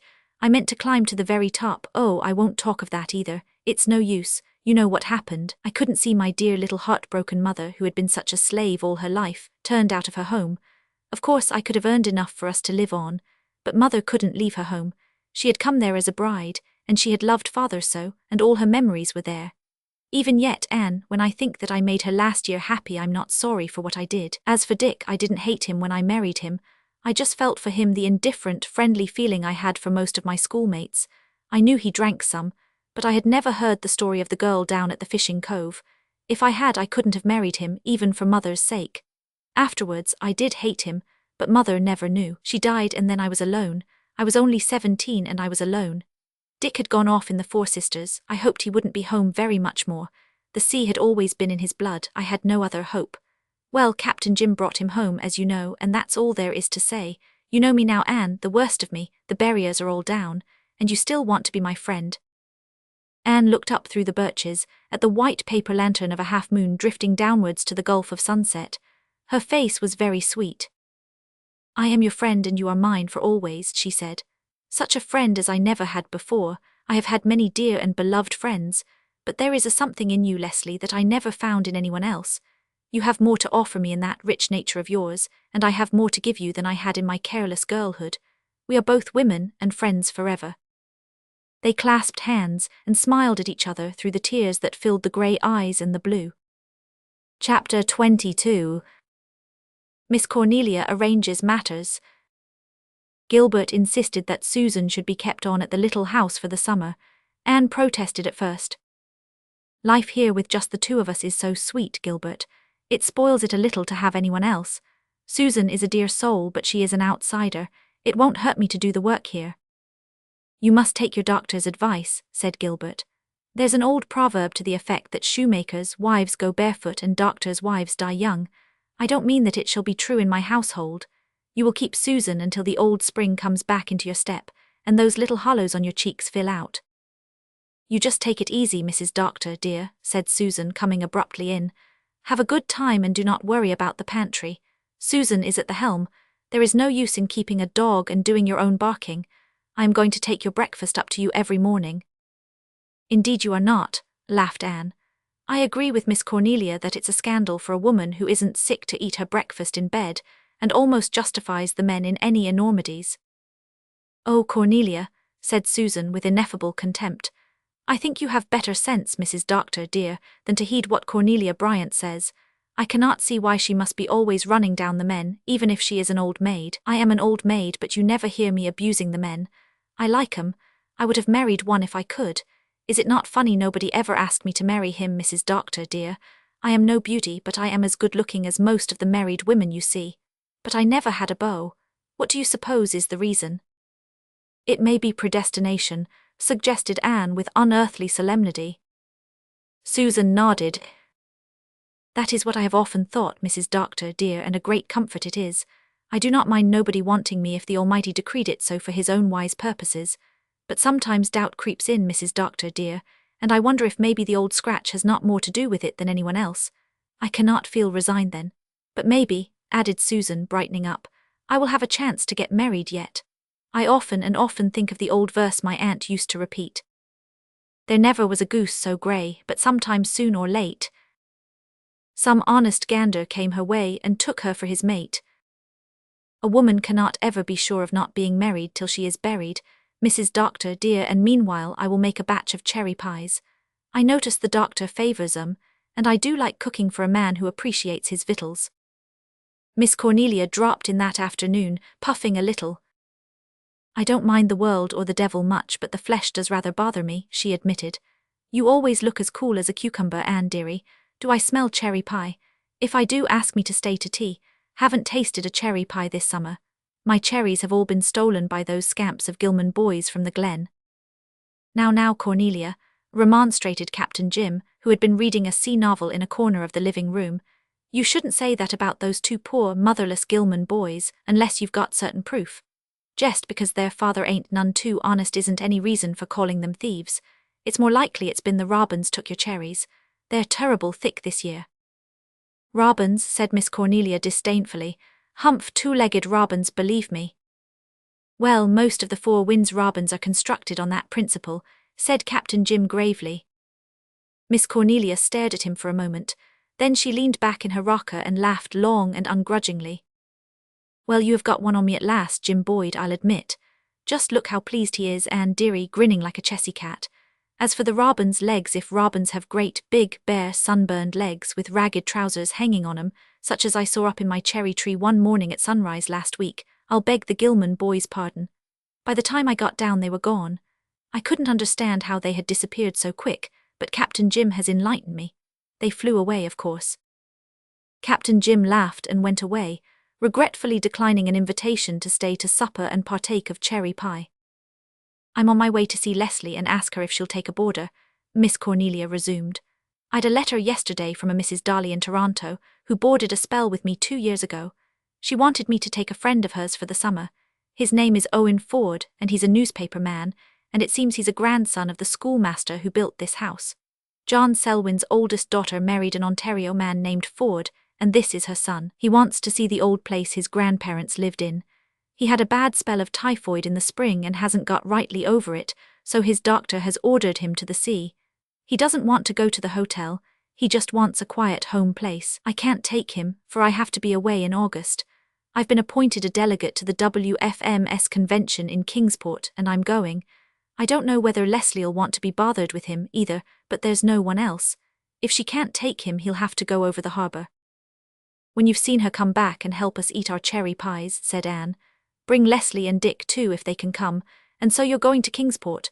What a nice time you will have. I must give you a letter to a friend of mine there, Mrs. Jonas Blake. I've prevailed on Mrs. Thomas Holt to go with me, said Miss Cornelia complacently. It's time she had a little holiday, believe me. She has just about worked herself to death. Tom Holt can crochet beautifully, but he can't make a living for his family.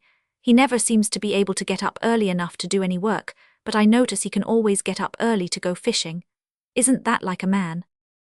Anne smiled. She had learned to discount largely Miss Cornelia's opinions of the Four Winds men. Otherwise she must have believed them the most hopeless assortment of reprobates and ne'er-do-wells in the world, with veritable slaves and martyrs for wives. This particular Tom Holt, for example, she knew to be a kind husband, a much-loved father, and an excellent neighbour, if he were rather inclined to be lazy, liking better the fishing he had been born for than the farming he had not, and if he had a harmless eccentricity for doing fancy work, nobody save Miss Cornelia seemed to hold it against him. His wife was a hustler, who gloried in hustling. His family got a comfortable living off the farm, and his strapping sons and daughters, inheriting their mother's energy, were all in a fair way to do well in the world. There was not a happier household in Glen Merry than the Holts. Miss Cornelia returned satisfied from the house up the brook. Leslie's going to take him, she announced. She jumped at the chance. She wants to make a little money to shingle the roof of her house this fall, and she didn't know how she was going to manage it. I expect Captain Jim'll be more than interested when he hears that a grandson of the Selwyns is coming here. Leslie said to tell you she hankered after cherry pie, but she couldn't come to tea because she has to go and hunt up her turkeys. They've strayed away. But she said if there was a piece left, for you to put it in the pantry, and she'd run over in the cat's light, when prowling in order to get it. You don't know, Anne dearie, what good it did my heart to hear Leslie send you a message like that, laughing like she used to long ago. There's a great change come over her lately. She laughs and jokes like a girl, and from her talk I gather she's here real often. Every day, or else I'm over there, said Anne. I don't know what I'd do without Leslie, especially just now when Gilbert is so busy. He's hardly ever home except for a few hours in the wee smart s. He's really working himself to death. So many of the over-harbour people send for him now. They might better be content with their own doctor, said Miss Cornelia. Though to be sure I can't blame them, for he's a Methodist. Ever since Dr. Blythe brought Mrs. Allonby round, folks think he can raise the dead. I believe Dr. Dave is a mite jealous, just like a man. He thinks Dr. Blythe has too many newfangled notions. Well, I says to him, it was a newfangled notion saved Rhoda Allonby. If you 500 been attending her she'd have died, and had a tombstone saying it had pleased God to take her away. Oh, I do like to speak my mind to Dr. Dave. He's bossed the Glen for years, and he thinks he's forgotten more than other people ever knew. Speaking of doctors, I wish Dr. Blythe'd run over and see to that boil on Dick Moore's neck. It's getting past Leslie's skill. I'm sure I don't know what Dick Moore wants to start in having boils for, as if he wasn't enough trouble without that. Do you know, Dick has taken quite a fancy to me, said Anne. He follows me round like a dog and smiles like a pleased child when I notice him. Does it make you creepy? Not at all, I rather like poor Dick Moore. He seems so pitiful and appealing somehow. You wouldn't think him very appealing if you'd see him on his cantankerous days, believe me. But I'm glad you don't mind him, it's all the nicer for Leslie. She'll have more to do when her boarder comes. I hope he'll be a decent creature. You'll probably like him, he's a writer. I wonder why people so commonly suppose that if two individuals are both writers, they must therefore be hugely congenial, said Anne, rather scornfully. Nobody would expect two blacksmiths to be violently attracted toward each other merely because they were both blacksmiths. Nevertheless, she looked forward to the advent of Owen Ford with a pleasant sense of expectation. If he were young and likeable, he might prove a very pleasant addition to society in Four Winds. The latch string of the little house was always out for the race of Joseph. Chapter 23. Owen Ford comes. One evening Miss Cornelia telephoned down to Anne. The writer man has just arrived here. I'm going to drive him down to your place, and you can show him the way over to Leslie's. It's shorter than driving round by the other road, and I'm in a mortal hurry. The Reese baby has gone and fallen into a pail of hot water at the Glen, and got nearly scalded to death, and they want me right off, to put a new skin on the child, I presume. Mrs. Reese is always so careless, and then expects other people to mend her mistakes. You won't mind, will you, dearie? His trunk can go down tomorrow. Very well, said Anne. What is he like, Miss Cornelia? You'll see what he's like outside when I take him down. As for what he's like inside, only the Lord who made him knows that. I'm not going to say another word, for every receiver in the Glen is down. Miss Cornelia evidently can't find much fault with Mr. Ford's looks, or she would find it in spite of the receivers, said Anne. I conclude therefore, Susan, that Mr. Ford is rather handsome than otherwise. Well, Mrs. Doctor, dear, I do enjoy seeing a well-looking man, said Susan candidly. Had I not better get up a snack for him? There is a strawberry pie that would melt in your mouth. No, Leslie is expecting him and has his supper ready. Besides, I want that strawberry pie for my own poor man. He won't be home till late, so leave the pie and a glass of milk out for him, Susan. That I will, Mrs. Doctor, dear. Susan is at the helm. After all, it is better to give pie to your own men than to strangers, who may be only seeking to devour, and the doctor himself is as well-looking a man as you often come across. When Owen Ford came, Anne secretly admitted, as Miss Cornelia towed him in, that he was very well-looking indeed. He was tall and broad-shouldered, with thick brown hair, finely cut nose and chin, large and brilliant dark grey eyes. And did you notice his ears and his teeth, Mrs. Doctor, dear? Queried Susan later on. He has got the nicest shaped ears I ever saw on a man's head. I am choice about ears. When I was young I was scared that I might have to marry a man with ears like flaps, but I need not have worried, for never a chance did I have with any kind of ears. Anne had not noticed Owen Ford's ears, but she did see his teeth, as his lips parted over them in a frank and friendly smile. Unsmiling, his face was rather sad and absent in expression, not unlike the melancholy, inscrutable hero of Anne's own early dreams, but mirth and humour and charm lighted it up when he smiled. Certainly, on the outside, as Miss Cornelia said, Owen Ford was a very presentable fellow. You cannot realize how delighted I am to be here, Mrs. Blythe, he said, looking around him with eager, interested eyes. I have an odd feeling of coming home. My mother was born and spent her childhood here, you know. She used to talk a great deal to me of her old home. I know the geography of it as well as of the one I lived in, and of course, she told me the story of the building of the house, and of my grandfather's agonized watch for the Royal William. I had thought that so old a house must have vanished years ago, or I should have come to see it before this. Old houses don't vanish easily on this enchanted coast, smiled Anne. This is a land where all things always seem the same, nearly always at least. John Selwyn's house hasn't even been much changed, and outside the rose bushes your grandfather planted for his bride are blooming this very minute. How the thought links me with them. With your leave I must explore the whole place soon. Our latch string will always be out for you, promised Anne.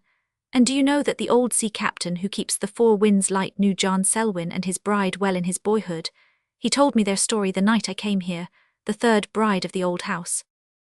Can it be possible? This is a discovery. I must hunt him up. It won't be difficult. We are all cronies of Captain Jim. He will be as eager to see you as you could be to see him. Your grandmother shines like a star in his memory, but I think Mrs. Moore is expecting you. I'll show you our Crosslots Road. Anne walked with him to the house up the brook, over a field that was as white as snow with daisies. A boatload of people were singing far across the harbour. The sound drifted over the water like faint, unearthly music windblown across a starlit sea. The big light flashed and beaconed. Owen Ford looked around him with satisfaction. And so this is Four Winds, he said. I wasn't prepared to find it quite so beautiful in spite of all Mother's praises. What colours, what scenery, what charm. I shall get as strong as a horse in no time. And if inspiration comes from beauty, I should certainly be able to begin my great Canadian novel here. You haven't begun it yet? Asked Anne. Alackaday, no, I've never been able to get the right central idea for it. It lurks beyond me, it allures and beckons and recedes. I almost grasp it and it is gone. Perhaps amid this peace and loveliness I shall be able to capture it. Miss Bryant tells me that you write. Oh, I do little things for children. I haven't done much since I was married, and I have no designs on a great Canadian novel, laughed Anne. That is quite beyond me. Owen Ford laughed too. I dare say it is beyond me as well. All the same, I mean to have a try at it some day if I can ever get time.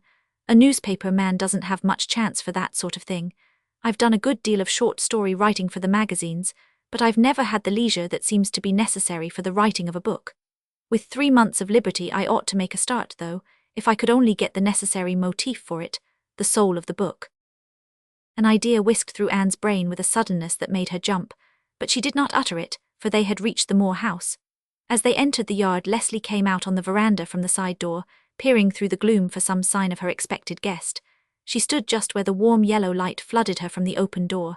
She wore a plain dress of cheap, cream-tinted cotton voile, with the usual girdle of crimson.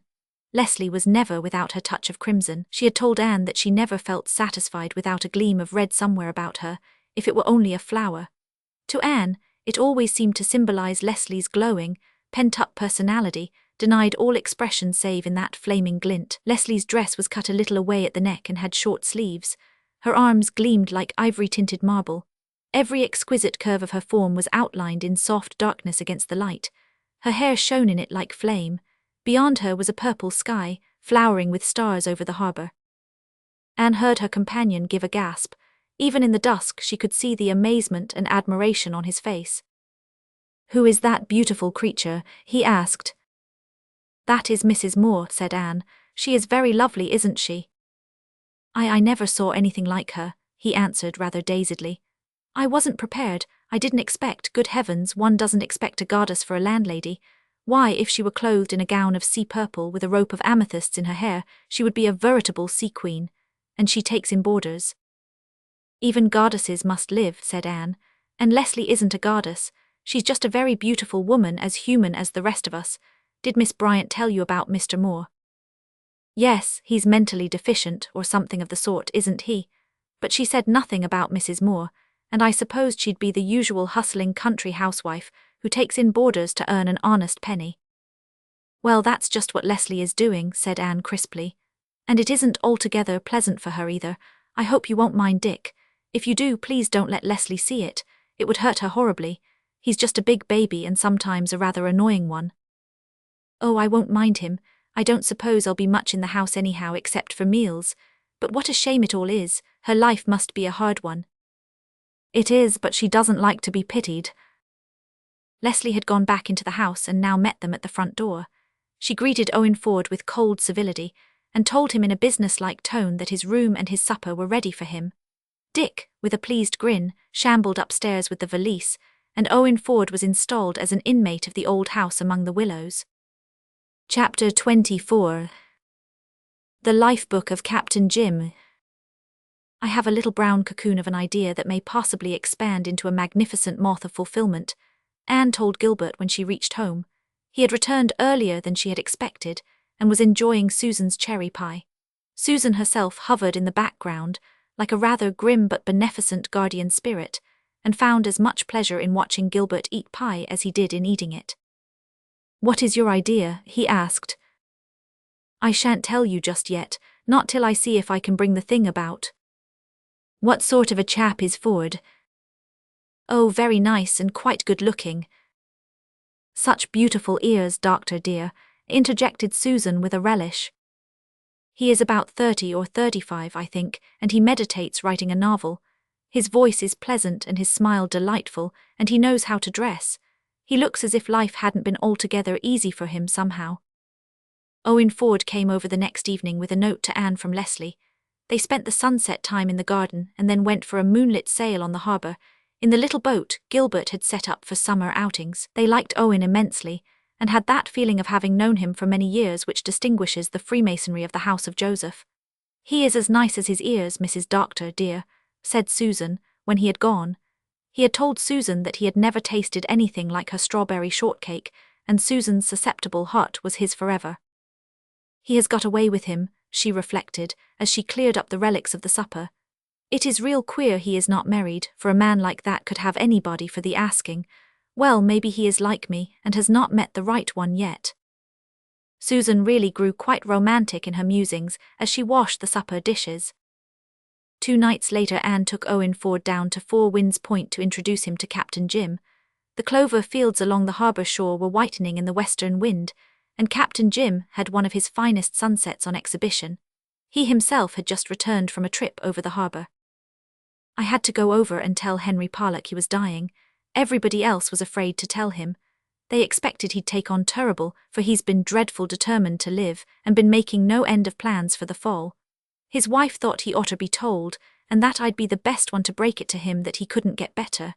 Henry and me are old cronies. We sailed in the Grey Gull for years together. Well, I went over and sat down by Henry's bed, and I says to him, says I, just right out plain and simple, for if a thing's got to be told it may as well be told first as last, says I, 'Mate, I reckon you've got your sailing orders this time.' I was sorter quaking inside, for it's an awful thing to have to tell a man who hain't any idea he's dying that he is. But lo and behold, Mistress Blythe, Henry looks up at me with those bright old black eyes of his in his wizened face and says he, 'Tell me something I don't know, Jim Boyd, if you want to give me information. I've known that for a week.' I was too astonished to speak, and Henry he chuckled.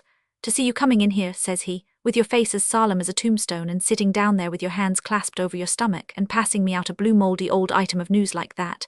It'd make a cat laugh, Jim Boyd,' says he. 'Who told you?' says I, stupid-like. 'Nobody,' says he. 'A week ago Tuesday night I was lying here awake and I just knew. I'd suspicioned it before, but then I knew. I've been keeping up for the wife's sake. And I'd like to have got that barn built, for Eben'll never get it right. But anyhow, now that you've eased your mind, Jim, put on a smile and tell me something interesting.' Well, there it was. They'd been so scared to tell him, and he knew it all the time. Strange how nature looks out for us, ain't it, and lets us know what we should know when the time comes. Did I never tell you the yarn about Henry getting the fish hook in his nose, Mistress Blythe?" "Nose?"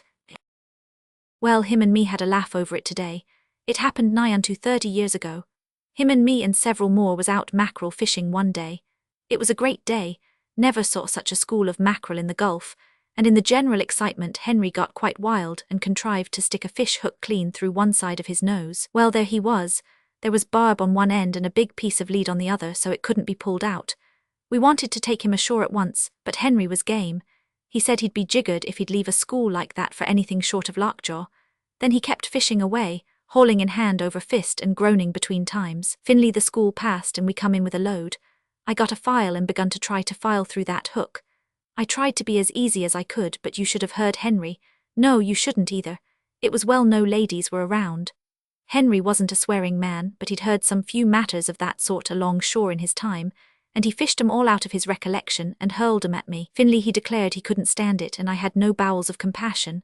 So we hitched up and I drove him to a doctor in Charlottetown, 35 miles. There weren't none nearer in them days, with that blessed hook still hanging from his nose. When we got there, old Dr. Crabbe jest took a file, and filed that hook jest the same as I'd tried to do, only he weren't a mite particular about doing it easy. Captain Jim's visit to his old friend had revived many recollections, and he was now in the full tide of reminiscences. Henry was asking me today if I remembered the time old Father Chiniquy blessed Alexander MacAllister's boat. Another odd yarn and true as gospel. I was in the boat myself. We went out, him and me, in Alexander MacAllister's boat one morning at sunrise. Besides, there was a French boy in the boat, Catholic of course. You know, old Father Chiniquy had turned Protestant, so the Catholics hadn't much use for him. Well, we sat out in the Gulf in the broiling sun till noon, and not a bite did we get. When we went ashore, old Father Chiniquy had to go, so he said in that polite way of his, "I'm very sorry I cannot go out with you this afternoon, Mr. MacAllister, but I leave you my blessing. You will catch a 1,000 this afternoon." Well, we did not catch 1,000, but we caught exactly 999, the biggest catch for a small boat on the whole North Shore that summer. Curious, wasn't it? Alexander MacAllister, he says to Andrew Peters, "Well, and what do you think of Father Chiniquy now?" "Vell," growled Andrew, "I think the old devil has got a blessing left yet." Laws, how Henry did laugh over that today. "Do you know who Mr. Ford is, Captain Jim?" asked Anne, seeing that Captain Jim's fountain of reminiscence had run out for the present. "I want you to guess." Captain Jim shook his head. "I never was any hand at guessing, Mistress Blythe, and yet somehow when I come in I thought, where have I seen them eyes before? For I have seen 'em." "Think of a September morning many years ago," said Anne softly. "Think of a ship sailing up the harbour, a ship long waited for and despaired of. Think of the day the Royal William came in and the first look you had at the schoolmaster's bride." Captain Jim sprang up. "There persists Selwyn's eyes," he almost shouted. "You can't be her son, you must be her grandson." "Yes, I am Alice Selwyn's son." Captain Jim swooped down on Owen Ford and shook his hand over again. "Alice Selwyn's son? Lord, but you're welcome. Many's the time I've wondered where the descendants of the schoolmaster were living. I knew there was none on the island. Alice, the first baby ever born in that little house. No baby ever brought more joy. I've dandled her 100 times. It was from my knee she took her first steps alone. Can't I see her mother's face watching her, and it was near 60 years ago. Is she living yet?" "No, she died when I was only a boy." "Oh, it doesn't seem right that I should be living to hear that," sighed Captain Jim. "But I'm heart glad to see you. It's brought back my youth for a little while. You don't know yet what a boon that is. Mistress Blythe here has the trick. She does it quite often for me." Captain Jim was still more excited when he discovered that Owen Ford was what he called a real writing man. He gazed at him as at a superior being. Captain Jim knew that Anne wrote, but he had never taken that fact very seriously. Captain Jim thought women were delightful creatures, who ought to have the vote, and everything else they wanted, bless their hearts, but he did not believe they could write. "Just look at a mad love," he would protest. "A woman wrote that and just look at it, 103 chapters when it could all have been told in 10. A writing woman never knows when to stop, that's the trouble. The point of good writing is to know when to stop." "Mr. Ford wants to hear some of your stories, Captain Jim," said Anne. "Tell him the one about the captain who went crazy and imagined he was the Flying Dutchman." This was Captain Jim's best story. It was a compound of horror and humour, and though Anne had heard it several times she laughed as heartily and shivered as fearsomely over it as Mr. Ford did. Other tales followed, for Captain Jim had an audience after his own heart. He told how his vessel had been run down by a steamer, how he had been boarded by Malay pirates, how his ship had caught fire, how he helped a political prisoner escape from a South African republic, how he had been wrecked one fall on the Magdalens and stranded there for the winter, how a tiger had broken loose on board ship, how his crew had mutinied and marooned him on a island. These and many other tales, tragic or humorous or grotesque, did Captain Jim relate. The mystery of the sea, the fascination of far lands, the lure of adventure, the laughter of the world, his hearers felt and realized them all. Owen Ford listened with his head on his hand, and the first mate purring on his knee, his brilliant eyes fastened on Captain Jim's rugged, eloquent face. "Won't you let Mr. Ford see your lifebook, Captain Jim?" asked Anne, when Captain Jim finally declared that yarn spinning must end for the time. "Oh, he don't want to be bothered with that," protested Captain Jim, who was secretly dying to show it. "I should like nothing better than to see it, Captain Boyd," said Owen. "If it is half as wonderful as your tales, it will be worth seeing." With pretended reluctance, Captain Jim dug his lifebook out of his old chest and handed it to Owen. "I reckon you won't care to wrestle long with my old hand, right? I never had much schooling," he observed carelessly. "Just wrote that there to amuse my nephew Joe. He's always wanting stories. Comes here yesterday and says to me reproachful-like, as I was lifting a 20-pound codfish out of my boat, 'Uncle Jim, ain't a codfish a dumb animal?' I'd been a-telling him, you see, that he must be real kind to dumb animals and never hurt 'em in any way. I got out of the scrape by saying a codfish was dumb enough but it wasn't an animal, but Joe didn't look satisfied, and I wasn't satisfied myself. You've got to be mighty careful what you tell them little critters. They can see through you." While talking, Captain Jim watched Owen Ford from the corner of his eye as the latter examined the lifebook, and presently observing that his guest was lost in its pages, he turned smilingly to his cupboard and proceeded to make a pot of tea. Owen Ford separated himself from the lifebook, with as much reluctance as a miser wrenches himself from his gold, long enough to drink his tea, and then returned to it hungrily. "Oh, you can take that thing home with you if you want to," said Captain Jim, as if the thing were not his most treasured possession. "I must go down and pull my boat up a bit on the skids. There's a wind coming. Did you notice the sky tonight? Mackerel skies and mare's tails. Make tall ships carry short sails." Owen Ford accepted the offer of the lifebook gladly. On their way home, Anne told him the story of lost Margaret. "That old captain is a wonderful old fellow," he said. "What a life he has led. Why, the man had more adventures in 1 week of his life than most of us have in a lifetime. Do you really think his tales are all true?" "I certainly do. I am sure Captain Jim could not tell a lie, and besides, all the people about here say that everything happened as he relates it. There used to be plenty of his old shipmates alive to corroborate him. He's one of the last of the old type of P.E. Island sea captains. They are almost extinct now." Chapter 25. The writing of the book. Owen Ford came over to the little house the next morning in a state of great excitement. "Mrs. Blythe, this is a wonderful book, absolutely wonderful. If I could take it and use the material for a book, I feel certain I could make the novel of the year out of it. Do you suppose Captain Jim would let me do it?" "Let you? I'm sure he would be delighted," cried Anne. "I admit that it was what was in my head when I took you down last night. Captain Jim has always been wishing he could get somebody to write his lifebook properly for him. Will you go down to the Point with me this evening, Mrs. Blythe? I'll ask him about that lifebook myself, but I want you to tell him that you told me the story of lost Margaret, and ask him if he will let me use it as a thread of romance with which to weave the stories of the lifebook into a harmonious whole." Captain Jim was more excited than ever when Owen Ford told him of his plan. At last his cherished dream was to be realized, and his lifebook given to the world. He was also pleased that the story of lost Margaret should be woven into it. "It will keep her name from being forgotten," he said wistfully. "That's why I want it put in." "We'll collaborate," cried Owen delightedly. "You will give the soul and I the body. Oh, we'll write a famous book between us, Captain Jim, and we'll get right to work." "And to think my book is to be writ by the schoolmaster's grandson," exclaimed Captain Jim. "Lad, your grandfather was my dearest friend. I thought there was nobody like him. I see now why I had to wait so long. It couldn't be writ till the right man come. You belong here, you've got the soul of this old North Shore in you, you're the only one who could write it." It was arranged that the tiny room off the living room at the lighthouse should be given over to Owen for a workshop. It was necessary that Captain Jim should be near him as he wrote, for consultation upon many matters of seafaring and Gulf law of which Owen was quite ignorant. He began work on the book the very next morning, and flung himself into it heart and soul. As for Captain Jim, he was a happy man that summer.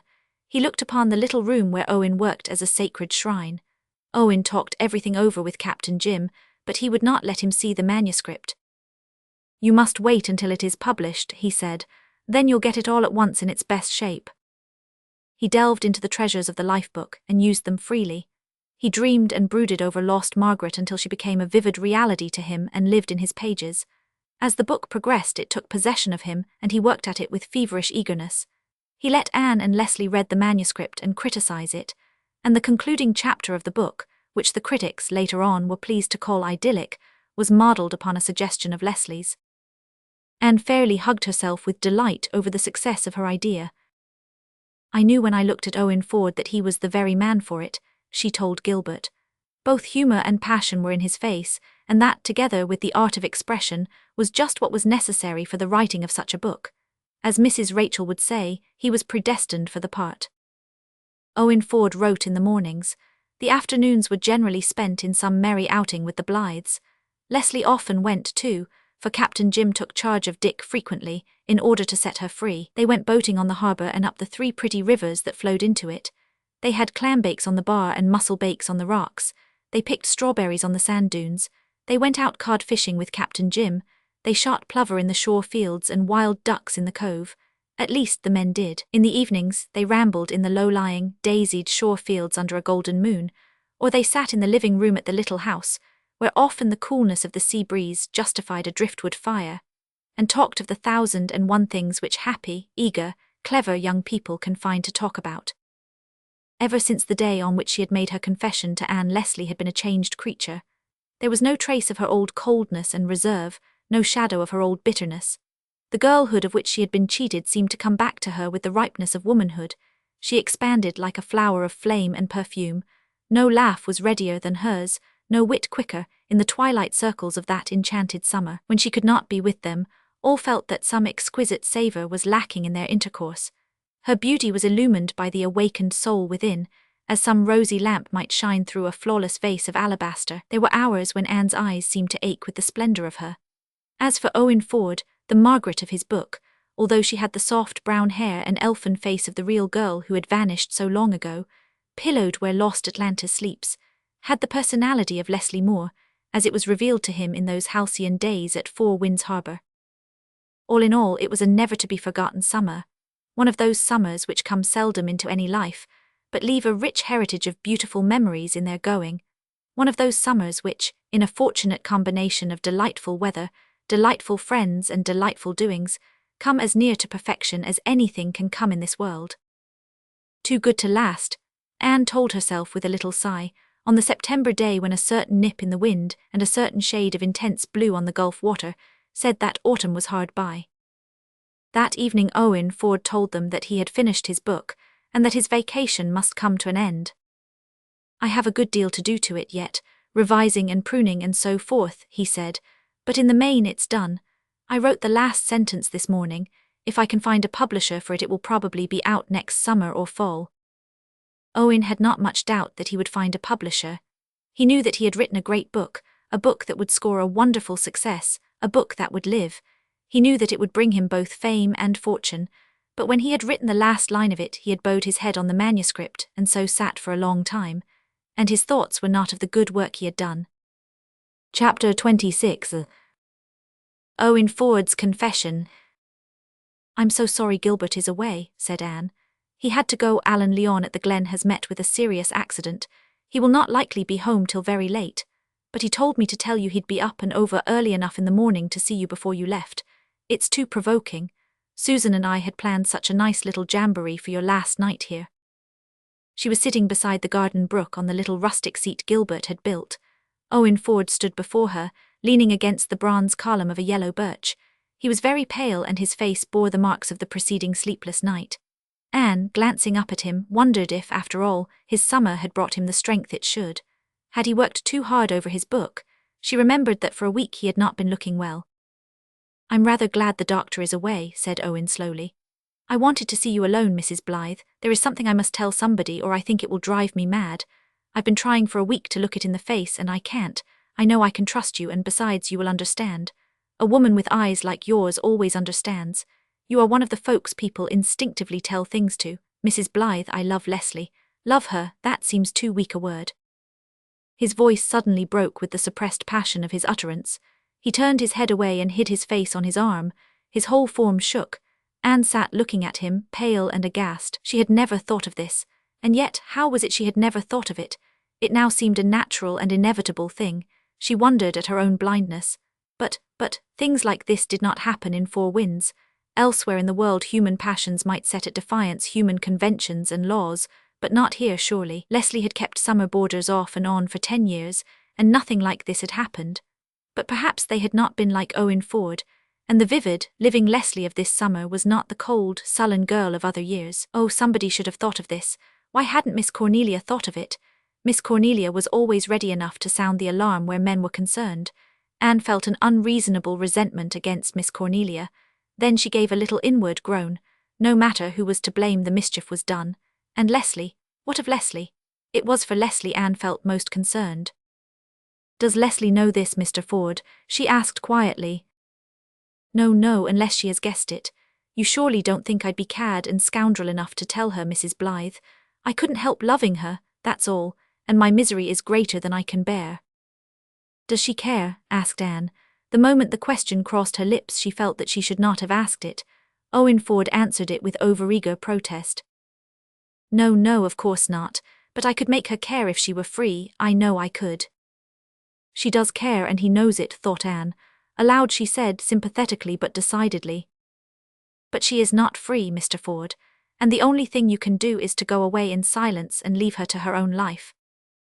I know, groaned Owen. He sat down on the grassy bank and stared moodily into the amber water beneath him. "I know there's nothing to do, nothing but to say conventionally, 'Goodbye, Mrs. Moore. Thank you for all your kindness to me this summer,' just as I would have said it to the sancy, bustling, keen-eyed housewife I expected her to be when I came. Then I'll pay my board money like any honest boarder and go. Oh, it's very simple. No doubt, no perplexity, a straight road to the end of the world. And I'll walk it, you needn't fear that I won't, Mrs. Blythe, but it would be easier to walk over red-hot ploughshares." Anne flinched with the pain of his voice, and there was so little she could say that would be adequate to the situation. Blame was out of the question, advice was not needed, sympathy was marked by the man's stark agony. She could only feel with him in a maze of compassion and regret. Her heart ached for Leslie. Had not that poor girl suffered enough without this? "It wouldn't be so hard to go and leave her if she were only happy," resumed Owen passionately. "But to think of her living death, to realize what it is to which I do leave her, that is the worst of all.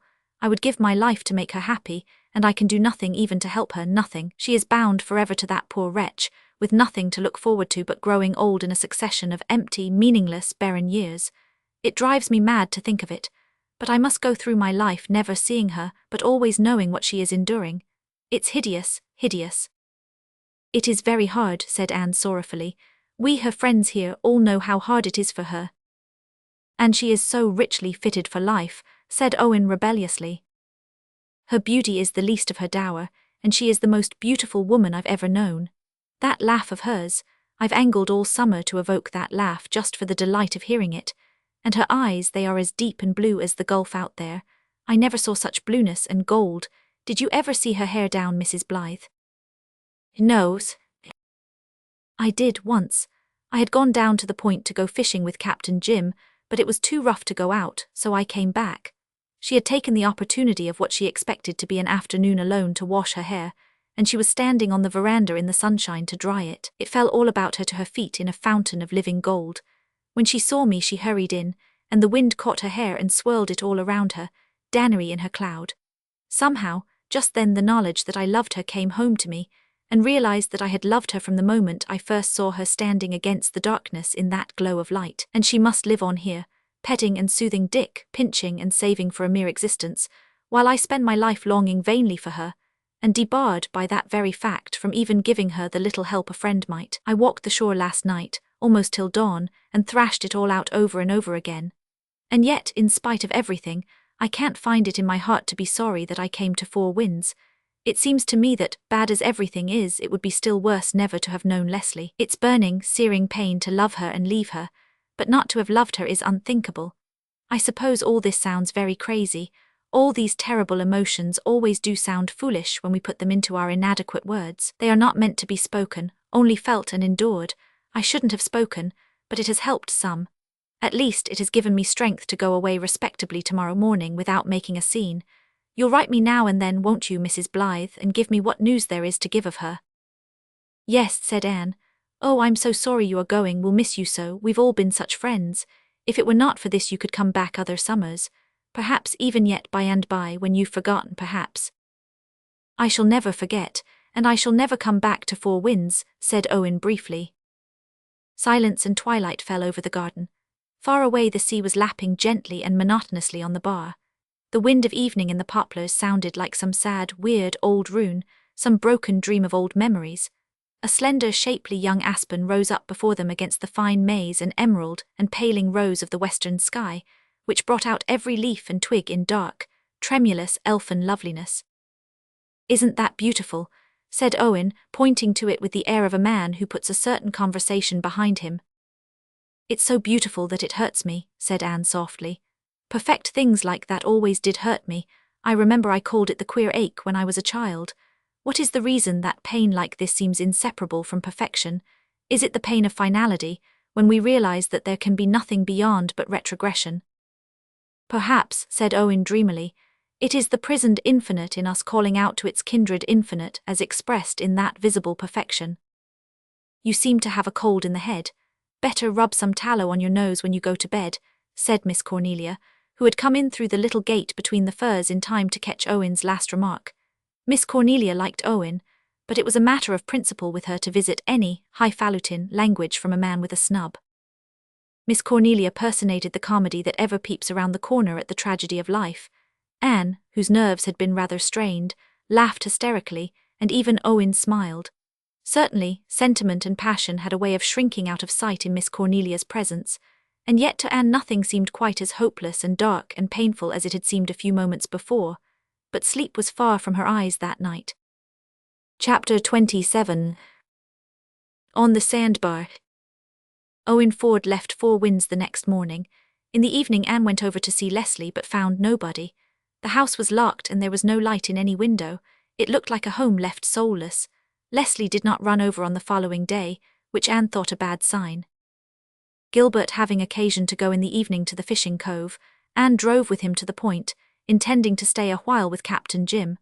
But the great light, cutting its swathes through the fog of the autumn evening, was in care of Alec Boyd, and Captain Jim was away.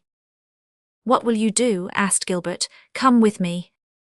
"I don't want to go to the cove, but I'll go over the channel with you and roam about on the sand shore till you come back. The rock shore is too slippery and grim tonight." Alone on the sands of the bar, Anne gave herself up to the eerie charm of the night.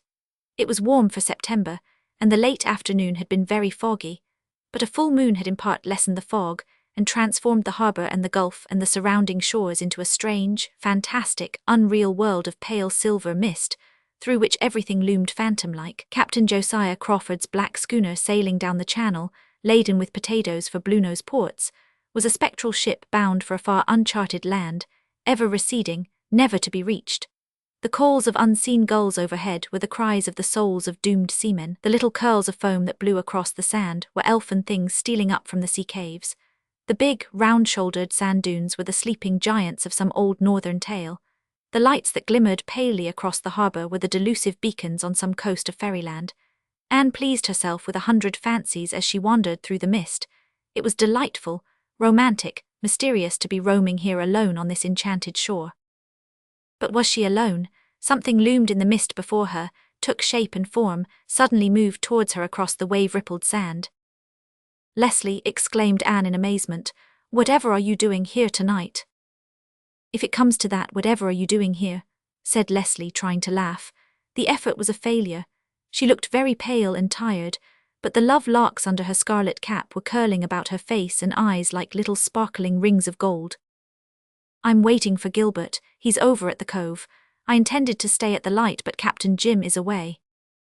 "Well, I came here because I wanted to walk and walk and walk," said Leslie restlessly. "I couldn't on the rock shore, the tide was too high and the rocks prisoned me. I had to come here or I should have gone mad, I think. I rowed myself over the channel in Captain Jim's flat. I've been here for an hour. Come, come, let us walk, I can't stand still." "Oh, Anne." "Leslie, dearest, what is the trouble?" asked Anne, though she knew too well already. "I can't tell you, don't ask me. I wouldn't mind your knowing, I wish you did know. But I can't tell you, I can't tell anyone. I've been such a fool, Anne, and oh, it hurts so terribly to be a fool. There's nothing so painful in the world." She laughed bitterly. Anne slipped her arm around her. "Leslie, is it that you have learned to care for Mr. Ford?" Leslie turned herself about passionately. How did you know? She cried. Anne, how did you know? Oh, is it written in my face for everyone to see? Is it as plain as that? No, I can't tell you how I knew, it just came into my mind somehow. Leslie, don't look at me like that. Do you despise me? Demanded Leslie in a fierce, low tone. Do you think I'm wicked, unwomanly, or do you think I'm just plain fool? I don't think you any of those things. Come, dear, let's just talk it over sensibly, as we might talk over any other of the great crises of life. You've been brooding over it and let yourself drift into a morbid view of it. You know you have a little tendency to do that about everything that goes wrong, and you promised me that you would fight against it. But oh, it's so shameful, murmured Leslie, to love him unsought, and when I'm not free to love anybody. There's nothing shameful about it, but I'm very sorry that you have learned to care for Owen, because, as things are, it will only make you more unhappy. I didn't learn to care, said Leslie, walking on and speaking passionately. If it had been like that I could have prevented it. I never dreamed of such a thing until that day a week ago when he told me he had finished his book and must soon go away. Then I knew, I felt as if someone had struck me a terrible blow. I didn't say anything, I couldn't speak, but I don't know what I looked like. I'm so afraid my face betrayed me. Oh, I would die of shame if I thought he knew or suspected. Anne was miserably silent, hampered by her deductions from her conversation with Owen. Leslie went on feverishly, as if she found relief in speech. I was so happy all this summer, Anne, happier than I ever was in my life. I thought it was because everything had been made clear between you and me, and that it was our friendship which made life seem so beautiful and full once more. And it was in part, but not all, oh, not nearly all. I know now why everything was so different, and now it's all over and he has gone. How can I live, Anne? When I turned back into the house this morning after he had gone, the solitude struck me like a blow in the face. It won't seem so hard by and by, dear, said Anne, who always felt the pain of her friends so keenly that she could not speak easy, fluent words of comforting. Besides, she remembered how well-meant speeches had hurt her in her own sorrow and was afraid. Oh, it seems to me it will grow harder all the time, said Leslie miserably. I've nothing to look forward to. Morning will come after morning, and he will not come back, he will never come back. Oh, when I think that I will never see him again, I feel as if a great brutal hand had twisted itself among my heartstrings and was wrenching them. Once long ago I dreamed of love, and I thought it must be beautiful, and now it's like this. When he went away yesterday morning he was so cold and indifferent. He said goodbye, Mrs. Moore, in the coldest tone in the world, as if we had not even been friends, as if I meant absolutely nothing to him. I know I didn't want him to care, but he might have been a little kinder. Oh, I wish Gilbert would come, thought Anne. She was racked between her sympathy for Leslie and the necessity of avoiding anything that would betray Owen's confidence. She knew why his goodbye had been so cold, why it could not have the cordiality that their good comradeship demanded, but she could not tell Leslie. I couldn't help it, Anne, I couldn't help it, said poor Leslie. I know that. Do you blame me so very much? I don't blame you at all. And you won't tell Gilbert? Leslie, do you think I would do such a thing? Oh, I don't know, you and Gilbert are such chums. I don't see how you could help telling him everything. Everything about my own concerns, yes, but not my friend's secrets. I couldn't have him know, but I'm glad you know. I would feel guilty if there were anything I was ashamed to tell you. I hope Miss Cornelia won't find out. Sometimes I feel as if those terrible, kind brown eyes of hers read my very soul. Oh, I wish this mist would never lift. I wish I could just stay in it forever, hidden away from every living being. I don't see how I can go on with life. This summer has been so full. I never was lonely for a moment. Before Owen came there used to be horrible moments when I had been with you and Gilbert and then had to leave you. You two would walk away together and I would walk away alone. After Owen came he was always there to walk home with me. We would laugh and talk as you and Gilbert were doing. There were no more lonely, envious moments for me. And now, oh yes, I've been a fool. Let's have done talking about my folly. I'll never bore you with it again. Here is Gilbert and you're coming back with us, said Anne, who had no intention of leaving Leslie to wander alone on the sandbar on such a night and in such a mood. There's plenty of room in our boat for 3, and we'll tie the flat on behind. Oh, I suppose I must reconcile myself to being the odd one again, said poor Leslie with another bitter laugh. Forgive me, Anne, that was hateful. I ought to be thankful, and I am, that I have 2 good friends who are glad to count me in as a third. Don't mind my hateful speeches. I just seem to be one great pain all over and everything hurts me. Leslie seemed very quiet tonight, didn't she? said Gilbert when he and Anne reached home. What in the world was she doing over there on the bar alone? Oh, she was tired, and you know she likes to go to the shore after one of Dick's bad days. What a pity she hadn't met and married a fellow like Ford long ago, ruminated Gilbert. They'd have made an ideal couple, wouldn't they? For pity's sake, Gilbert, don't develop into a matchmaker.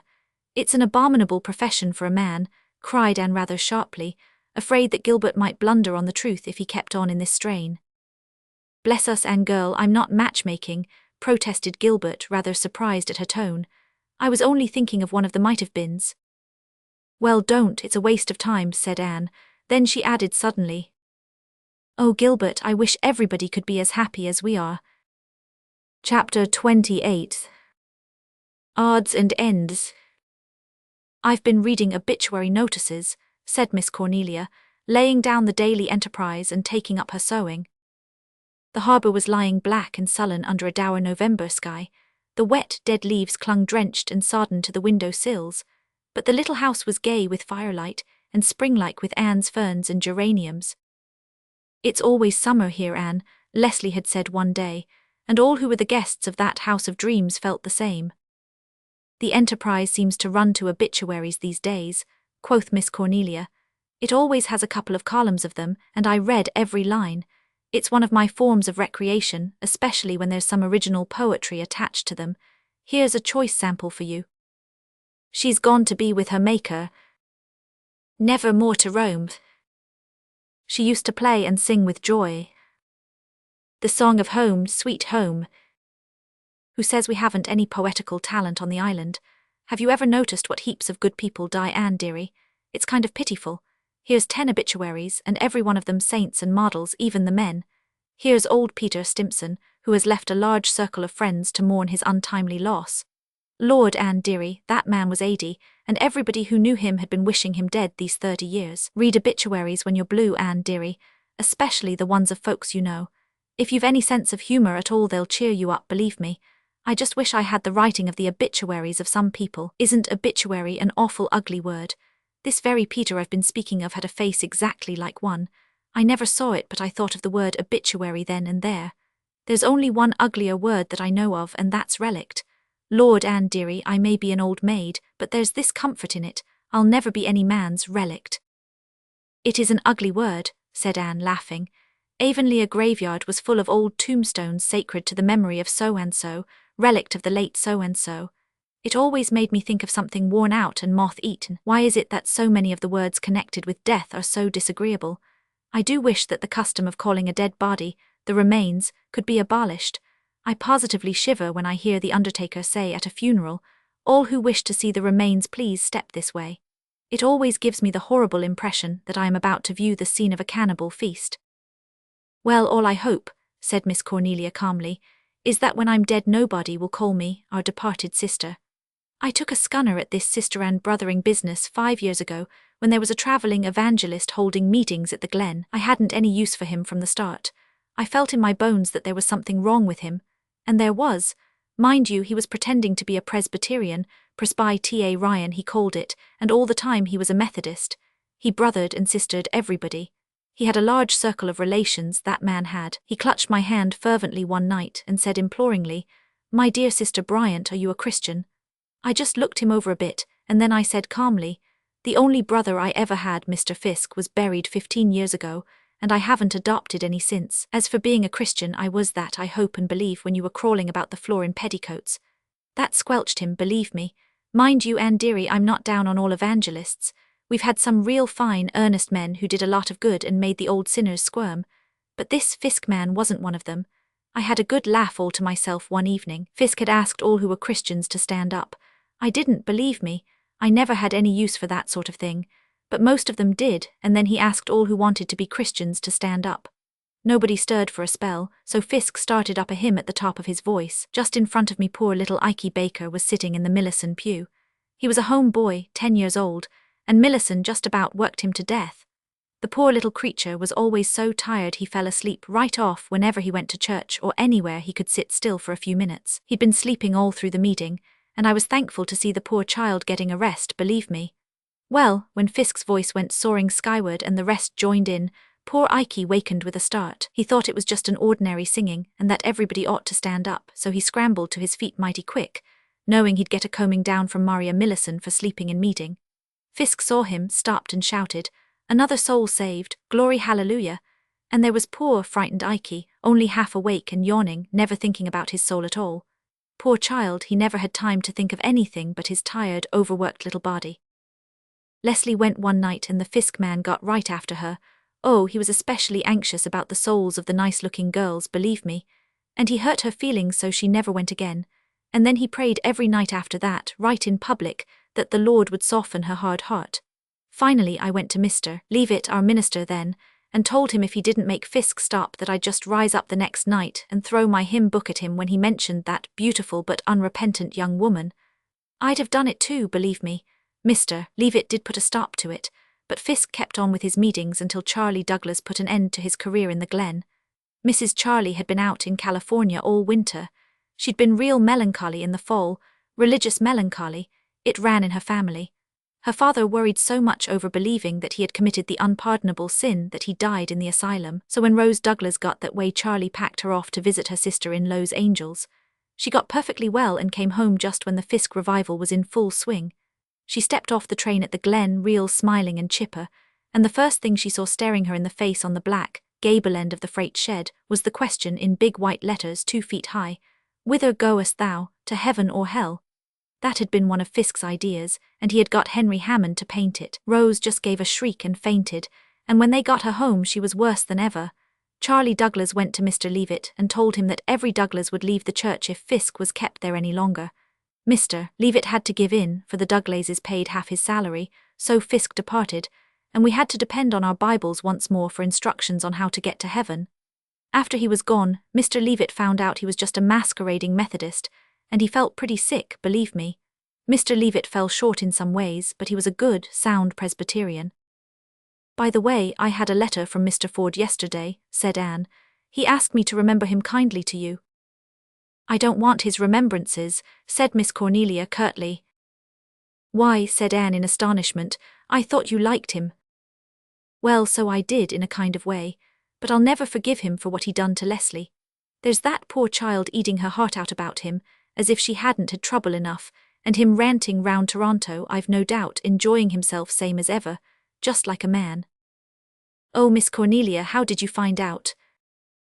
"Lord, Anne dearie, I've got eyes, haven't I? And I've known Leslie since she was a baby. There's been a new kind of heartbreak in her eyes all the fall, and I know that Reiterman was behind it somehow. I'll never forgive myself for being the means of bringing him here, but I never expected he'd be like he was.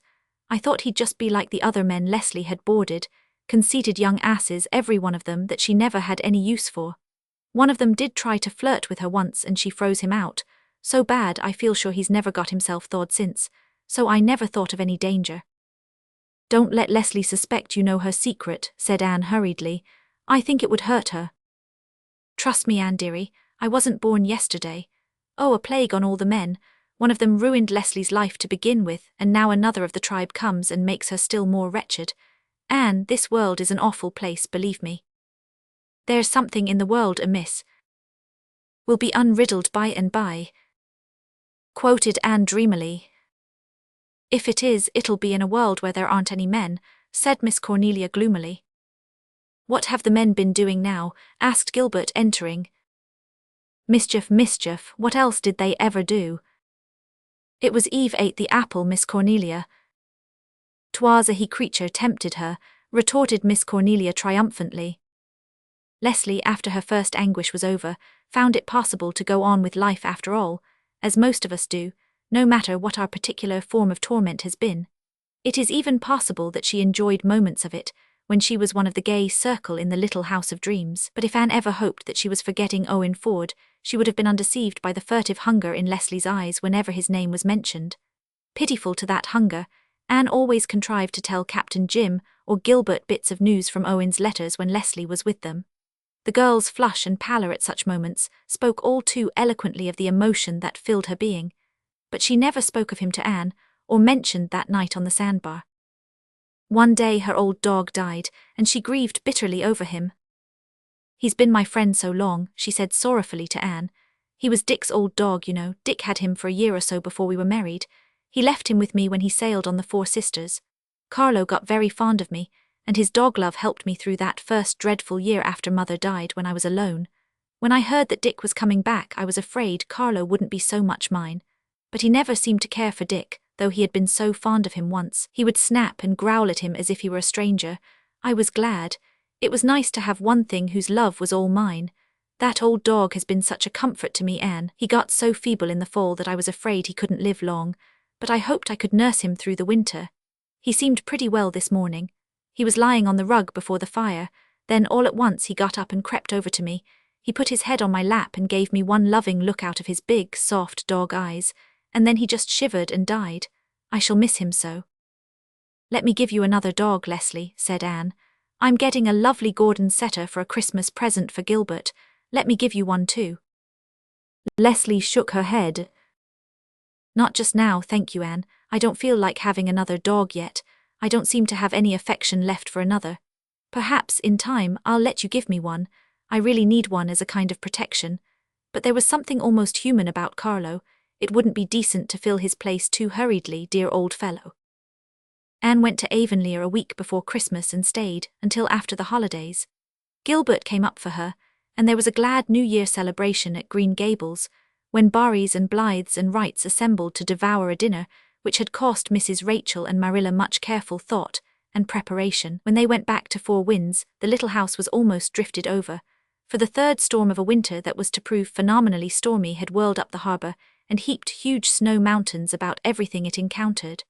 But Captain Jim had shoveled outdoors and paths, and Miss Cornelia had come down and kindled the hearth fire. It's good to see you back, Anne dearie, but did you ever see such drifts? You can't see the Moor place at all unless you go upstairs. Leslie'll be so glad you're back. She's almost buried alive over there. Fortunately, Dick can shovel snow and thinks it's great fun. Susan sent me word to tell you she would be on hand tomorrow. Where are you off to now, Captain? I reckon I'll plough up to the glen and sit a bit with old Martin Strong. He's not far from his end and he's lonesome. He hasn't many friends, been too busy all his life to make any. He's made heaps of money, though. Well, he thought that since he couldn't serve God and Mammon, he'd better stick to Mammon, said Miss Cornelia crisply. So he shouldn't complain if he doesn't find Mammon very good company now. Captain Jim went out, but remembered something in the yard and turned back for a moment. I'd a letter from Mr. Ford, Mistress Blythe, and he says the life book is accepted and is going to be published next fall. I felt fair uplifted when I got the news, to think that I'm to see it in print at last. That man is clean crazy on the subject of his life book, said Miss Cornelia compassionately. For my part, I think there's far too many books in the world now. Chapter 29. Gilbert and Anne disagree. Gilbert laid down the ponderous medical tome over which he had been poring until the increasing dusk of the March evening made him desist. He leaned back in his chair and gazed meditatively out of the window. It was early spring, probably the ugliest time of the year. Not even the sunset could redeem the dead, sodden landscape and rotten black harbor ice upon which he looked. No sign of life was visible, save a big black crow winging his solitary way across a leaden field. Gilbert speculated idly concerning that crow. Was he a family crow, with a black but comely crow wife awaiting him in the woods beyond the glen? Or was he a glossy young buck of a crow on courting thoughts intent? Or was he a cynical bachelor crow, believing that he travels the fastest who travels alone?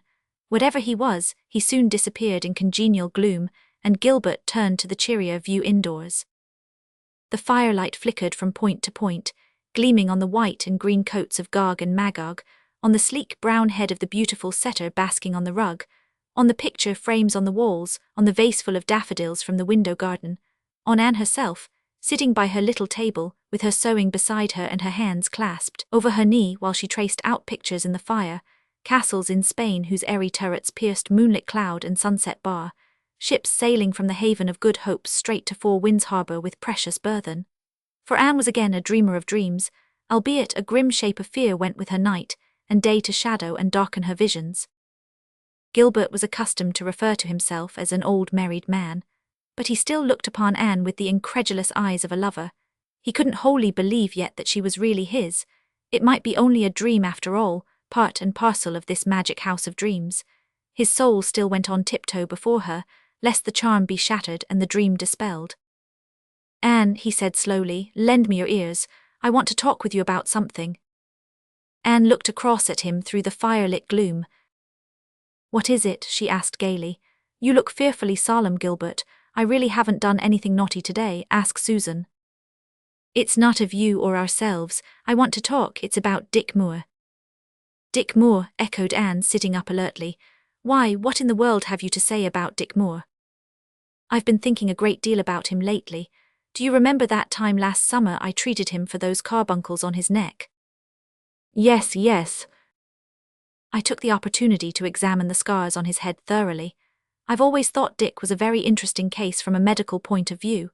Lately, I've been studying the history of trephining and the cases where it has been employed. Anne, I have come to the conclusion that if Dick Moore were taken to a good hospital, and the operation of trephining performed on several places in his skull, his memory and faculties might be restored. Gilbert, Anne's voice was full of protest. Surely you don't mean it? I do indeed, and I have decided that it is my duty to broach the subject to Leslie. Gilbert Blythe, you shall not do any such thing, cried Anne vehemently. Oh, Gilbert, you won't, you couldn't be so cruel, promise me you won't. Why, Anne girl, I didn't suppose you would take it like this. Be reasonable. I won't be reasonable, I can't be reasonable, I am reasonable. It is you who are unreasonable. Gilbert, have you ever once thought what it would mean for Leslie if Dick Moore were to be restored to his right senses? Just stop and think. She's unhappy enough now, but life as Dick's nurse and attendant is 1,000 times easier for her than life as Dick's wife. I know, it's unthinkable. Don't you meddle with the matter, leave well enough alone. I have thought over that aspect of the case thoroughly, Anne, but I believe that a doctor is bound to set the sanctity of a patient's mind and body above all other considerations, no matter what the consequences may be. I believe it his duty to endeavour to restore health and sanity, if there is any hope whatever of it. But Dick isn't your patient in that respect, cried Anne, taking another tack. If Leslie had asked you if anything could be done for him, then it might be your duty to tell her what you really thought, but you've no right to meddle. I don't call it meddling. Uncle Dave told Leslie 12 years ago that nothing could be done for Dick. She believes that, of course. And why did Uncle Dave tell her that if it wasn't true? Cried Anne triumphantly. Doesn't he know as much about it as you? I think not, though it may sound conceited and presumptuous to say it. And you know as well as I that he is rather prejudiced against what he calls these newfangled notions of cutting and carving. He's even opposed to operating for appendicitis. He's right, exclaimed Anne, with a complete change of front. I believe myself that you modern doctors are entirely too fond of making experiments with human flesh and blood. Rhoda Allonby would not be a living woman today if I had been afraid of making a certain experiment, argued Gilbert. I took the risk and saved her life. I'm sick and tired of hearing about Rhoda Allonby, cried Anne, most unjustly, for Gilbert had never mentioned Mrs. Allonby's name since the day he had told Anne of his success in regard to her, and he could not be blamed for other people's discussion of it. Gilbert felt rather hurt. I had not expected you to look at the matter as you do, Anne, he said a little stiffly, getting up and moving towards the office door. It was their first approach to a quarrel. But Anne flew after him and dragged him back. Now, Gilbert, you are not going off mad. Sit down here and I'll apologize beautifully. I shouldn't have said that, but oh, if you knew. Anne checked herself just in time. She had been on the very verge of betraying Leslie's secret. Knew what a woman feels about it, she concluded lamely. I think I do know. I've looked at the matter from every point of view, and I've been driven to the conclusion that it is my duty to tell Leslie that I believe it is possible that Dick can be restored to himself. There my responsibility ends. It will be for her to decide what she will do. I don't think you've any right to put such a responsibility on her. She has enough to bear. She is poor, how could she afford such an operation? That is for her to decide, persisted Gilbert stubbornly. You say you think that Dick can be cured, but are you sure of it? Certainly not. Nobody could be sure of such a thing. There may have been lesions of the brain itself, the effect of which can never be removed. But if, as I believe, his loss of memory and other faculties is due merely to the pressure on the brain centers of certain depressed areas of bone, then he can be cured. But it's only a possibility, insisted Anne. Now suppose you tell Leslie and she decides to have the operation. It will cost a great deal. She will have to borrow the money or sell her little property. And suppose the operation is a failure and Dick remains the same. How will she be able to pay back the money she borrows, or make a living for herself and that big helpless creature if she sells the farm? Oh, I know, but it is my duty to tell her. I can't get away from that conviction. Oh, I know the Blythe stubbornness, groaned Anne, but don't do this solely on your own responsibility. Consult Dr. Dave. I have done so, said Gilbert reluctantly. And what did he say? In brief, as you say, leave well enough alone. Apart from his prejudice against newfangled surgery, I'm afraid he looks at the case from your point of view. Don't do it for Leslie's sake. There now, cried Anne triumphantly. I do think, Gilbert, that you ought to abide by the judgment of a man nearly 80, who has seen a great deal and saved scores of lives himself. Surely his opinion ought to weigh more than a mere boy's. Thank you. Don't laugh, it's too serious. That's just my point, it is serious. Here is a man who is a helpless burden. He may be restored to reason and usefulness. He was so very useful before, interjected Anne witheringly. He may be given a chance to make good and redeem the past. His wife doesn't know this, I do. It is therefore my duty to tell her that there is such a possibility. That boiled down is my decision. Don't say decision yet, Gilbert. Consult somebody else. Ask Captain Jim what he thinks about it. Very well, but I'll not promise to abide by his opinion, Anne. This is something a man must decide for himself. My conscience would never be easy if I kept silent on the subject. Oh, your conscience, moaned Anne. I suppose that Uncle Dave has a conscience too, hasn't he? Yes, but I am not the keeper of his conscience. Come, Anne, if this affair did not concern Leslie, if it were a purely abstract case, you would agree with me, you know you would. I wouldn't, vowed Anne, trying to believe it herself. Oh, you can argue all night, Gilbert, but you won't convince me. Just you ask Miss Cornelia what she thinks of it. You're driven to the last ditch, Anne, when you bring up Miss Cornelia as a reinforcement. She will say, just like a man, and rage furiously. No matter, this is no affair for Miss Cornelia to settle. Leslie alone must decide it. You know very well how she will decide it, said Anne, almost in tears. She has ideals of duty too. I don't see how you can take such a responsibility on your shoulders. I couldn't. Because right is right to follow right. Were wisdom in the scorn of consequence, quoted Gilbert. Oh, you think a couplet of poetry a convincing argument, scoffed Anne. That is so like a man. And then she laughed in spite of herself. It sounded so like an echo of Miss Cornelia. Well, if you won't accept Tennyson as an authority, perhaps you will believe the words of a greater than he, said Gilbert seriously. Ye shall know the truth, and the truth shall make you free. I believe that, Anne, with all my heart. It's the greatest and grandest verse in the Bible or in any literature, and the truest if there are comparative degrees of trueness. And it's the first duty of a man to tell the truth, as he sees it and believes it. In this case the truth won't make poor Leslie free, sighed Anne. It will probably end in still more bitter bondage for her. Oh, Gilbert, I can't think you are right. Chapter 30. Leslie decides. A sudden outbreak of a virulent type of influenza at the Glen and down at the fishing village kept Gilbert so busy for the next fortnight that he had no time to pay the promised visit to Captain Jim. Anne hoped against hope that he had abandoned the idea about Dick Moore, and resolving to let sleeping dogs lie, she said no more about the subject. But she thought of it incessantly. I wonder if it would be right for me to tell him that Leslie cares for Owen, she thought. He would never let her suspect that he knew, so her pride would not suffer, and it might convince him that he should let Dick Moore alone. Shall I? No, after all, I cannot. A promise is sacred, and I've no right to betray Leslie's secret. But oh, I never felt so worried over anything in my life as I do over this. It's spoiling the spring, it's spoiling everything. One evening Gilbert abruptly proposed that they go down and see Captain Jim. With a sinking heart Anne agreed, and they set forth. 2 weeks of kind sunshine had wrought a miracle in the bleak landscape over which Gilbert's crow had flown. The hills and fields were dry and brown and warm, ready to break into bud and blossom. The harbour was laughter-shaken again. The long harbour road was like a gleaming red ribbon.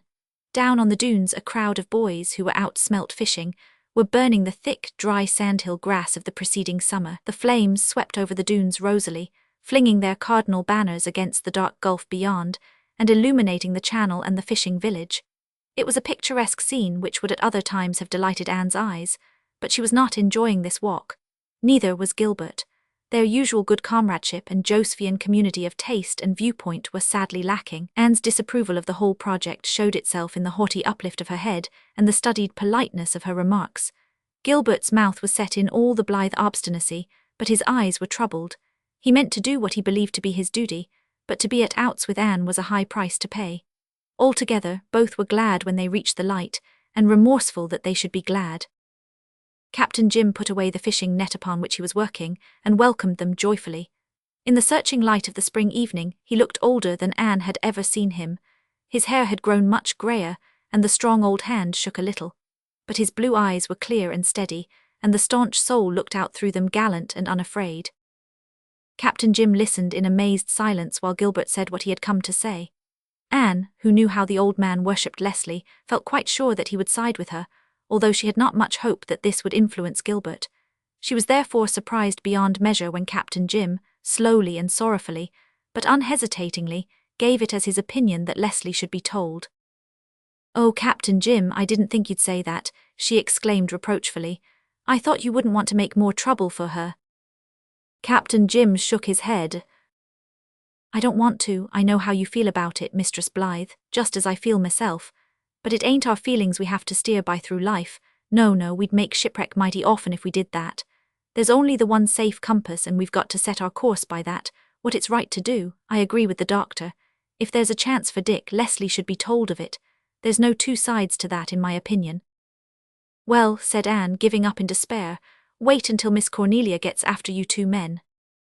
"Cornelia'll rake us fore and aft, no doubt," assented Captain Jim.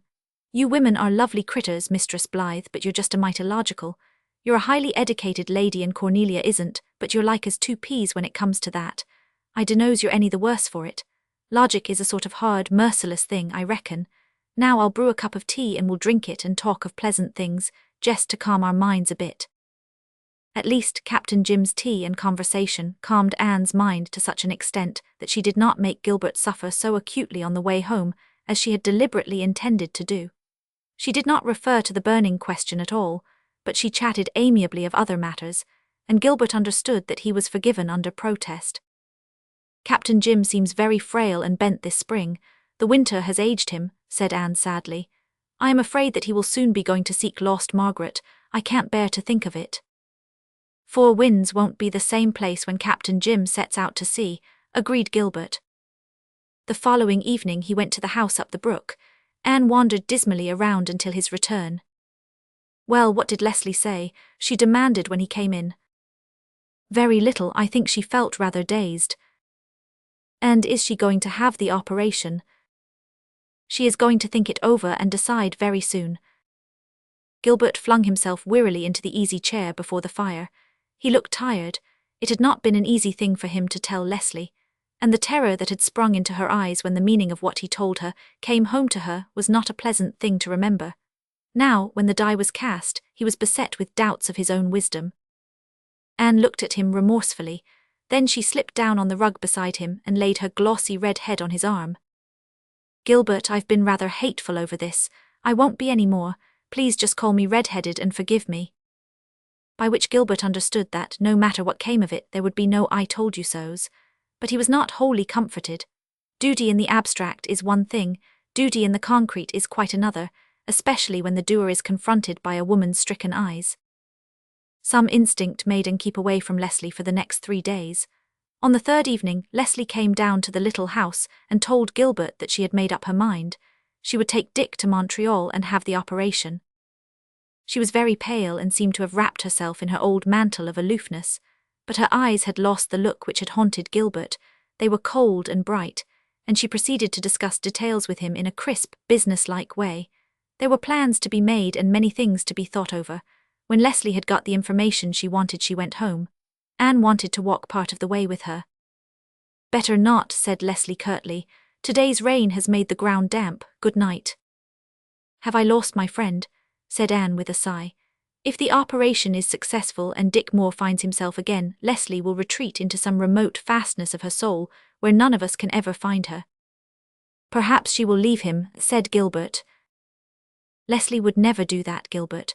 Her sense of duty is very strong.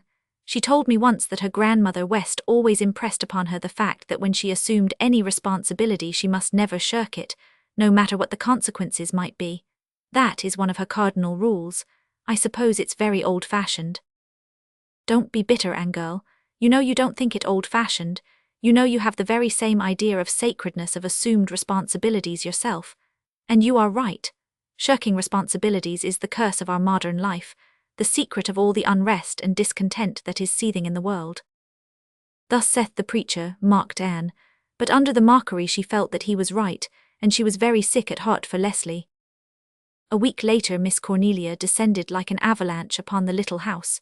Gilbert was away, and Anne was compelled to bear the shock of the impact alone.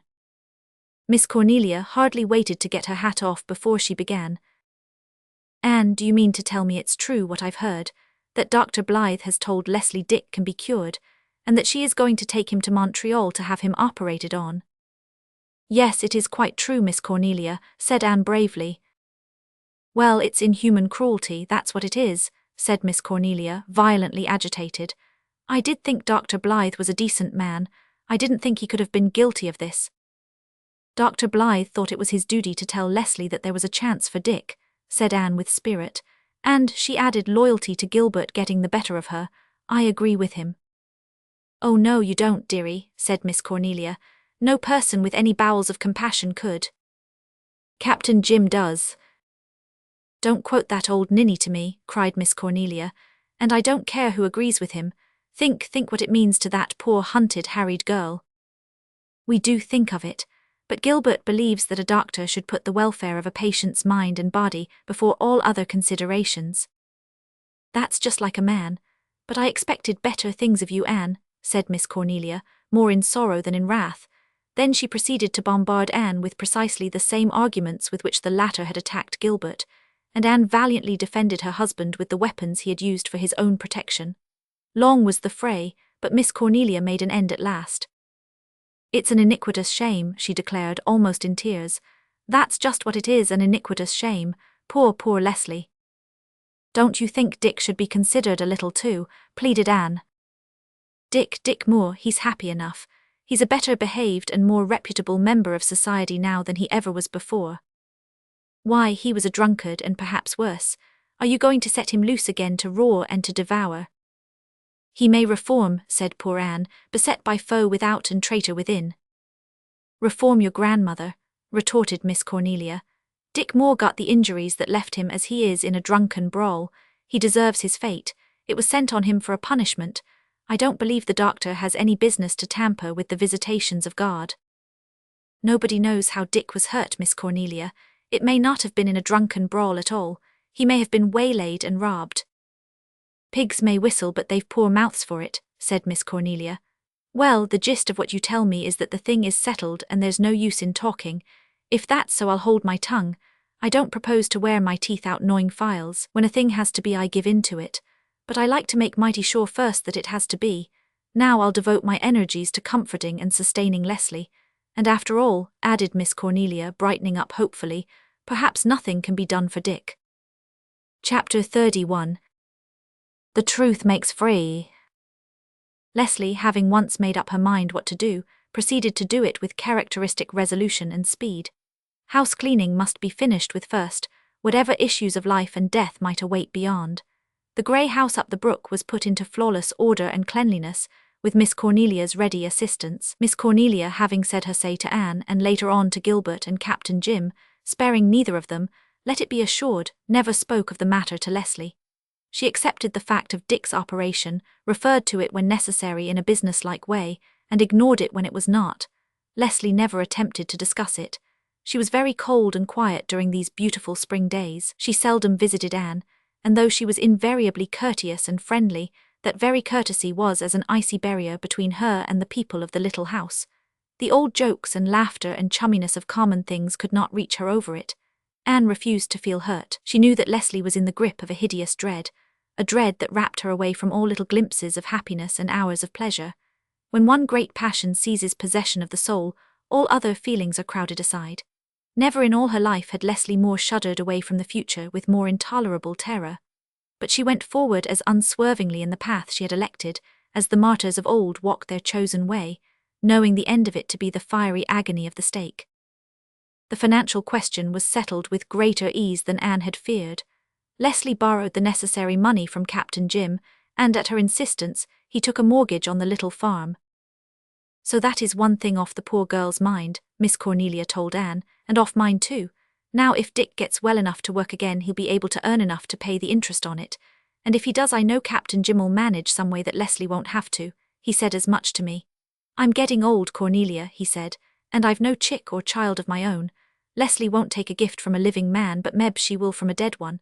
So it will be all right as far as that goes. I wish everything else might be settled as satisfactorily. As for that wretch of a Dick, he's been awful these last few days. The devil was in him, believe me. Leslie and I couldn't get on with our work for the tricks he'd play. He chased all her ducks one day around the yard till most of them died, and not one thing would he do for us. Sometimes, you know, he'll make himself quite handy, bringing in pails of water and wood. But this week if we sent him to the well he'd try to climb down into it. I thought once, if you'd only shoot down there head first, everything would be nicely settled. Oh, Miss Cornelia. Now you need Miss Cornelia me, Anne, dearie. Anybody would have thought the same. If the Montreal doctors can make a rational creature out of Dick, more their wonders. Leslie took Dick to Montreal early in May. Gilbert went with her, to help her, and make the necessary arrangements for her. He came home with the report that the Montreal surgeon whom they had consulted agreed with him that there was a good chance of Dick's restoration. Very comforting, was Miss Cornelia's sarcastic comment. Anne only sighed. Leslie had been very distant at their parting.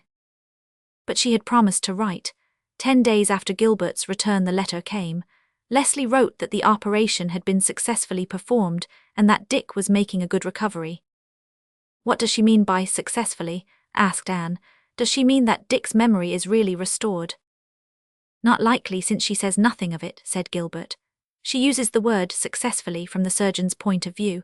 The operation has been performed and followed by normal results, but it is too soon to know whether Dick's faculties will be eventually restored, wholly or in part. His memory would not be likely to return to him all at once. The process will be gradual if it occurs at all. Is that all she says?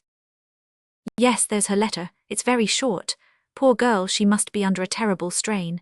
Gilbert Blythe, there are heaps of things I long to say to you, only it would be mean. Miss Cornelia says them for you, said Gilbert with a rueful smile. She combs me down every time I encounter her. She makes it plain to me that she regards me as little better than a murderer, and that she thinks it a great pity that Dr. Dave ever let me step into his shoes. She even told me that the Methodist doctor over the harbour was to be preferred before me. With Miss Cornelia, the force of condemnation can no further go. If Cornelia Bryant was sick, it would not be Dr. Dave or the Methodist doctor she would send for, sniffed Susan. She would have you out of your hard-earned bed in the middle of the night, Doctor dear, if she took a spell of misery, that she would. And then she would likely say your bill was past all reason. But do not mind her, Doctor dear. It takes all kinds of people to make a world.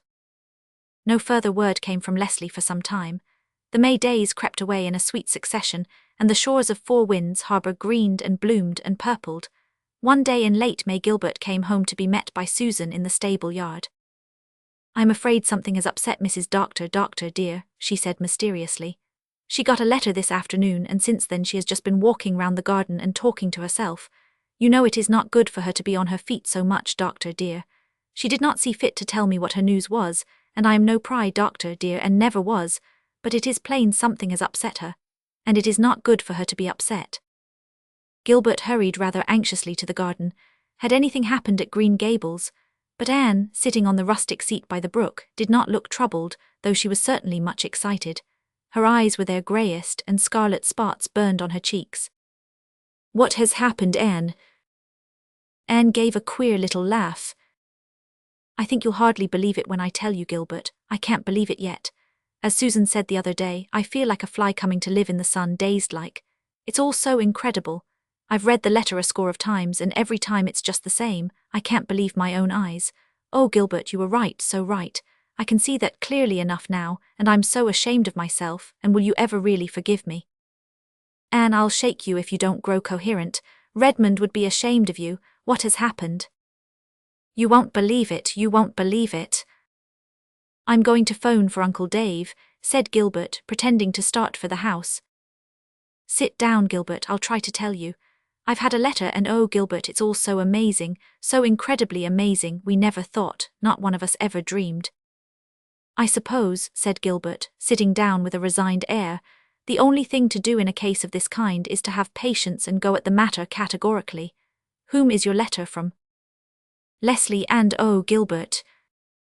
Leslie, Hugh, what has she to say? What's the news about Dick?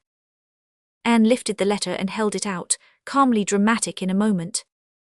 There is no Dick, the man we have thought Dick Moore, whom everybody in Four Winds has believed for 12 years to be Dick Moore, is his cousin George Moore of Nova Scotia, who, it seems, always resembled him very strikingly.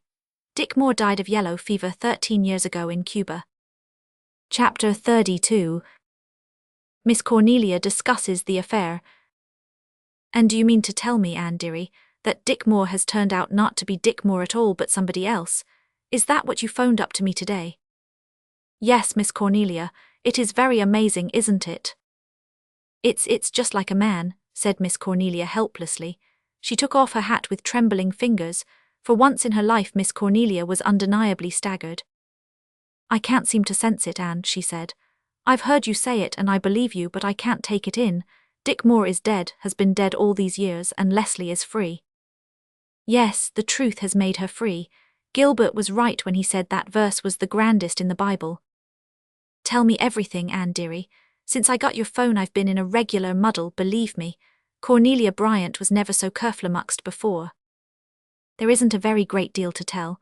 Leslie's letter was short, she didn't go into particulars. This man, George Moore, has recovered his memory and knows who he is. He says Dick took yellow fever in Cuba and the four sisters had to sail without him. George stayed behind to nurse him, but he died very shortly afterwards. George did not write Leslie because he intended to come right home and tell her himself. And why didn't he? I suppose his accident must have intervened. Gilbert says it is quite likely that George Moore remembers nothing of his accident, or what led to it, and may never remember it. It probably happened very soon after Dick's death.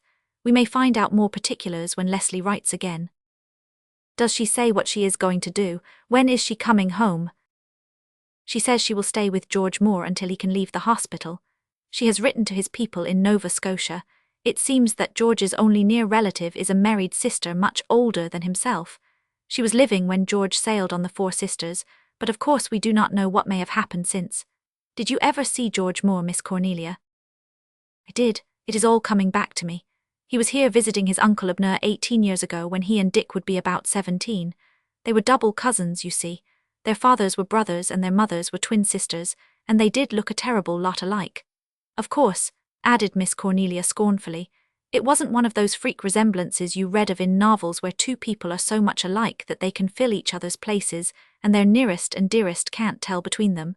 In those days you could tell easy enough which was George and which was Dick, if you saw them together and near at hand. Apart or some distance away, it wasn't so easy. They played lots of tricks on people and thought it great fun, the two scamps. George Moore was a little taller and a good deal fatter than Dick, though neither of them was what you would call fat. They were both of the lean kind.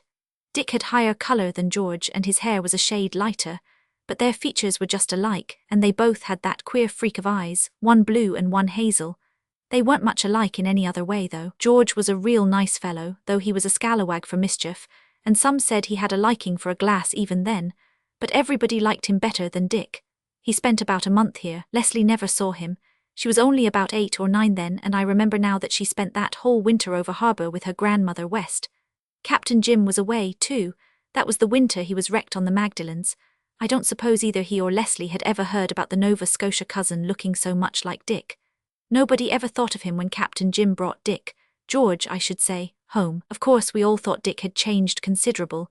He'd got so lumpish and fat. But we put that down to what had happened to him, and no doubt that was the reason, for, as I've said, George wasn't fat to begin with either. And there was no other way we could have guessed, for the man's senses were clean gone. I can't see that it is any wonder we were all deceived, but it's a staggering thing, and Leslie has sacrificed the best years of her life to nursing a man who hadn't any claim on her. Oh, drat the men, no matter what they do, it's the wrong thing, and no matter who they are, it's somebody they shouldn't be. They do exasperate me. Gilbert and Captain Jim are men, and it is through them that the truth has been discovered at last, said Anne. Well, I admit that, conceded Miss Cornelia reluctantly. I'm sorry I raked the doctor off so. It's the first time in my life I've ever felt ashamed of anything I said to a man. I don't know as I shall tell him so, though. He'll just have to take it for granted. Well, Anne dearie, it's a mercy the Lord doesn't answer all our prayers. I've been praying hard right along that the operation wouldn't cure Dick. Of course I didn't put it just quite so plain, but that was what was in the back of my mind, and I have no doubt the Lord knew it. Well, he has answered the spirit of your prayer. You really wished that things shouldn't be made any harder for Leslie. I'm afraid that in my secret heart I've been hoping the operation wouldn't succeed, and I am wholesomely ashamed of it. How does Leslie seem to take it? She writes like one dazed. I think that, like ourselves, she hardly realizes it yet. She says, "It all seems like a strange dream to me, Anne." That is the only reference she makes to herself. Poor child, I suppose when the chains are struck off a prisoner he'd feel queer and lost without them for a while. Anne dearie, here's a thought keeps coming into my mind. What about Owen Ford? We both know Leslie was fond of him. Did it ever occur to you that he was fond of her? It did once, admitted Anne, feeling that she might say so much. Well, I hadn't any reason to think he was, but it just appeared to me he must be. Now, Anne dearie, the Lord knows I'm not a matchmaker, and I scorn all such doings. But if I were you and writing to that Ford man I'd just mention casual-like what has happened, that is what I'd do. Of course I will mention it when I write him, said Anne, a trifle distantly. Somehow this was a thing she could not discuss with Miss Cornelia, and yet she had to admit that the same thought had been lurking in her mind ever since she had heard of Leslie's freedom, but she would not desecrate it by free speech. Of course there is no great rush, dearie, but Dick Moore's been dead for 13 years and Leslie has wasted enough of her life for him. We'll just see what comes of it. As for this George Moore, who's gone and come back to life when everyone thought he was dead and done for, just like a man, I'm real sorry for him. He won't seem to fit in anywhere. He is still a young man, and if he recovers completely, as seems likely, he will be able to make a place for himself again. It must be very strange for him, poor fellow. I suppose all these years since his accident will not exist for him. Chapter 33. Leslie returns. A fortnight later Leslie Moore came home alone to the old house where she had spent so many bitter years. In the June twilight she went over the fields to Anne S., and appeared with ghost-like suddenness in the scented garden. "Leslie," cried Anne in amazement, "where have you sprung from? We never knew you were coming. Why didn't you write? We would have met you." "I couldn't write somehow, Anne. It seemed so futile to try to say anything with pen and ink, and I wanted to get back quietly and unobserved." Anne put her arms about Leslie and kissed her.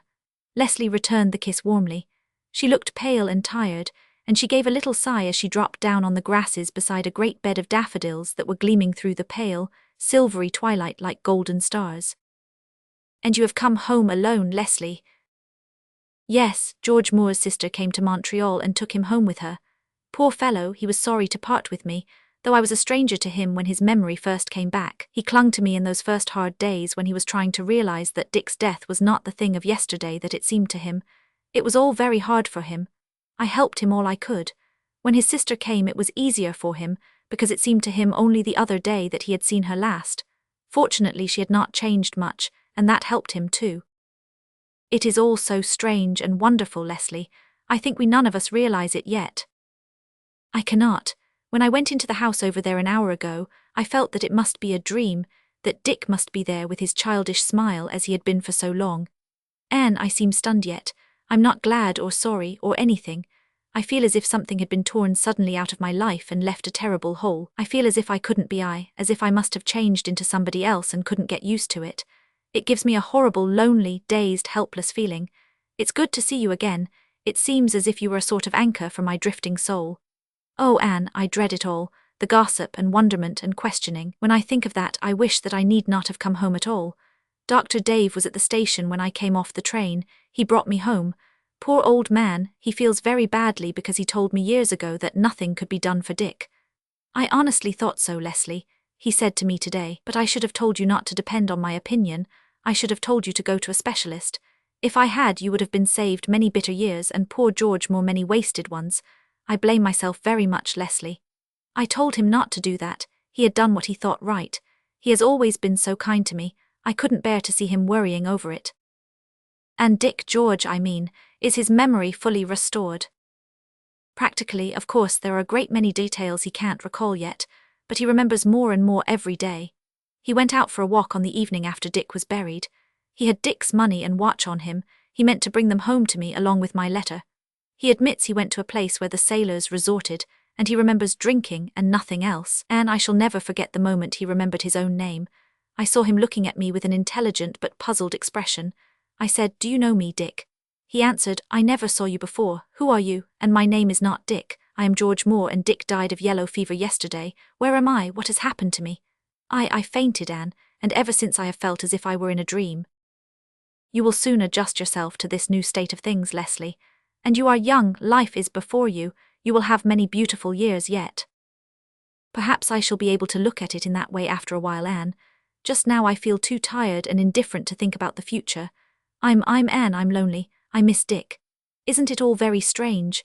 Do you know I was really fond of poor Dick, George I suppose I should say, just as I would have been fond of a helpless child who depended on me for everything. I would never have admitted it, I was really ashamed of it, because you see I had hated and despised Dick so much before he went away. When I heard that Captain Jim was bringing him home I expected I would just feel the same to him. But I never did, although I continued to loathe him as I remembered him before. From the time he came home I felt only pity, a pity that hurt and wrung me. I supposed then that it was just because his accident had made him so helpless and changed. But now I believe it was because there was really a different personality there. Carlo knew it, Anne. I know now that Carlo knew it. I always thought it strange that Carlo shouldn't have known Dick. Dogs are usually so faithful, but he knew it was not his master who had come back, although none of the rest of us did. I had never seen George Moore, you know. I remember now that Dick once mentioned casually that he had a cousin in Nova Scotia who looked as much like him as a twin, but the thing had gone out of my memory, and in any case I would never have thought it of any importance. You see, it never occurred to me to question Dick's identity. Any change in him seemed to me just the result of the accident. Oh, Anne, that night in April when Gilbert told me he thought Dick might be cured, I can never forget it. It seemed to me that I had once been a prisoner in a hideous cage of torture, and then the door had been opened and I could get out. I was still chained to the cage, but I was not in it. And that night I felt that a merciless hand was drawing me back into the cage, back to a torture even more terrible than it had once been. I didn't blame Gilbert. I felt he was right, and he had been very good. He said that if in view of the expense and uncertainty of the operation I should decide not to risk it, he would not blame me in the least. But I knew how I ought to decide and I couldn't face it. All night I walked the floor like a mad woman trying to compel myself to face it. I couldn't, Anne, I thought I couldn't, and when morning broke I set my teeth and resolved that I wouldn't. I would let things remain as they were. It was very wicked, I know. It would have been just punishment for such wickedness if I had just been left to abide by that decision. I kept to it all day. That afternoon I had to go up to the glen to do some shopping. It was one of Dick's quiet, drowsy days, so I left him alone. I was gone a little longer than I had expected, and he missed me. He felt lonely. And when I got home, he ran to meet me just like a child, with such a pleased smile on his face. Somehow, Anne, I just gave way then. That smile on his poor vacant face was more than I could endure. I felt as if I were denying a child the chance to grow and develop. I knew that I must give him his chance, no matter what the consequences might be. So I came over and told Gilbert. Oh, Anne, you must have thought me hateful in those weeks before I went away. I didn't mean to be, but I couldn't think of anything except what I had to do, and everything and everybody about me were like shadows. I know, I understood, Leslie, and now it is all over, your chain is broken, there is no cage. There is no cage, repeated Leslie absently, plucking at the fringing grasses with her slender, brown hands. But it doesn't seem as if there were anything else, Anne. You remember what I told you of my folly that night on the sandbar. I find one doesn't get over being a fool very quickly. Sometimes I think there are people who are fools forever, and to be a fool of that kind is almost as bad as being a dog on a chain. You will feel very differently after you get over being tired and bewildered, said Anne, who, knowing a certain thing that Leslie did not know, did not feel herself called upon to waste overmuch sympathy. Leslie laid her splendid golden head against Anne's knee. Anyhow, I have you, she said. Life can't be altogether empty with such a friend. Anne, pat my head, just as if I were a little girl, mother me a bit, and let me tell you while my stubborn tongue is loosed a little just what you and your comradeship have meant to me since that night I met you on the rock shore. Chapter 34. The ship O'Dreams comes to harbour.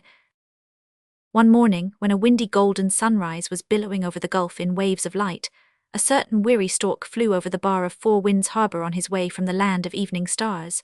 Under his wing was tucked a sleepy, starry-eyed little creature. The stork was tired, and he looked wistfully about him. He knew he was somewhere near his destination, but he could not yet see it. The big, white lighthouse on the red sandstone cliff had its good points, but no stork possessed of any gumption would leave a new velvet baby there. An old grey house, surrounded by willows in a blossomy brook valley, looked more promising, but did not seem quite the thing either. The staring green abode further on was manifestly out of the question. Then the stork brightened up. He had caught sight of the very place, a little white house nestled against a big, whispering firwood, with a spiral of blue smoke winding up from its kitchen chimney, a house which just looked as if it were meant for babies. The stork gave a sigh of satisfaction, and softly alighted on the ridgepole. Half an hour later Gilbert ran down the hall and tapped on the spare room door. A drowsy voice answered him, and in a moment Marilla's pale, scared face peeped out from behind the door.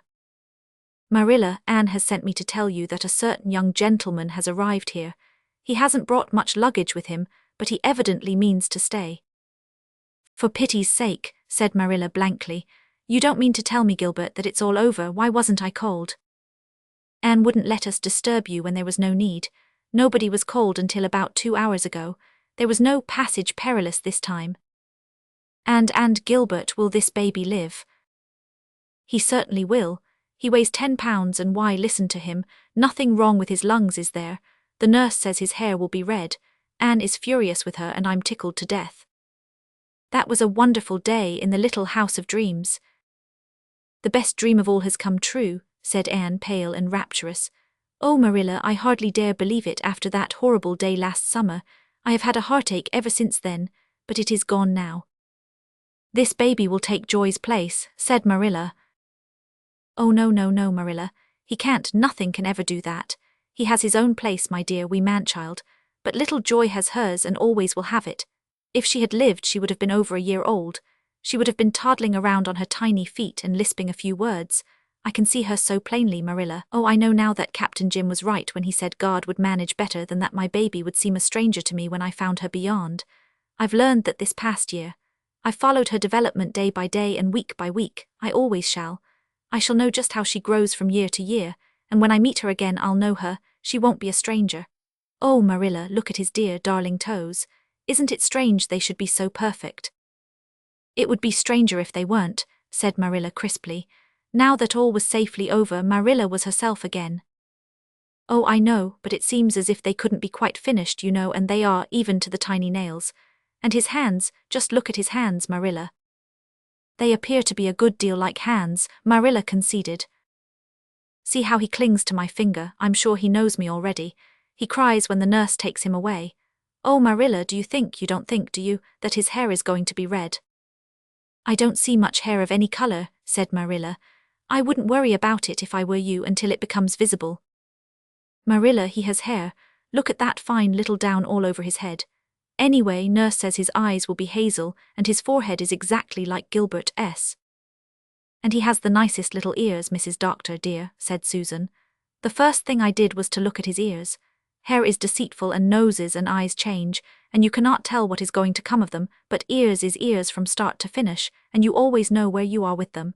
Just look at their shape, and they are set right back against his precious head. You will never need to be ashamed of his ears, Mrs. Doctor, dear."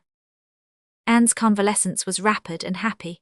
Folks came and worshipped the baby, as people have bowed before the kingship of the newborn, since long before the wise men of the East knelt in homage to the royal babe of the Bethlehem manger. Leslie, slowly finding herself amid the new conditions of her life, hovered over it, like a beautiful golden-crowned Madonna. Miss Cornelia nursed it as knackily as could any mother in Israel.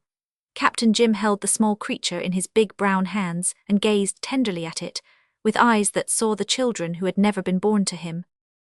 "What are you going to call him?" asked Miss Cornelia. "Anne has settled his name," answered Gilbert. "James Matthew, after the 2 finest gentlemen I've ever known, not even saving your presence," said Anne with a saucy glance at Gilbert. Gilbert smiled. "I never knew Matthew very well. He was so shy we boys couldn't get acquainted with him, But I quite agree with you that Captain Jim is one of the rarest and finest souls God ever clothed in clay. He is so delighted over the fact that we have given his name to our small lad. It seems he has no other namesake. Well, James Matthew is a name that will wear well and not fade in the washing, said Miss Cornelia. I'm glad you didn't load him down with some highfalutin romantic name that he'd be ashamed of when he gets to be a grandfather. Mrs. William Drew at the Glen has called her baby Bertie Shakespeare. Quite a combination, isn't it? And I'm glad you haven't had much trouble picking on a name. Some folks have an awful time. When the Stanley Flagg's first boy was born, there was so much rivalry as to who the child should be named for that the poor little soul had to go for 2 years without a name. Then a brother came along and there it was, Big Baby and Little Baby. Finally they called Big Baby Peter and Little Baby Isaac after the 2 grandfathers, and had them both christened together. And each tried to see if it couldn't howl the other down. You know that Highland Scotch family of MacNabs back of the Glen? They've got 12 boys and the oldest and the youngest are both called Neil, Big Neil and Little Neil in the same family. Well, I suppose they ran out of names. I have read somewhere, laughed Anne, that the first child is a poem but the 10th is very prosy prose. Perhaps Mrs. MacNab thought that the 12th was merely an old tale retold. Well, there's something to be said for large families, said Miss Cornelia with a sigh. I was an only child for 8 years and I did long for a brother and sister.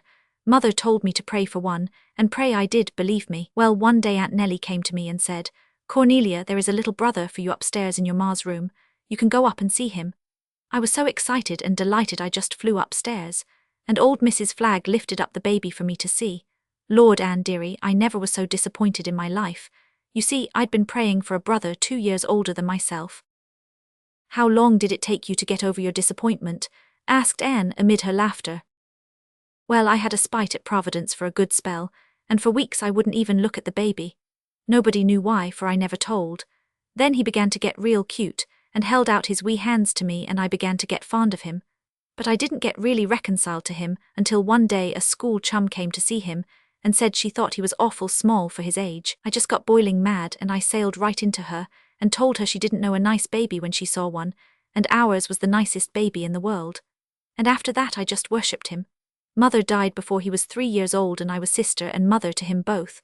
Poor little lad, he was never strong, and he died when he wasn't much over 20.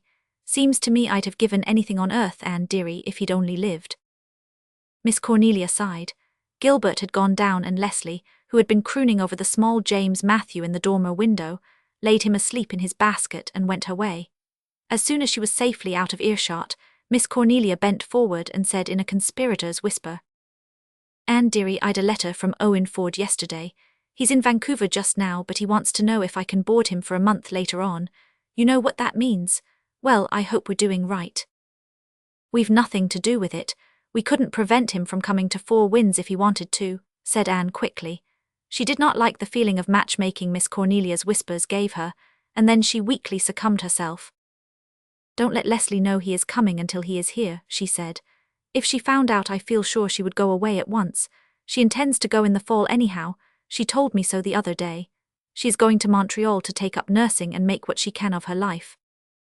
Oh well, Anne dearie, said Miss Cornelia, nodding sagely, that is all as it may be.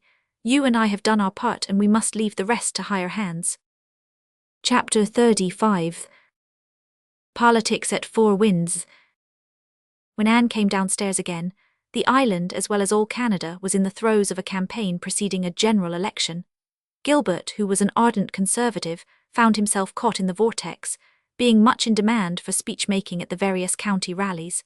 Miss Cornelia did not approve of his mixing up in politics, and told Anne so. Dr. Dave never did it. Dr. Blythe will find he is making a mistake, believe me. Politics is something no decent man should meddle with. Is the government of the country to be left solely to the rogues then? Asked Anne. Yes, so long as it's conservative rogues, said Miss Cornelia, marching off with the honours of war. Men and politicians are all tarred with the same brush. The Grits have it laid on thicker than the Conservatives, that's all considerably thicker. But Grit or Tory, my advice to Dr. Blythe is to steer clear of politics. First thing you know, he'll be running an election himself, and going off to Ottawa for half the year and leaving his practice to go to the dogs. Ah well, let's not borrow trouble, said Anne. The rate of interest is too high. Instead, let's look at little Jem. It should be spelled with a G. Isn't he perfectly beautiful? Just see the dimples in his elbows. We'll bring him up to be a good conservative, you and I, Miss Cornelia. Bring him up to be a good man, said Miss Cornelia. They're scarce and valuable, though mind you I wouldn't like to see him a grit. As for the election, you and I may be thankful we don't live over harbour. The air there is blue these days. Every Elliot and Crawford and Mac Allister is on the warpath, loaded for bear. This side is peaceful and calm, seeing there's so few men. Captain Jim's a grit, but it's my opinion he's ashamed of it, for he never talks politics. There isn't any earthly doubt that the Conservatives will be returned with a big majority again. Miss Cornelia was mistaken. On the morning after the election, Captain Jim dropped in at the little house to tell the news. So virulent is the microbe of party politics, even in a peaceable old man, that Captain Jim's cheeks were flushed, and his eyes were flashing with all his old-time fire. Mistress Blythe, the Liberals are in with a sweeping majority. After 18 years of Tory mismanagement, this downtrodden country is going to have a chance at last. I never heard you make such a bitter partisan speech before, Captain Jim. I didn't think you had so much political venom in you, laughed Anne, who was not much excited over the tidings. Little Jem had said "Wowgar" that morning. What were principalities and powers, the rise and fall of dynasties, the overthrow of Grit or Tory, compared with that miraculous occurrence? It's been accumulating for a long while, said Captain Jim, with a deprecating smile. I thought I was only a moderate Grit, but when the news came that we were in, I found out how gritty I really was. You know the doctor and I are Conservatives. Ah well, it's the only bad thing I know of either of you, Mistress Blythe. Cornelia is a Tory too. I called in on my way from the Glen to tell her the news. Didn't you know you took your life in your hands? Yes, but I couldn't resist the temptation. How did she take it? Comparatively calm, Mistress Blythe, comparatively calm. She says she, well, Providence sends seasons of humiliation to a country same as to individuals. You Grits have been cold and hungry for many a year. Make haste to get warmed and fed, for you won't be in long. Well now, Cornelia, I says, Meb Providence thinks Canada needs a real long spell of humiliation. Ah, Susan, have you heard the news? The Liberals are in. Susan had just come in from the kitchen, attended by the odour of delectable dishes, which always seemed to hover around her. Now are they? She said with beautiful unconcern. Well, I never could see but that my bread rose just as light when Grits were in as when they were not, and if any party, Mrs. Doctor dear, will make it rain before the week is out, and save our kitchen garden from entire ruination, that is the party Susan will vote for.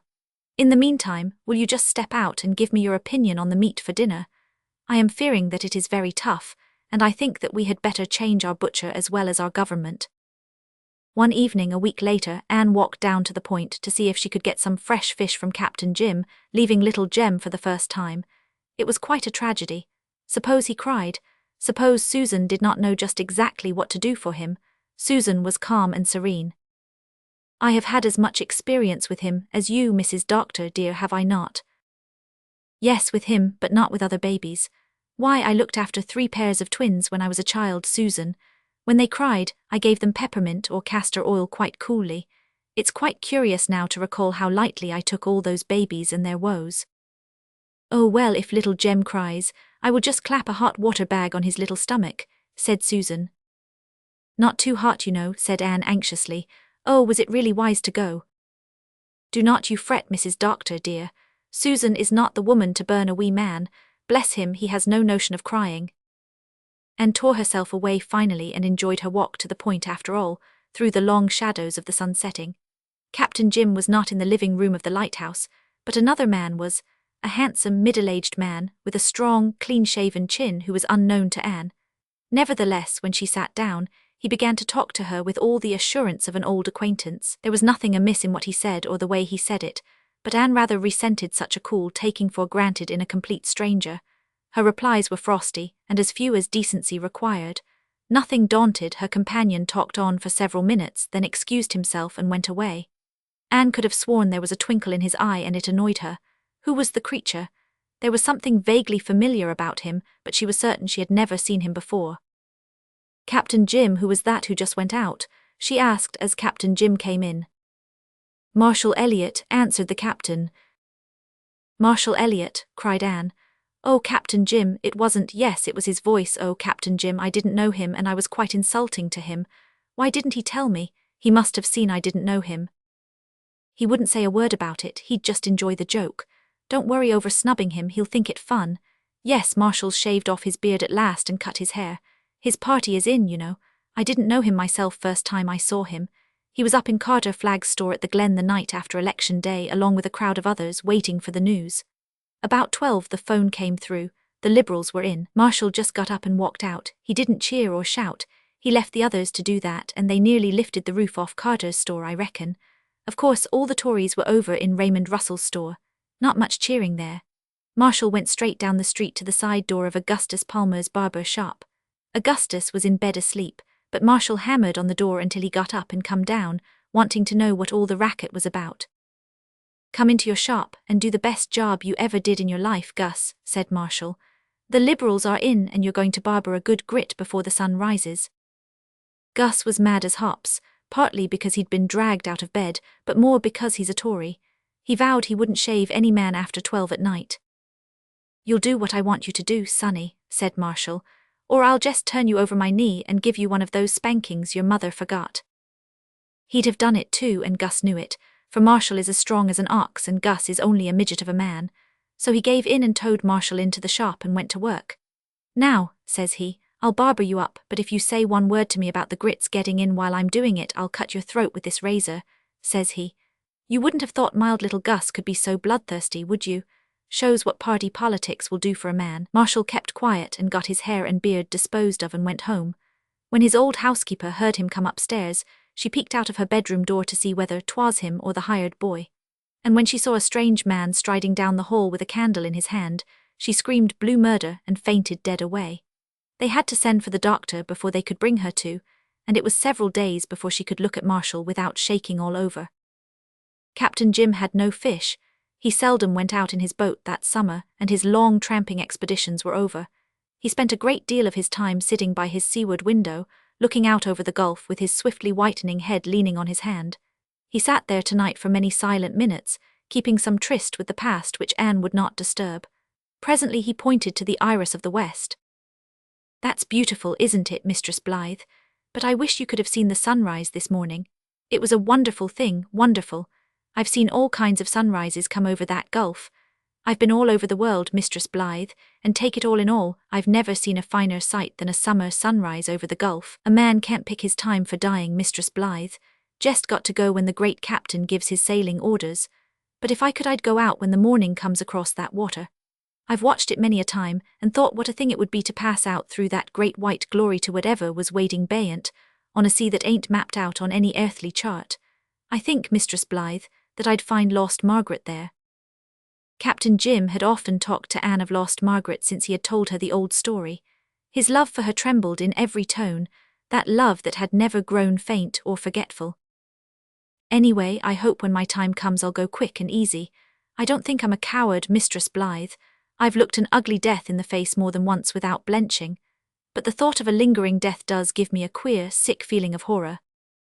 "Don't talk about leaving us, dear, dear Captain Jim," pleaded Anne in a choked voice, patting the old brown hand once so strong, but now grown very feeble.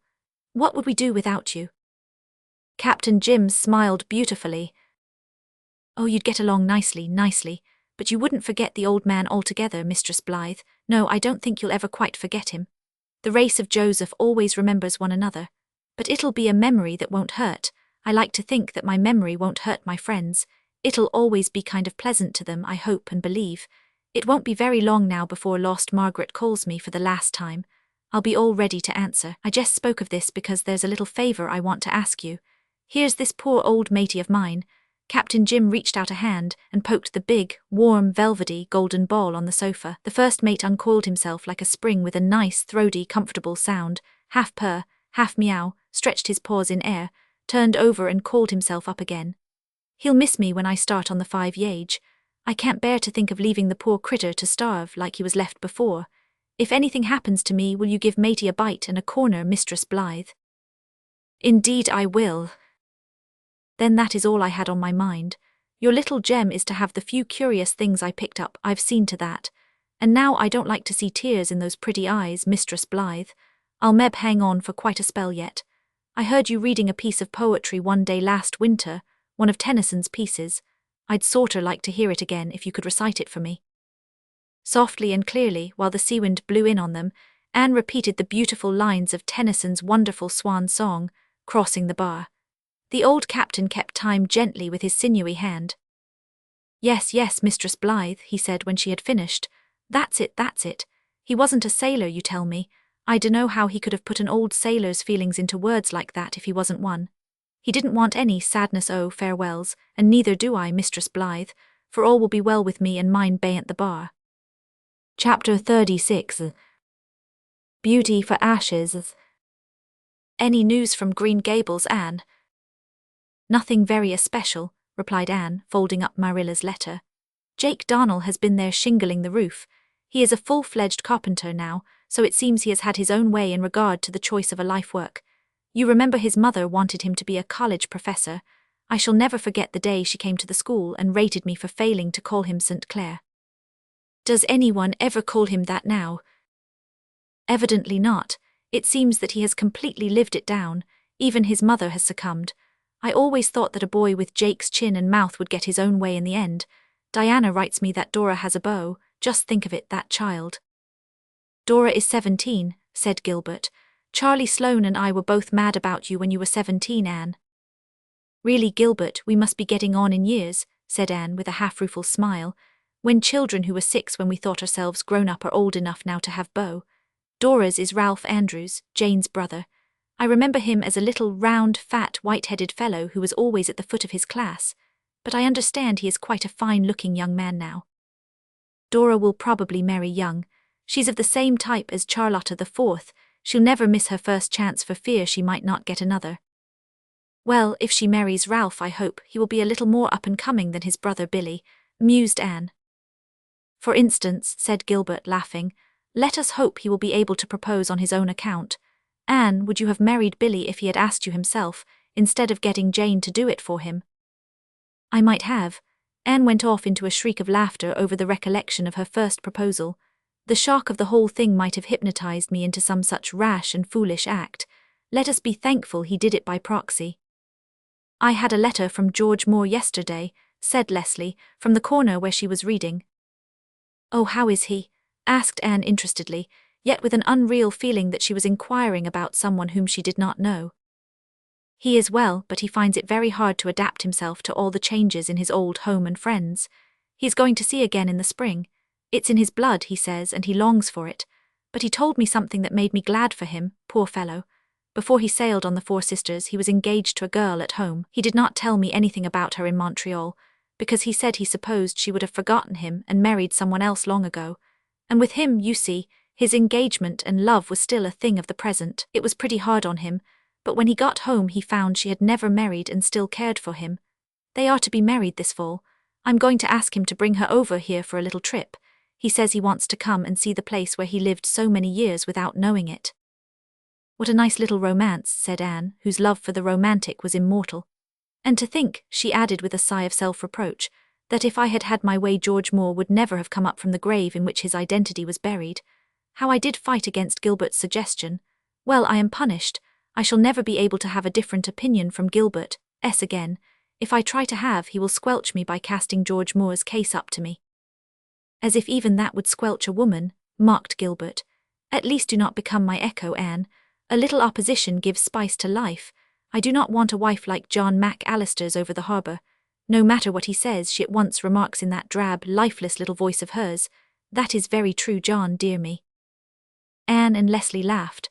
Anne's laughter was silver and Leslie's golden, and the combination of the two was as satisfactory as a perfect chord in music. Susan, coming in on the heels of the laughter, echoed it with a resounding sigh. "Why, Susan, what is the matter?" asked Gilbert. "There's nothing wrong with little Jem, is there, Susan?" cried Anne, starting up in alarm. "No, no, calm yourself, Mrs. Doctor, dear. Something has happened, though. Dear me, everything has gone catawampus with me this week. I spoiled the bread, as you know too well, and I scorched the doctor's best shirt bosom, and I broke your big platter. And now, on the top of all this, comes word that my sister Matilda has broken her leg and wants me to go and stay with her for a spell." Oh, I'm very sorry, sorry that your sister has met with such an accident, I mean, exclaimed Anne. Ah well, man was made to mourn, Mrs. Doctor dear. That sounds as if it ought to be in the Bible, but they tell me a person named Burns wrote it. And there is no doubt that we are born to trouble as the sparks fly upward. As for Matilda, I do not know what to think of her. None of our family ever broke their legs before, but whatever she has done she is still my sister, and I feel that it is my duty to go and wait on her, if you can spare me for a few weeks, Mrs. Doctor dear. Of course, Susan, of course. I can get someone to help me while you are gone. If you cannot, I will not go, Mrs. Doctor dear, Matilda's leg to the contrary notwithstanding. I will not have you worried, and that blessed child upset in consequence for any number of legs. Oh, you must go to your sister at once, Susan. I can get a girl from the cove who will do for a time.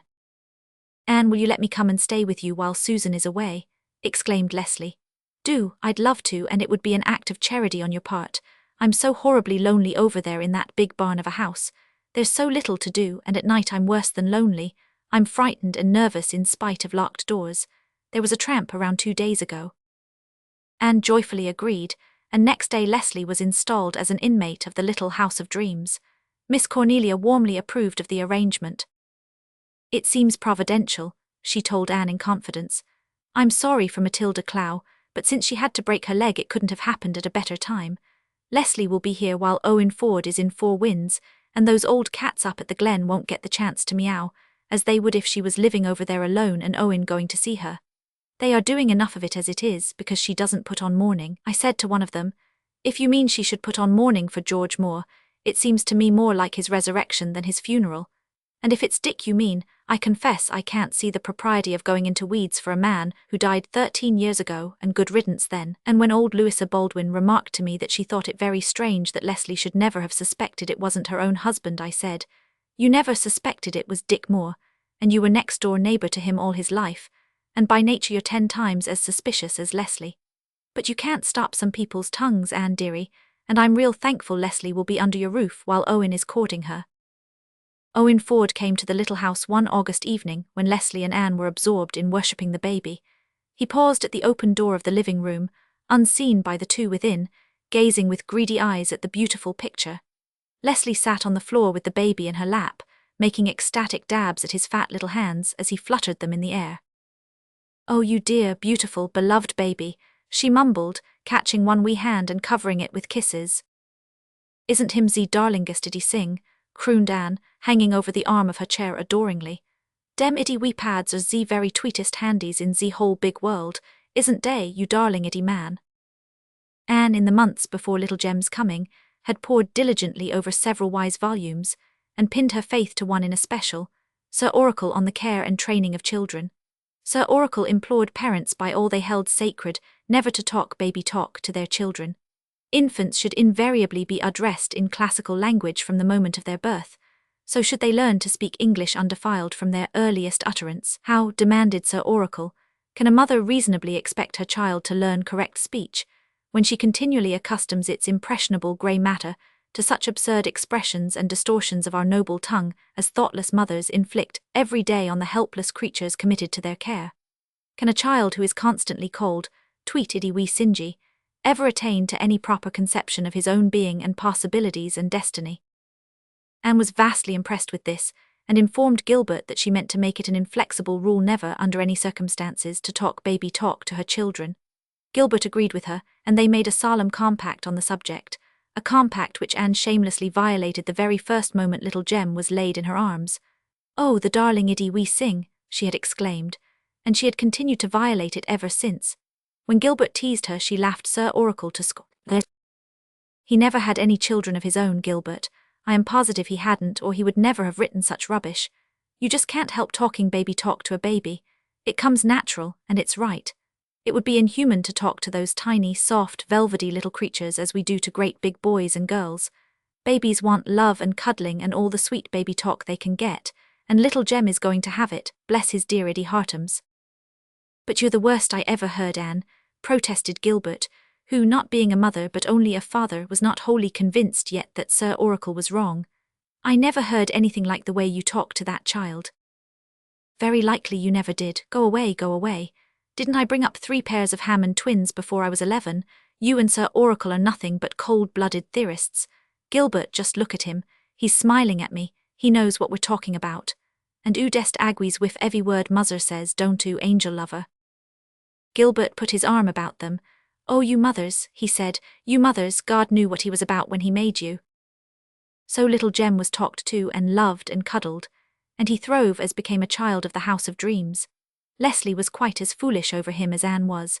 When their work was done and Gilbert was out of the way, they gave themselves over to shameless orgies of love-making and ecstasies of adoration, such as that in which Owen Ford had surprised them. Leslie was the first to become aware of him.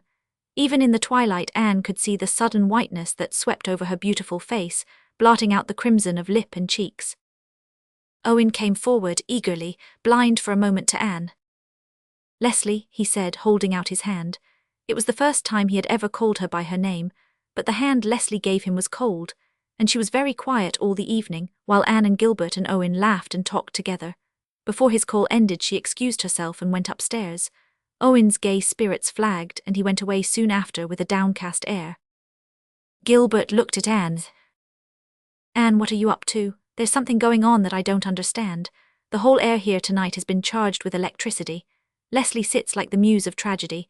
Owen Ford jokes and laughs on the surface and watches Leslie with the eyes of his soul. You seem all the time to be bursting with some suppressed excitement. Own up. What secret have you been keeping from your deceived husband? Don't be a goose, Gilbert, was Anne's conjugal reply. As for Leslie, she is absurd and I'm going up to tell her so. Anne found Leslie at the dormer window of her room. The little place was filled with the rhythmic thunder of the sea. Leslie sat with locked hands in the misty moonshine, a beautiful, accusing presence. Anne, she said in a low, reproachful voice, did you know Owen Ford was coming to Four Winds? I did, said Anne brazenly. Oh, you should have told me, Anne, Leslie cried passionately. If I had known I would have gone away, I wouldn't have stayed here to meet him. You should have told me. It wasn't fair of you, Anne, oh, it wasn't fair. Leslie's lips were trembling and her whole form was tense with emotion, but Anne laughed heartlessly. She bent over and kissed Leslie's upturned, reproachful face. Leslie, you are an adorable goose. Owen Ford didn't rush from the Pacific to the Atlantic from a burning desire to see me. Neither do I believe that he was inspired by any wild and frenzied passion for Miss Cornelia. Take off your tragic airs, my dear friend, and fold them up and put them away in lavender. You'll never need them again. There are some people who can see through a grindstone when there is a hole in it, even if you cannot. I am not a prophetess, but I shall venture on a prediction. The bitterness of life is over for you. After this you are going to have the joys and hopes, and I dare say the sorrows, too, of a happy woman. The omen of the shadow of Venus did come true for you, Leslie. The year in which you saw it brought your life's best gift for you, your love for Owen Ford. Now go right to bed and have a good sleep. Leslie obeyed orders in so far that she went to bed, but it may be questioned if she slept much. I do not think she dared to dream wakingly. Life had been so hard for this poor Leslie, the path on which she had had to walk had been so straight, that she could not whisper to her own heart the hopes that might wait on the future. But she watched the great revolving light bestarring the short hours of the summer night, and her eyes grew soft and bright and young once more. Nor, when Owen Ford came next day to ask her to go with him to the shore, did she say him nay. Chapter 37. Miss Cornelia makes a startling announcement. Miss Cornelia sailed down to the little house one drowsy afternoon, when the gulf was the faint, bleached blue of the August seas, and the orange lilies at the gate of Anne's garden held up their imperial cups to be filled with the molten gold of August sunshine. Not that Miss Cornelia concerned herself with painted oceans or sun-thirsty lilies. She sat in her favourite rocker in unusual idleness. She sewed not, neither did she spin, nor did she say a single derogatory word concerning any portion of mankind. In short, Miss Cornelia's conversation was singularly devoid of spice that day, and Gilbert, who had stayed home to listen to her, instead of going a-fishing as he had intended, felt himself aggrieved. What had come over Miss Cornelia?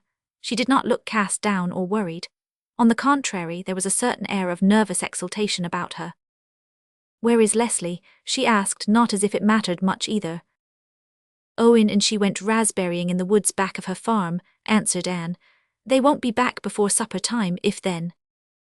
"They don't seem to have any idea that there is such a thing as a clock," said Gilbert. "I can't get to the bottom of that affair. I'm certain you women pulled strings, but Anne, undutiful wife, won't tell me. Will you, Miss Cornelia?" "No, I shall not. But, said Miss Cornelia with the air of one determined to take the plunge and have it over, I will tell you something else. I came today on purpose to tell it. I am going to be married. Anne and Gilbert were silent. If Miss Cornelia had announced her intention of going out to the Channel and drowning herself, the thing might have been believable. This was not, so they waited. Of course Miss Cornelia had made a mistake. Well, you both look sort of kerflumexed, said Miss Cornelia with a twinkle in her eyes. Now that the awkward moment of revelation was over, Miss Cornelia was her own woman again. Do you think I'm too young and inexperienced for matrimony?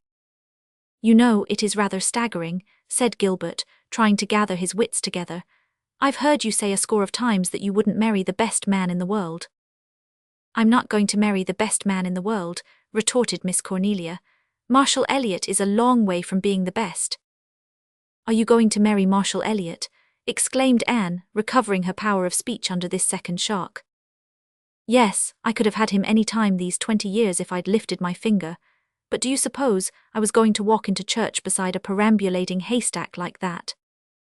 I am sure we are very glad, and we wish you all possible happiness, said Anne, very flatly and inadequately as she felt. She was not prepared for such an occasion. She had never imagined herself offering betrothal felicitations to Miss Cornelia. Thanks, I knew you would, said Miss Cornelia. You are the first of my friends to know it. We shall be so sorry to lose you, though, dear Miss Cornelia, said Anne, beginning to be a little sad and sentimental. Oh, you won't lose me, said Miss Cornelia unsentimentally. You don't suppose I would live over harbour with all those McAllisters and Elliots and Crawfords, do you? From the conceit of the Elliots, the pride of the McAllisters and the vain glory of the Crawfords, good Lord deliver us. Marshall is coming to live at my place. I'm sick and tired of hired men. That Jim Hastings I've got this summer is positively the worst of the species. He would drive anyone to getting married. What do you think? He upset the churn yesterday and spilled a big churning of cream over the yard. And not one whit concerned about it was he, just gave a foolish laugh and said cream was good for the land. Wasn't that like a man? I told him I wasn't in the habit of fertilizing my backyard with cream. Well, I wish you all manner of happiness too, Miss Cornelia, said Gilbert solemnly. But, he added, unable to resist the temptation to tease Miss Cornelia, despite Anne's imploring eyes, I fear your day of independence is done. As you know, Marshall Elliot is a very determined man. I like a man who can stick to a thing, retorted Miss Cornelia. Amos Grant, who used to be after me long ago, couldn't. You never saw such a weather vane. He jumped into the pond to drown himself once and then changed his mind and swum out again. Wasn't that like a man? Marshall would have stuck to it and drowned. And he has a bit of a temper, they tell me, persisted Gilbert. He wouldn't be an Elliot if he hadn't. I'm thankful he has. It will be real fun to make him mad. And you can generally do something with a tempery man when it comes to repenting time. But you can't do anything with a man who just keeps placid and aggravating. You know he's a grit, Miss Cornelia. Yes, he is, admitted Miss Cornelia rather sadly. And of course there is no hope of making a conservative of him, but at least he is a Presbyterian, so I suppose I shall have to be satisfied with that. Would you marry him if he were a Methodist, Miss Cornelia? No, I would not. Politics is for this world, but religion is for both. And you may be a relict after all, Miss Cornelia. Not I. Marshall will live me out. The Elliots are long-lived and the Bryants are not. When are you to be married? Asked Anne. In about a month's time. My wedding dress is to be navy blue silk, and I want to ask you, Anne dearie, if you think it would be all right to wear a veil with a navy blue dress. I've always thought I'd like to wear a veil if I ever got married. Marshall says to have it if I want to. Isn't that like a man? Why shouldn't you wear it if you want to? Asked Anne. Well, one doesn't want to be different from other people, said Miss Cornelia, who was not noticeably like anyone else on the face of the earth. As I say, I do fancy a veil, but maybe it shouldn't be worn with any dress but a white one. Please tell me, Anne dearie, what you really think. I'll go by your advice. I don't think veils are usually worn with any but white dresses, admitted Anne, but that is merely a convention, and I am like Mr. Elliot, Miss Cornelia. I don't see any good reason why you shouldn't have a veil if you want one. But Miss Cornelia, who made her calls in calico wrappers, shook her head. If it isn't the proper thing I won't wear it, she said, with a sigh of regret for a lost dream. Since you are determined to be married, Miss Cornelia, said Gilbert solemnly, I shall give you the excellent rules for the management of a husband which my grandmother gave my mother when she married my father. Well, I reckon I can manage Marshall Elliot, said Miss Cornelia placidly, but let us hear your rules. The first one is catch him. He's caught, go on. The second one is feed him well. With enough pie, what next? The third and fourth are keep your eye on him. I believe you, said Miss Cornelia emphatically. Chapter 38. Red Roses. The garden of the little house was a haunt beloved of bees and reddened by late roses that August. The little house folk lived much in it, and were given to taking picnic suppers in the grassy corner beyond the brook, and sitting about in it through the twilights when great night moths sailed athwart the velvet gloom. One evening Owen Ford found Leslie alone in it. Anne and Gilbert were away, and Susan, who was expected back that night, had not yet returned. The northern sky was amber and pale green over the fir tops. The air was cool, for August was nearing September, and Leslie wore a crimson scarf over her white dress. Together they wandered through the little, friendly, flower-crowded paths in silence. Owen must go soon. His holiday was nearly over. Leslie found her heart beating wildly. She knew that this beloved garden was to be the scene of the binding words that must seal their as yet unworded understanding. Some evenings a strange odour blows down the air of this garden, like a phantom perfume, said Owen. I have never been able to discover from just what flower it comes. It is elusive and haunting and wonderfully sweet. I like to fancy it is the soul of Grandmother Selwyn passing on a little visit to the old spot she loved so well. There should be a lot of friendly ghosts about this little old house. I have lived under its roof only a month, said Leslie, but I love it as I never loved the house over there where I have lived all my life. This house was builded and consecrated by love, said Owen. Such houses must exert an influence over those who live in them, and this garden, it is over 60 years old and the history of 1,000 hopes and joys is written in its blossoms. Some of those flowers were actually set out by the schoolmaster's bride, and she has been dead for 30 years. Yet they bloom on every summer. Look at those red roses, Leslie, how they queen it over everything else. I love the red roses, said Leslie. Anne likes the pink ones best and Gilbert likes the white, but I want the crimson ones. They satisfy some craving in me as no other flower does. These roses are very late, they bloom after all the others have gone, and they hold all the warmth and soul of the summer come to fruition, said Owen, plucking some of the glowing, half-opened buds. The rose is the flower of love, the world has acclaimed it so for centuries. The pink roses are love hopeful and expectant, the white roses are love dead or forsaken, but the red roses, Leslie, what are the red roses? Love triumphant, said Leslie in a low voice. Yes, love triumphant and perfect. Leslie, you know you understand, I have loved you from the first, and I know you love me, I don't need to ask you, but I want to hear you say it, my darling, my darling. Leslie said something in a very low and tremulous voice. Their hands and lips met. It was life's supreme moment for them, and as they stood there in the old garden, with its many years of love and delight and sorrow and glory, he crowned her shining hair with the red, red rose of a love triumphant. Anne and Gilbert returned presently, accompanied by Captain Jim. Anne lighted a few sticks of driftwood in the fireplace, for love of the pixie flames, and they sat around it for an hour of good fellowship. When I sit looking at a driftwood fire it's easy to believe I'm young again, said Captain Jim. Can you read futures in the fire, Captain Jim? Asked Owen. Captain Jim looked at them all affectionately, and then back again at Leslie's vivid face and glowing eyes. I don't need the fire to read your futures, he said. I see happiness for all of you for Leslie and Mr. Ford, and the doctor here and Mistress Blythe, and little Jem, and children that ain't born yet but will be. Happiness for you all, though mind you, I reckon you'll have your troubles and worries and sorrows too. They're bound to come, and no house, whether it's a palace or a little house of dreams, can bar 'em out. But they won't get the better of you if you face 'em together with love and trust. You can weather any storm with them too for compass and pilot. The old man rose suddenly and placed one hand on Leslie's head and one on Anne's. 2 good, sweet women, he said, true and faithful and to be depended on. Your husbands will have honor in the gates because of you. Your children will rise up and call you blessed in the years to come. There was a strange solemnity about the little scene. Anne and Leslie bowed as those receiving a benediction. Gilbert suddenly brushed his hand over his eyes. Owen Ford was rapt as one who can see visions. All were silent for a space. The little house of dreams added another poignant and unforgettable moment to its store of memories. "I must be going now," said Captain Jim slowly at last. He took up his hat and looked lingeringly about the room. "Good night, all of you," he said as he went out. Anne, pierced by the unusual wistfulness of his farewell, ran to the door after him. "Come back soon, Captain Jim," she called, as he passed through the little gate hung between the firs. "Aye, aye," he called cheerily back to her, but Captain Jim had sat by the old fireside of the House of Dreams for the last time. Anne went slowly back to the others. "It's so pitiful to think of him going all alone down to that lonely point," she said, "and there is no one to welcome him there. Captain Jim is such good company for others that one can't imagine him being anything but good company for himself," said Owen.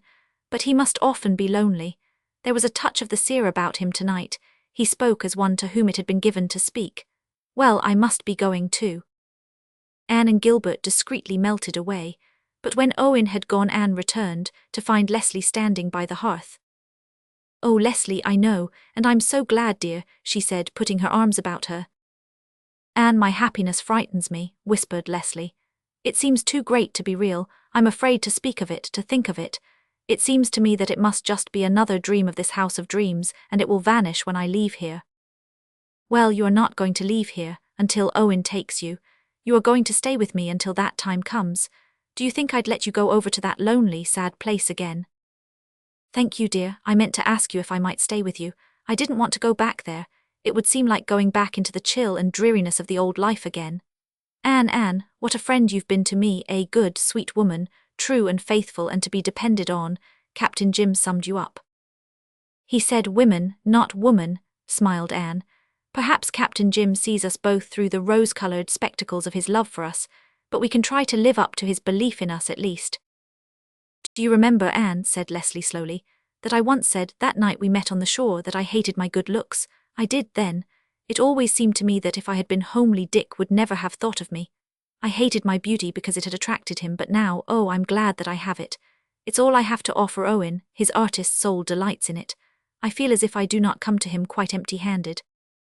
"Owen loves your beauty, Leslie. Who would not?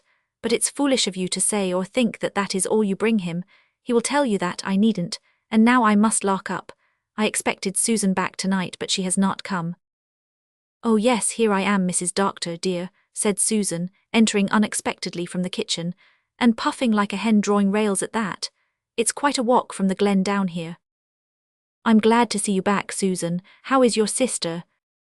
"She is able to sit up, but of course she cannot walk yet. However, she is very well able to get on without me now, for her daughter has come home for her vacation. And I am thankful to be back, Mrs. Doctor, dear. Matilda's leg was broken and no mistake, but her tongue was not. She would talk the legs off an iron pot, that she would, Mrs. Doctor, dear, though I grieve to say it of my own sister. She was always a great talker, and yet she was the first of our family to get married. She really did not care much about marrying James Clow, but she could not bear to disoblige him. Not but what James is a good man. The only fault I have to find with him is that he always starts in to say grace with such an unearthly groan, Mrs. Doctor, dear. It always frightens my appetite clear away. And speaking of getting married, Mrs. Doctor, dear, is it true that Cornelia Bryant is going to be married to Marshall Elliot?" "Yes, quite true, Susan." "Well, Mrs. Doctor, dear, it does not seem to me fair. Here is me who never said a word against the men, and I cannot get married nohow. And there is Cornelia Bryant, who is never done abusing them, and all she has to do is to reach out her hand and pick one up, as it were. It is a very strange world, Mrs. Doctor, dear." "There's another world, you know, Susan." "Yes," said Susan with a heavy sigh, "but, Mrs. Doctor, dear, there is neither marrying nor giving in marriage there." Chapter 39. Captain Jim crosses the bar. One day in late September, Owen Ford's book came at last. Captain Jim had gone faithfully to the Glen post office every day for a month, expecting it. This day he had not gone, and Leslie brought his copy home with hers and Anne's. "We'll take it down to him this evening," said Anne, excited as a schoolgirl. The long walk to the point on that clear, beguiling evening along the Red Harbour Road was very pleasant. Then the sun dropped down behind the western hills into some valley that must have been full of lost sunsets, and at the same instant the big light flashed out on the white tower of the point. "Captain Jim is never late by the fraction of a second," said Leslie. Neither Anne nor Leslie ever forgot Captain Jim's face when they gave him the book, his book, transfigured and glorified.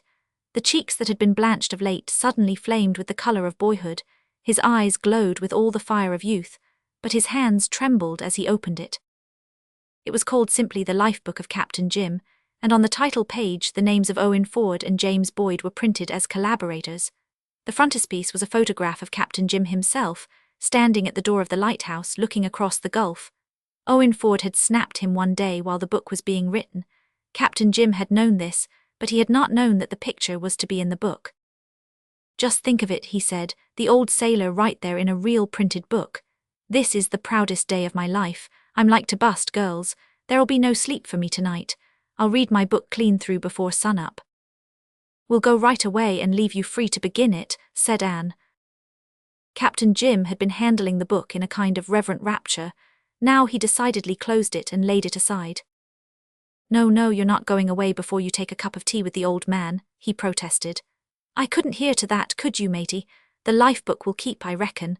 I've waited for it this many a year. I can wait a little longer while I'm enjoying my friends." Captain Jim moved about getting his kettle on to boil and setting out his bread and butter. Despite his excitement, he did not move with his old briskness. His movements were slow and halting, but the girls did not offer to help him. They knew it would hurt his feelings.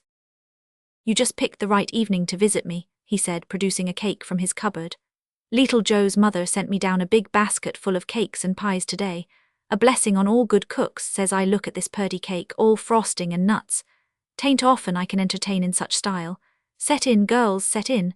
We'll tack a cup o' kindness yet for Auld Lang Syne." The girls set in right merrily. The tea was up to Captain Jim's best brewing. Little Joe's mother's cake was the last word in cakes. Captain Jim was the prince of gracious hosts, never even permitting his eyes to wander to the corner where the life book lay, in all its bravery of green and gold. But when his door finally closed behind Anne and Leslie, they knew that he went straight to it, and as they walked home, they pictured the delight of the old man poring over the printed pages wherein his own life was portrayed with all the charm and color of reality itself. "I wonder how he will like the ending I suggested," said Leslie. She was never to know.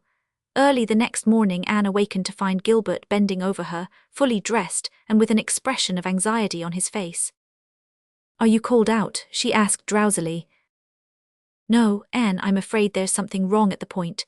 It's an hour after sunrise now, and the light is still burning. You know it has always been a matter of pride with Captain Jim to start the light the moment the sun sets, and put it out the moment it rises." Anne sat up in dismay. Through her window she saw the light blinking palely against the blue skies of dawn. "Perhaps he has fallen asleep over his life book," she said anxiously, "or become so absorbed in it that he has forgotten the light."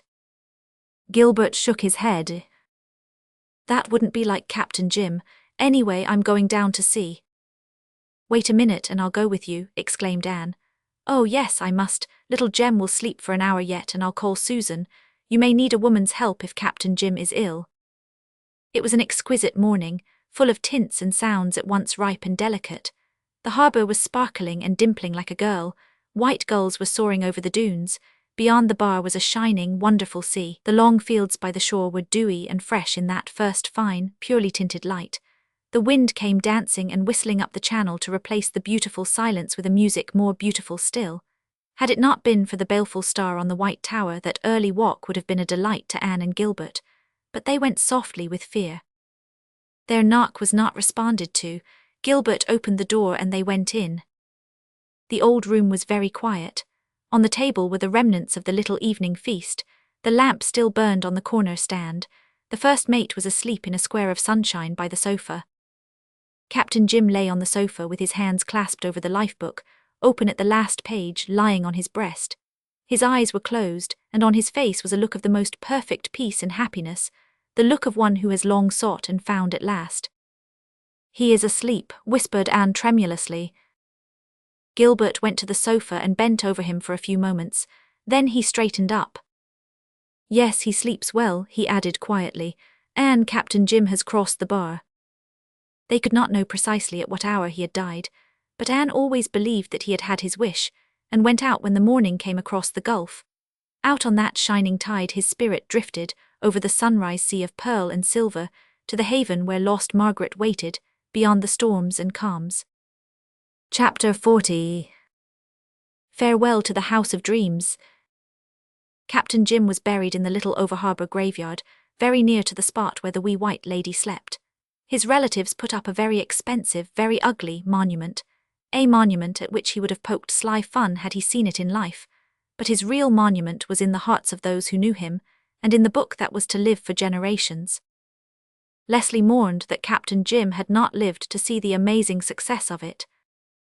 How he would have delighted in the reviews, they are almost all so kindly, and to have seen his life book heading the lists of the bestsellers. Oh, if he could just have lived to see it, Anne. But Anne, despite her grief, was wiser. It was the book itself he cared for, Leslie, not what might be said of it, and he had it. He had read it all through. That last night must have been one of the greatest happiness for him, with the quick, painless ending he had hoped for in the morning. I am glad for Owen's sake and yours that the book is such a success, but Captain Jim was satisfied, I know. The lighthouse star still kept a nightly vigil. A substitute keeper had been sent to the point, until such time as an always government could decide which of many applicants was best fitted for the place, or had the strongest pull. The first mate was at home in the little house, beloved by Anne and Gilbert and Leslie, and tolerated by a Susan who had small liking for cats. I can put up with him for the sake of Captain Jim, Mrs. Doctor dear, for I like the old man, and I will see that he gets bite and sup and every mouse the traps account for. But do not ask me to do more than that, Mrs. Doctor dear. Cats is cats, and take my word for it, they will never be anything else. And at least, Mrs. Doctor dear, do keep him away from the blessed wee man. Picture to yourself how awful it would be if he was to suck the darling's breath. That might be fitly called a catastrophe, said Gilbert. Oh, you may laugh, Doctor dear, but it would be no laughing matter. Cats never suck babies' breaths, said Gilbert. That is only an old superstition, Susan. Oh well, it may be a superstition or it may not, Doctor dear. All that I know is it has happened. My sister's husband's nephew's wife's cat sucked their baby's breath, and the poor innocent was all but gone when they found it. And superstition or not, if I find that yellow beast lurking near our baby, I will whack him with the poker, Mrs. Doctor dear. Mr. and Mrs. Marshall Elliot were living comfortably and harmoniously in the greenhouse. Leslie was busy with sewing, for she and Owen were to be married at Christmas. Anne wondered what she would do when Leslie was gone. Changes come all the time. Just as soon as things get really nice they change, she said with a sigh. The old Morgan place up at the Glen is for sale, said Gilbert, apropos of nothing in especial. Is it? Asked Anne indifferently. Yes, now that Mr. Morgan has gone, Mrs. Morgan wants to go to live with her children in Vancouver. She will sell cheaply, for a big place like that in a small village like the Glen will not be very easy to dispose of. Well, it's certainly a beautiful place, so it is likely she will find a purchaser, said Anne, absently, wondering whether she should hemstitch or feather-stitch little Jem's short dresses. He was to be shortened the next week, and Anne felt ready to cry at the thought of it. Suppose we buy it, Anne, remarked Gilbert quietly. Anne dropped her sewing and stared at him. You're not in earnest, Gilbert. Indeed I am, dear. And leave this darling spot, our house of dreams, said Anne incredulously. Oh, Gilbert, it's unthinkable. Listen patiently to me, dear. I know just how you feel about it. I feel the same. But we've always known we would have to move some day. Oh, but not so soon, Gilbert, not just yet. We may never get such a chance again. If we don't buy the Morgan place, someone else will, and there is no other house in the Glen we would care to have, and no other really good site on which to build. This little house is, well, it is and has been what no other house can ever be to us, I admit, but you know it is out of the way down here for a doctor. We have felt the inconvenience, though we've made the best of it, and it's a tight fit for us now. Perhaps in a few years, when Jem wants a room of his own, it will be entirely too small. Oh, I know, said Anne, tears filling her eyes. I know all that can be said against it, but I love it so, and it's so beautiful here. You would find it very lonely here after Leslie goes, and Captain Jim has gone too. The Morgan place is beautiful, and in time we would love it. You know you have always admired it, Anne. Oh yes, but this has all seemed to come up so suddenly, Gilbert. I'm dizzy. 10 minutes ago I had no thought of leaving this dear spot. I was planning what I meant to do for it in the spring, what I meant to do in the garden, and if we leave this place, who will get it? It is out of the way, so it's likely some poor, shiftless, wandering family will rent it and overrun it, and oh, that would be desecration. It would hurt me horribly. I know, but we cannot sacrifice our own interests to such considerations, Anne girl. The Morgan place will suit us in every essential particular. We really can't afford to miss such a chance. Think of that big lawn with those magnificent old trees, and of that splendid hardwood grove behind it, 12 acres of it. What a place for our children. There's a fine orchard too, and you've always admired that high brick wall around the garden with the door in it. You've thought it was so like a storybook garden. And there is almost as fine a view of the harbour and the dunes from the Morgan place as from here. You can't see the lighthouse star from it. Yes, you can see it from the attic window. There's another advantage, Anne girl, you love big garrets. There's no brook in the garden. Well, no, but there is one running through the maple grove into the glen pond, and the pond itself isn't far away. You'll be able to fancy you have your own lake of shining waters again. Well, don't say anything more about it just now, Gilbert. Give me time to think, to get used to the idea. All right, there is no great hurry, of course. Only, if we decide to buy, it would be well to be moved in and settled before winter. Gilbert went out, and Anne put away little Jem's short dresses with trembling hands. She could not sew any more that day. With tear-wet eyes she wandered over the little domain where she had reigned so happy a queen. The Morgan place was all that Gilbert claimed. The grounds were beautiful, the house old enough to have dignity and repose and traditions, and new enough to be comfortable and up-to-date. Anne had always admired it, but admiring is not loving, and she loved this house of dreams so much. She loved everything about it, the garden she had tended, and which so many women had tended before her, the gleam and sparkle of the little brook that crept so roguishly across the corner, the gate between the creaking fir trees, the old red sandstone step, stately Lombardies, the 2 tiny quaint glass cupboards over the chimney-piece in the living room, the crooked pantry door in the kitchen, the 2 funny dormer windows upstairs, the little jog in the staircase. Why, these things were a part of her. How could she leave them? And how this little house, consecrated aforetime by love and joy, had been reconsecrated for her by her happiness and sorrow. Here she had spent her bridal moon. Here wee Joyce had lived her one brief day. Here the sweetness of motherhood had come again with little Jem. Here she had heard the exquisite music of her baby's cooing laughter. Here beloved friends had sat by her fireside. Joy and grief, birth and death, had made sacred forever this little house of dreams. And now she must leave it. She knew that, even while she had contended against the idea to Gilbert, the little house was outgrown. Gilbert's interests made the change necessary. His work, successful though it had been, was hampered by his location. Anne realized that the end of their life in this dear place drew nigh, and that she must face the fact bravely. But how her heart ached. It will be just like tearing something out of my life, she sobbed. And oh, if I could hope that some nice folk would come here in our place, or even that it would be left vacant. That itself would be better than having it overrun with some horde who know nothing of the geography of dreamland, and nothing of the history that has given this house its soul and its identity. And if such a tribe come here, the place will go to rack and ruin in no time. An old place goes down so quickly if it is not carefully attended to. They'll tear up my garden, and let the Lombardies get ragged, and the paling will come to look like a mouth with half the teeth missing, and the roof will leak, and the plaster fall, and they'll stuff pillows and rags in broken window panes, and everything will be out at elbows.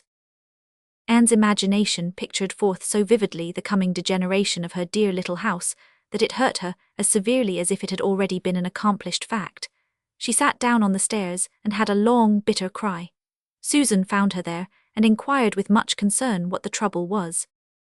"You have not quarrelled with the doctor, have you now, Mrs. Doctor, dear? But if you have, do not worry. It is a thing quite likely to happen to married couples, I am told, although I have had no experience that way myself. He will be sorry, and you can soon make it up." No, Susan, we haven't quarrelled. It's only, Gilbert is going to buy the Morgan place and will have to go and live at the Glen, and it will break my heart. Susan did not enter into Anne's feelings at all. She was, indeed, quite rejoiced over the prospect of living at the Glen. Her one grievance against her place in the little house was its lonesome location. "Why, Mrs. Doctor, dear, it will be splendid.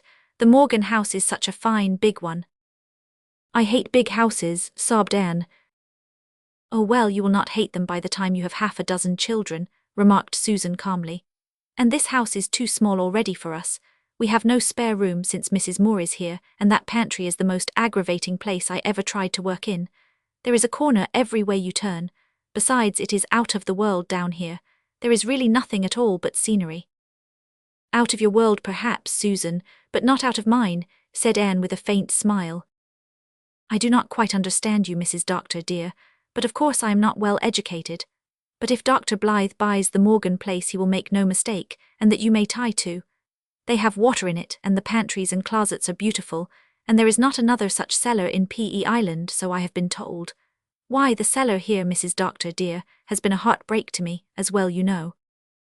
Oh, go away, Susan, go away, said Anne forlornly. Cellars and pantries and closets don't make a home. Why don't you weep with those who weep?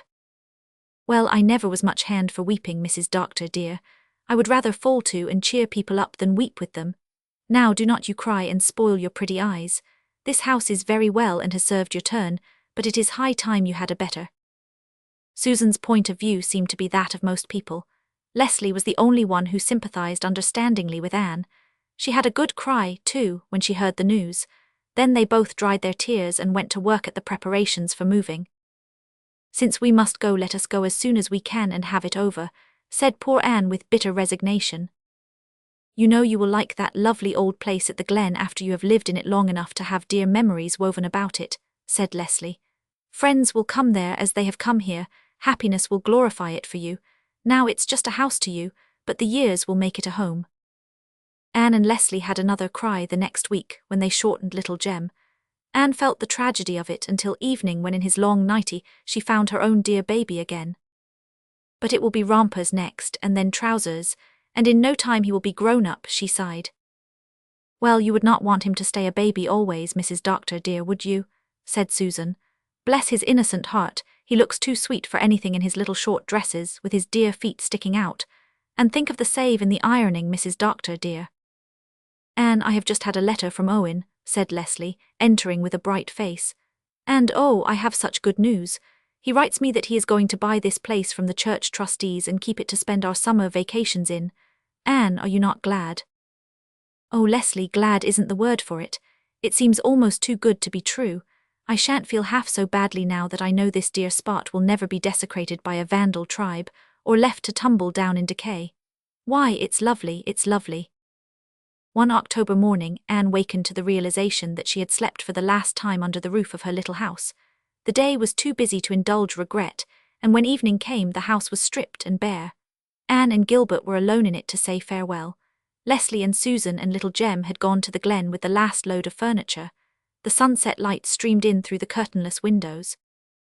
It is all such a heartbroken, reproachful look, hasn't it? Said Anne. Oh, I shall be so homesick at the Glen tonight. We have been very happy here, haven't we, Anne girl? Said Gilbert, his voice full of feeling. Anne choked, unable to answer. Gilbert waited for her at the fir tree gate, while she went over the house and said farewell to every room. She was going away, but the old house would still be there, looking seaward through its quaint windows. The autumn winds would blow around it mournfully, and the grey rain would beat upon it, and the white mists would come in from the sea to enfold it, and the moonlight would fall over it, and light up the old paths where the schoolmaster and his bride had walked. There on that old harbour shore the charm of story would linger. The wind would still whistle alluringly over the silver sand dunes. The waves would still call from the red rock coves. But we will be gone, said Anne through her tears. She went out, closing and locking the door behind her. Gilbert was waiting for her with a smile. The lighthouse star was gleaming northward. The little garden, where only marigolds still bloomed, was already hooding itself in shadows. Anne knelt down and kissed the worn old step which she had crossed as a bride. Goodbye, dear little house of dreams, she said.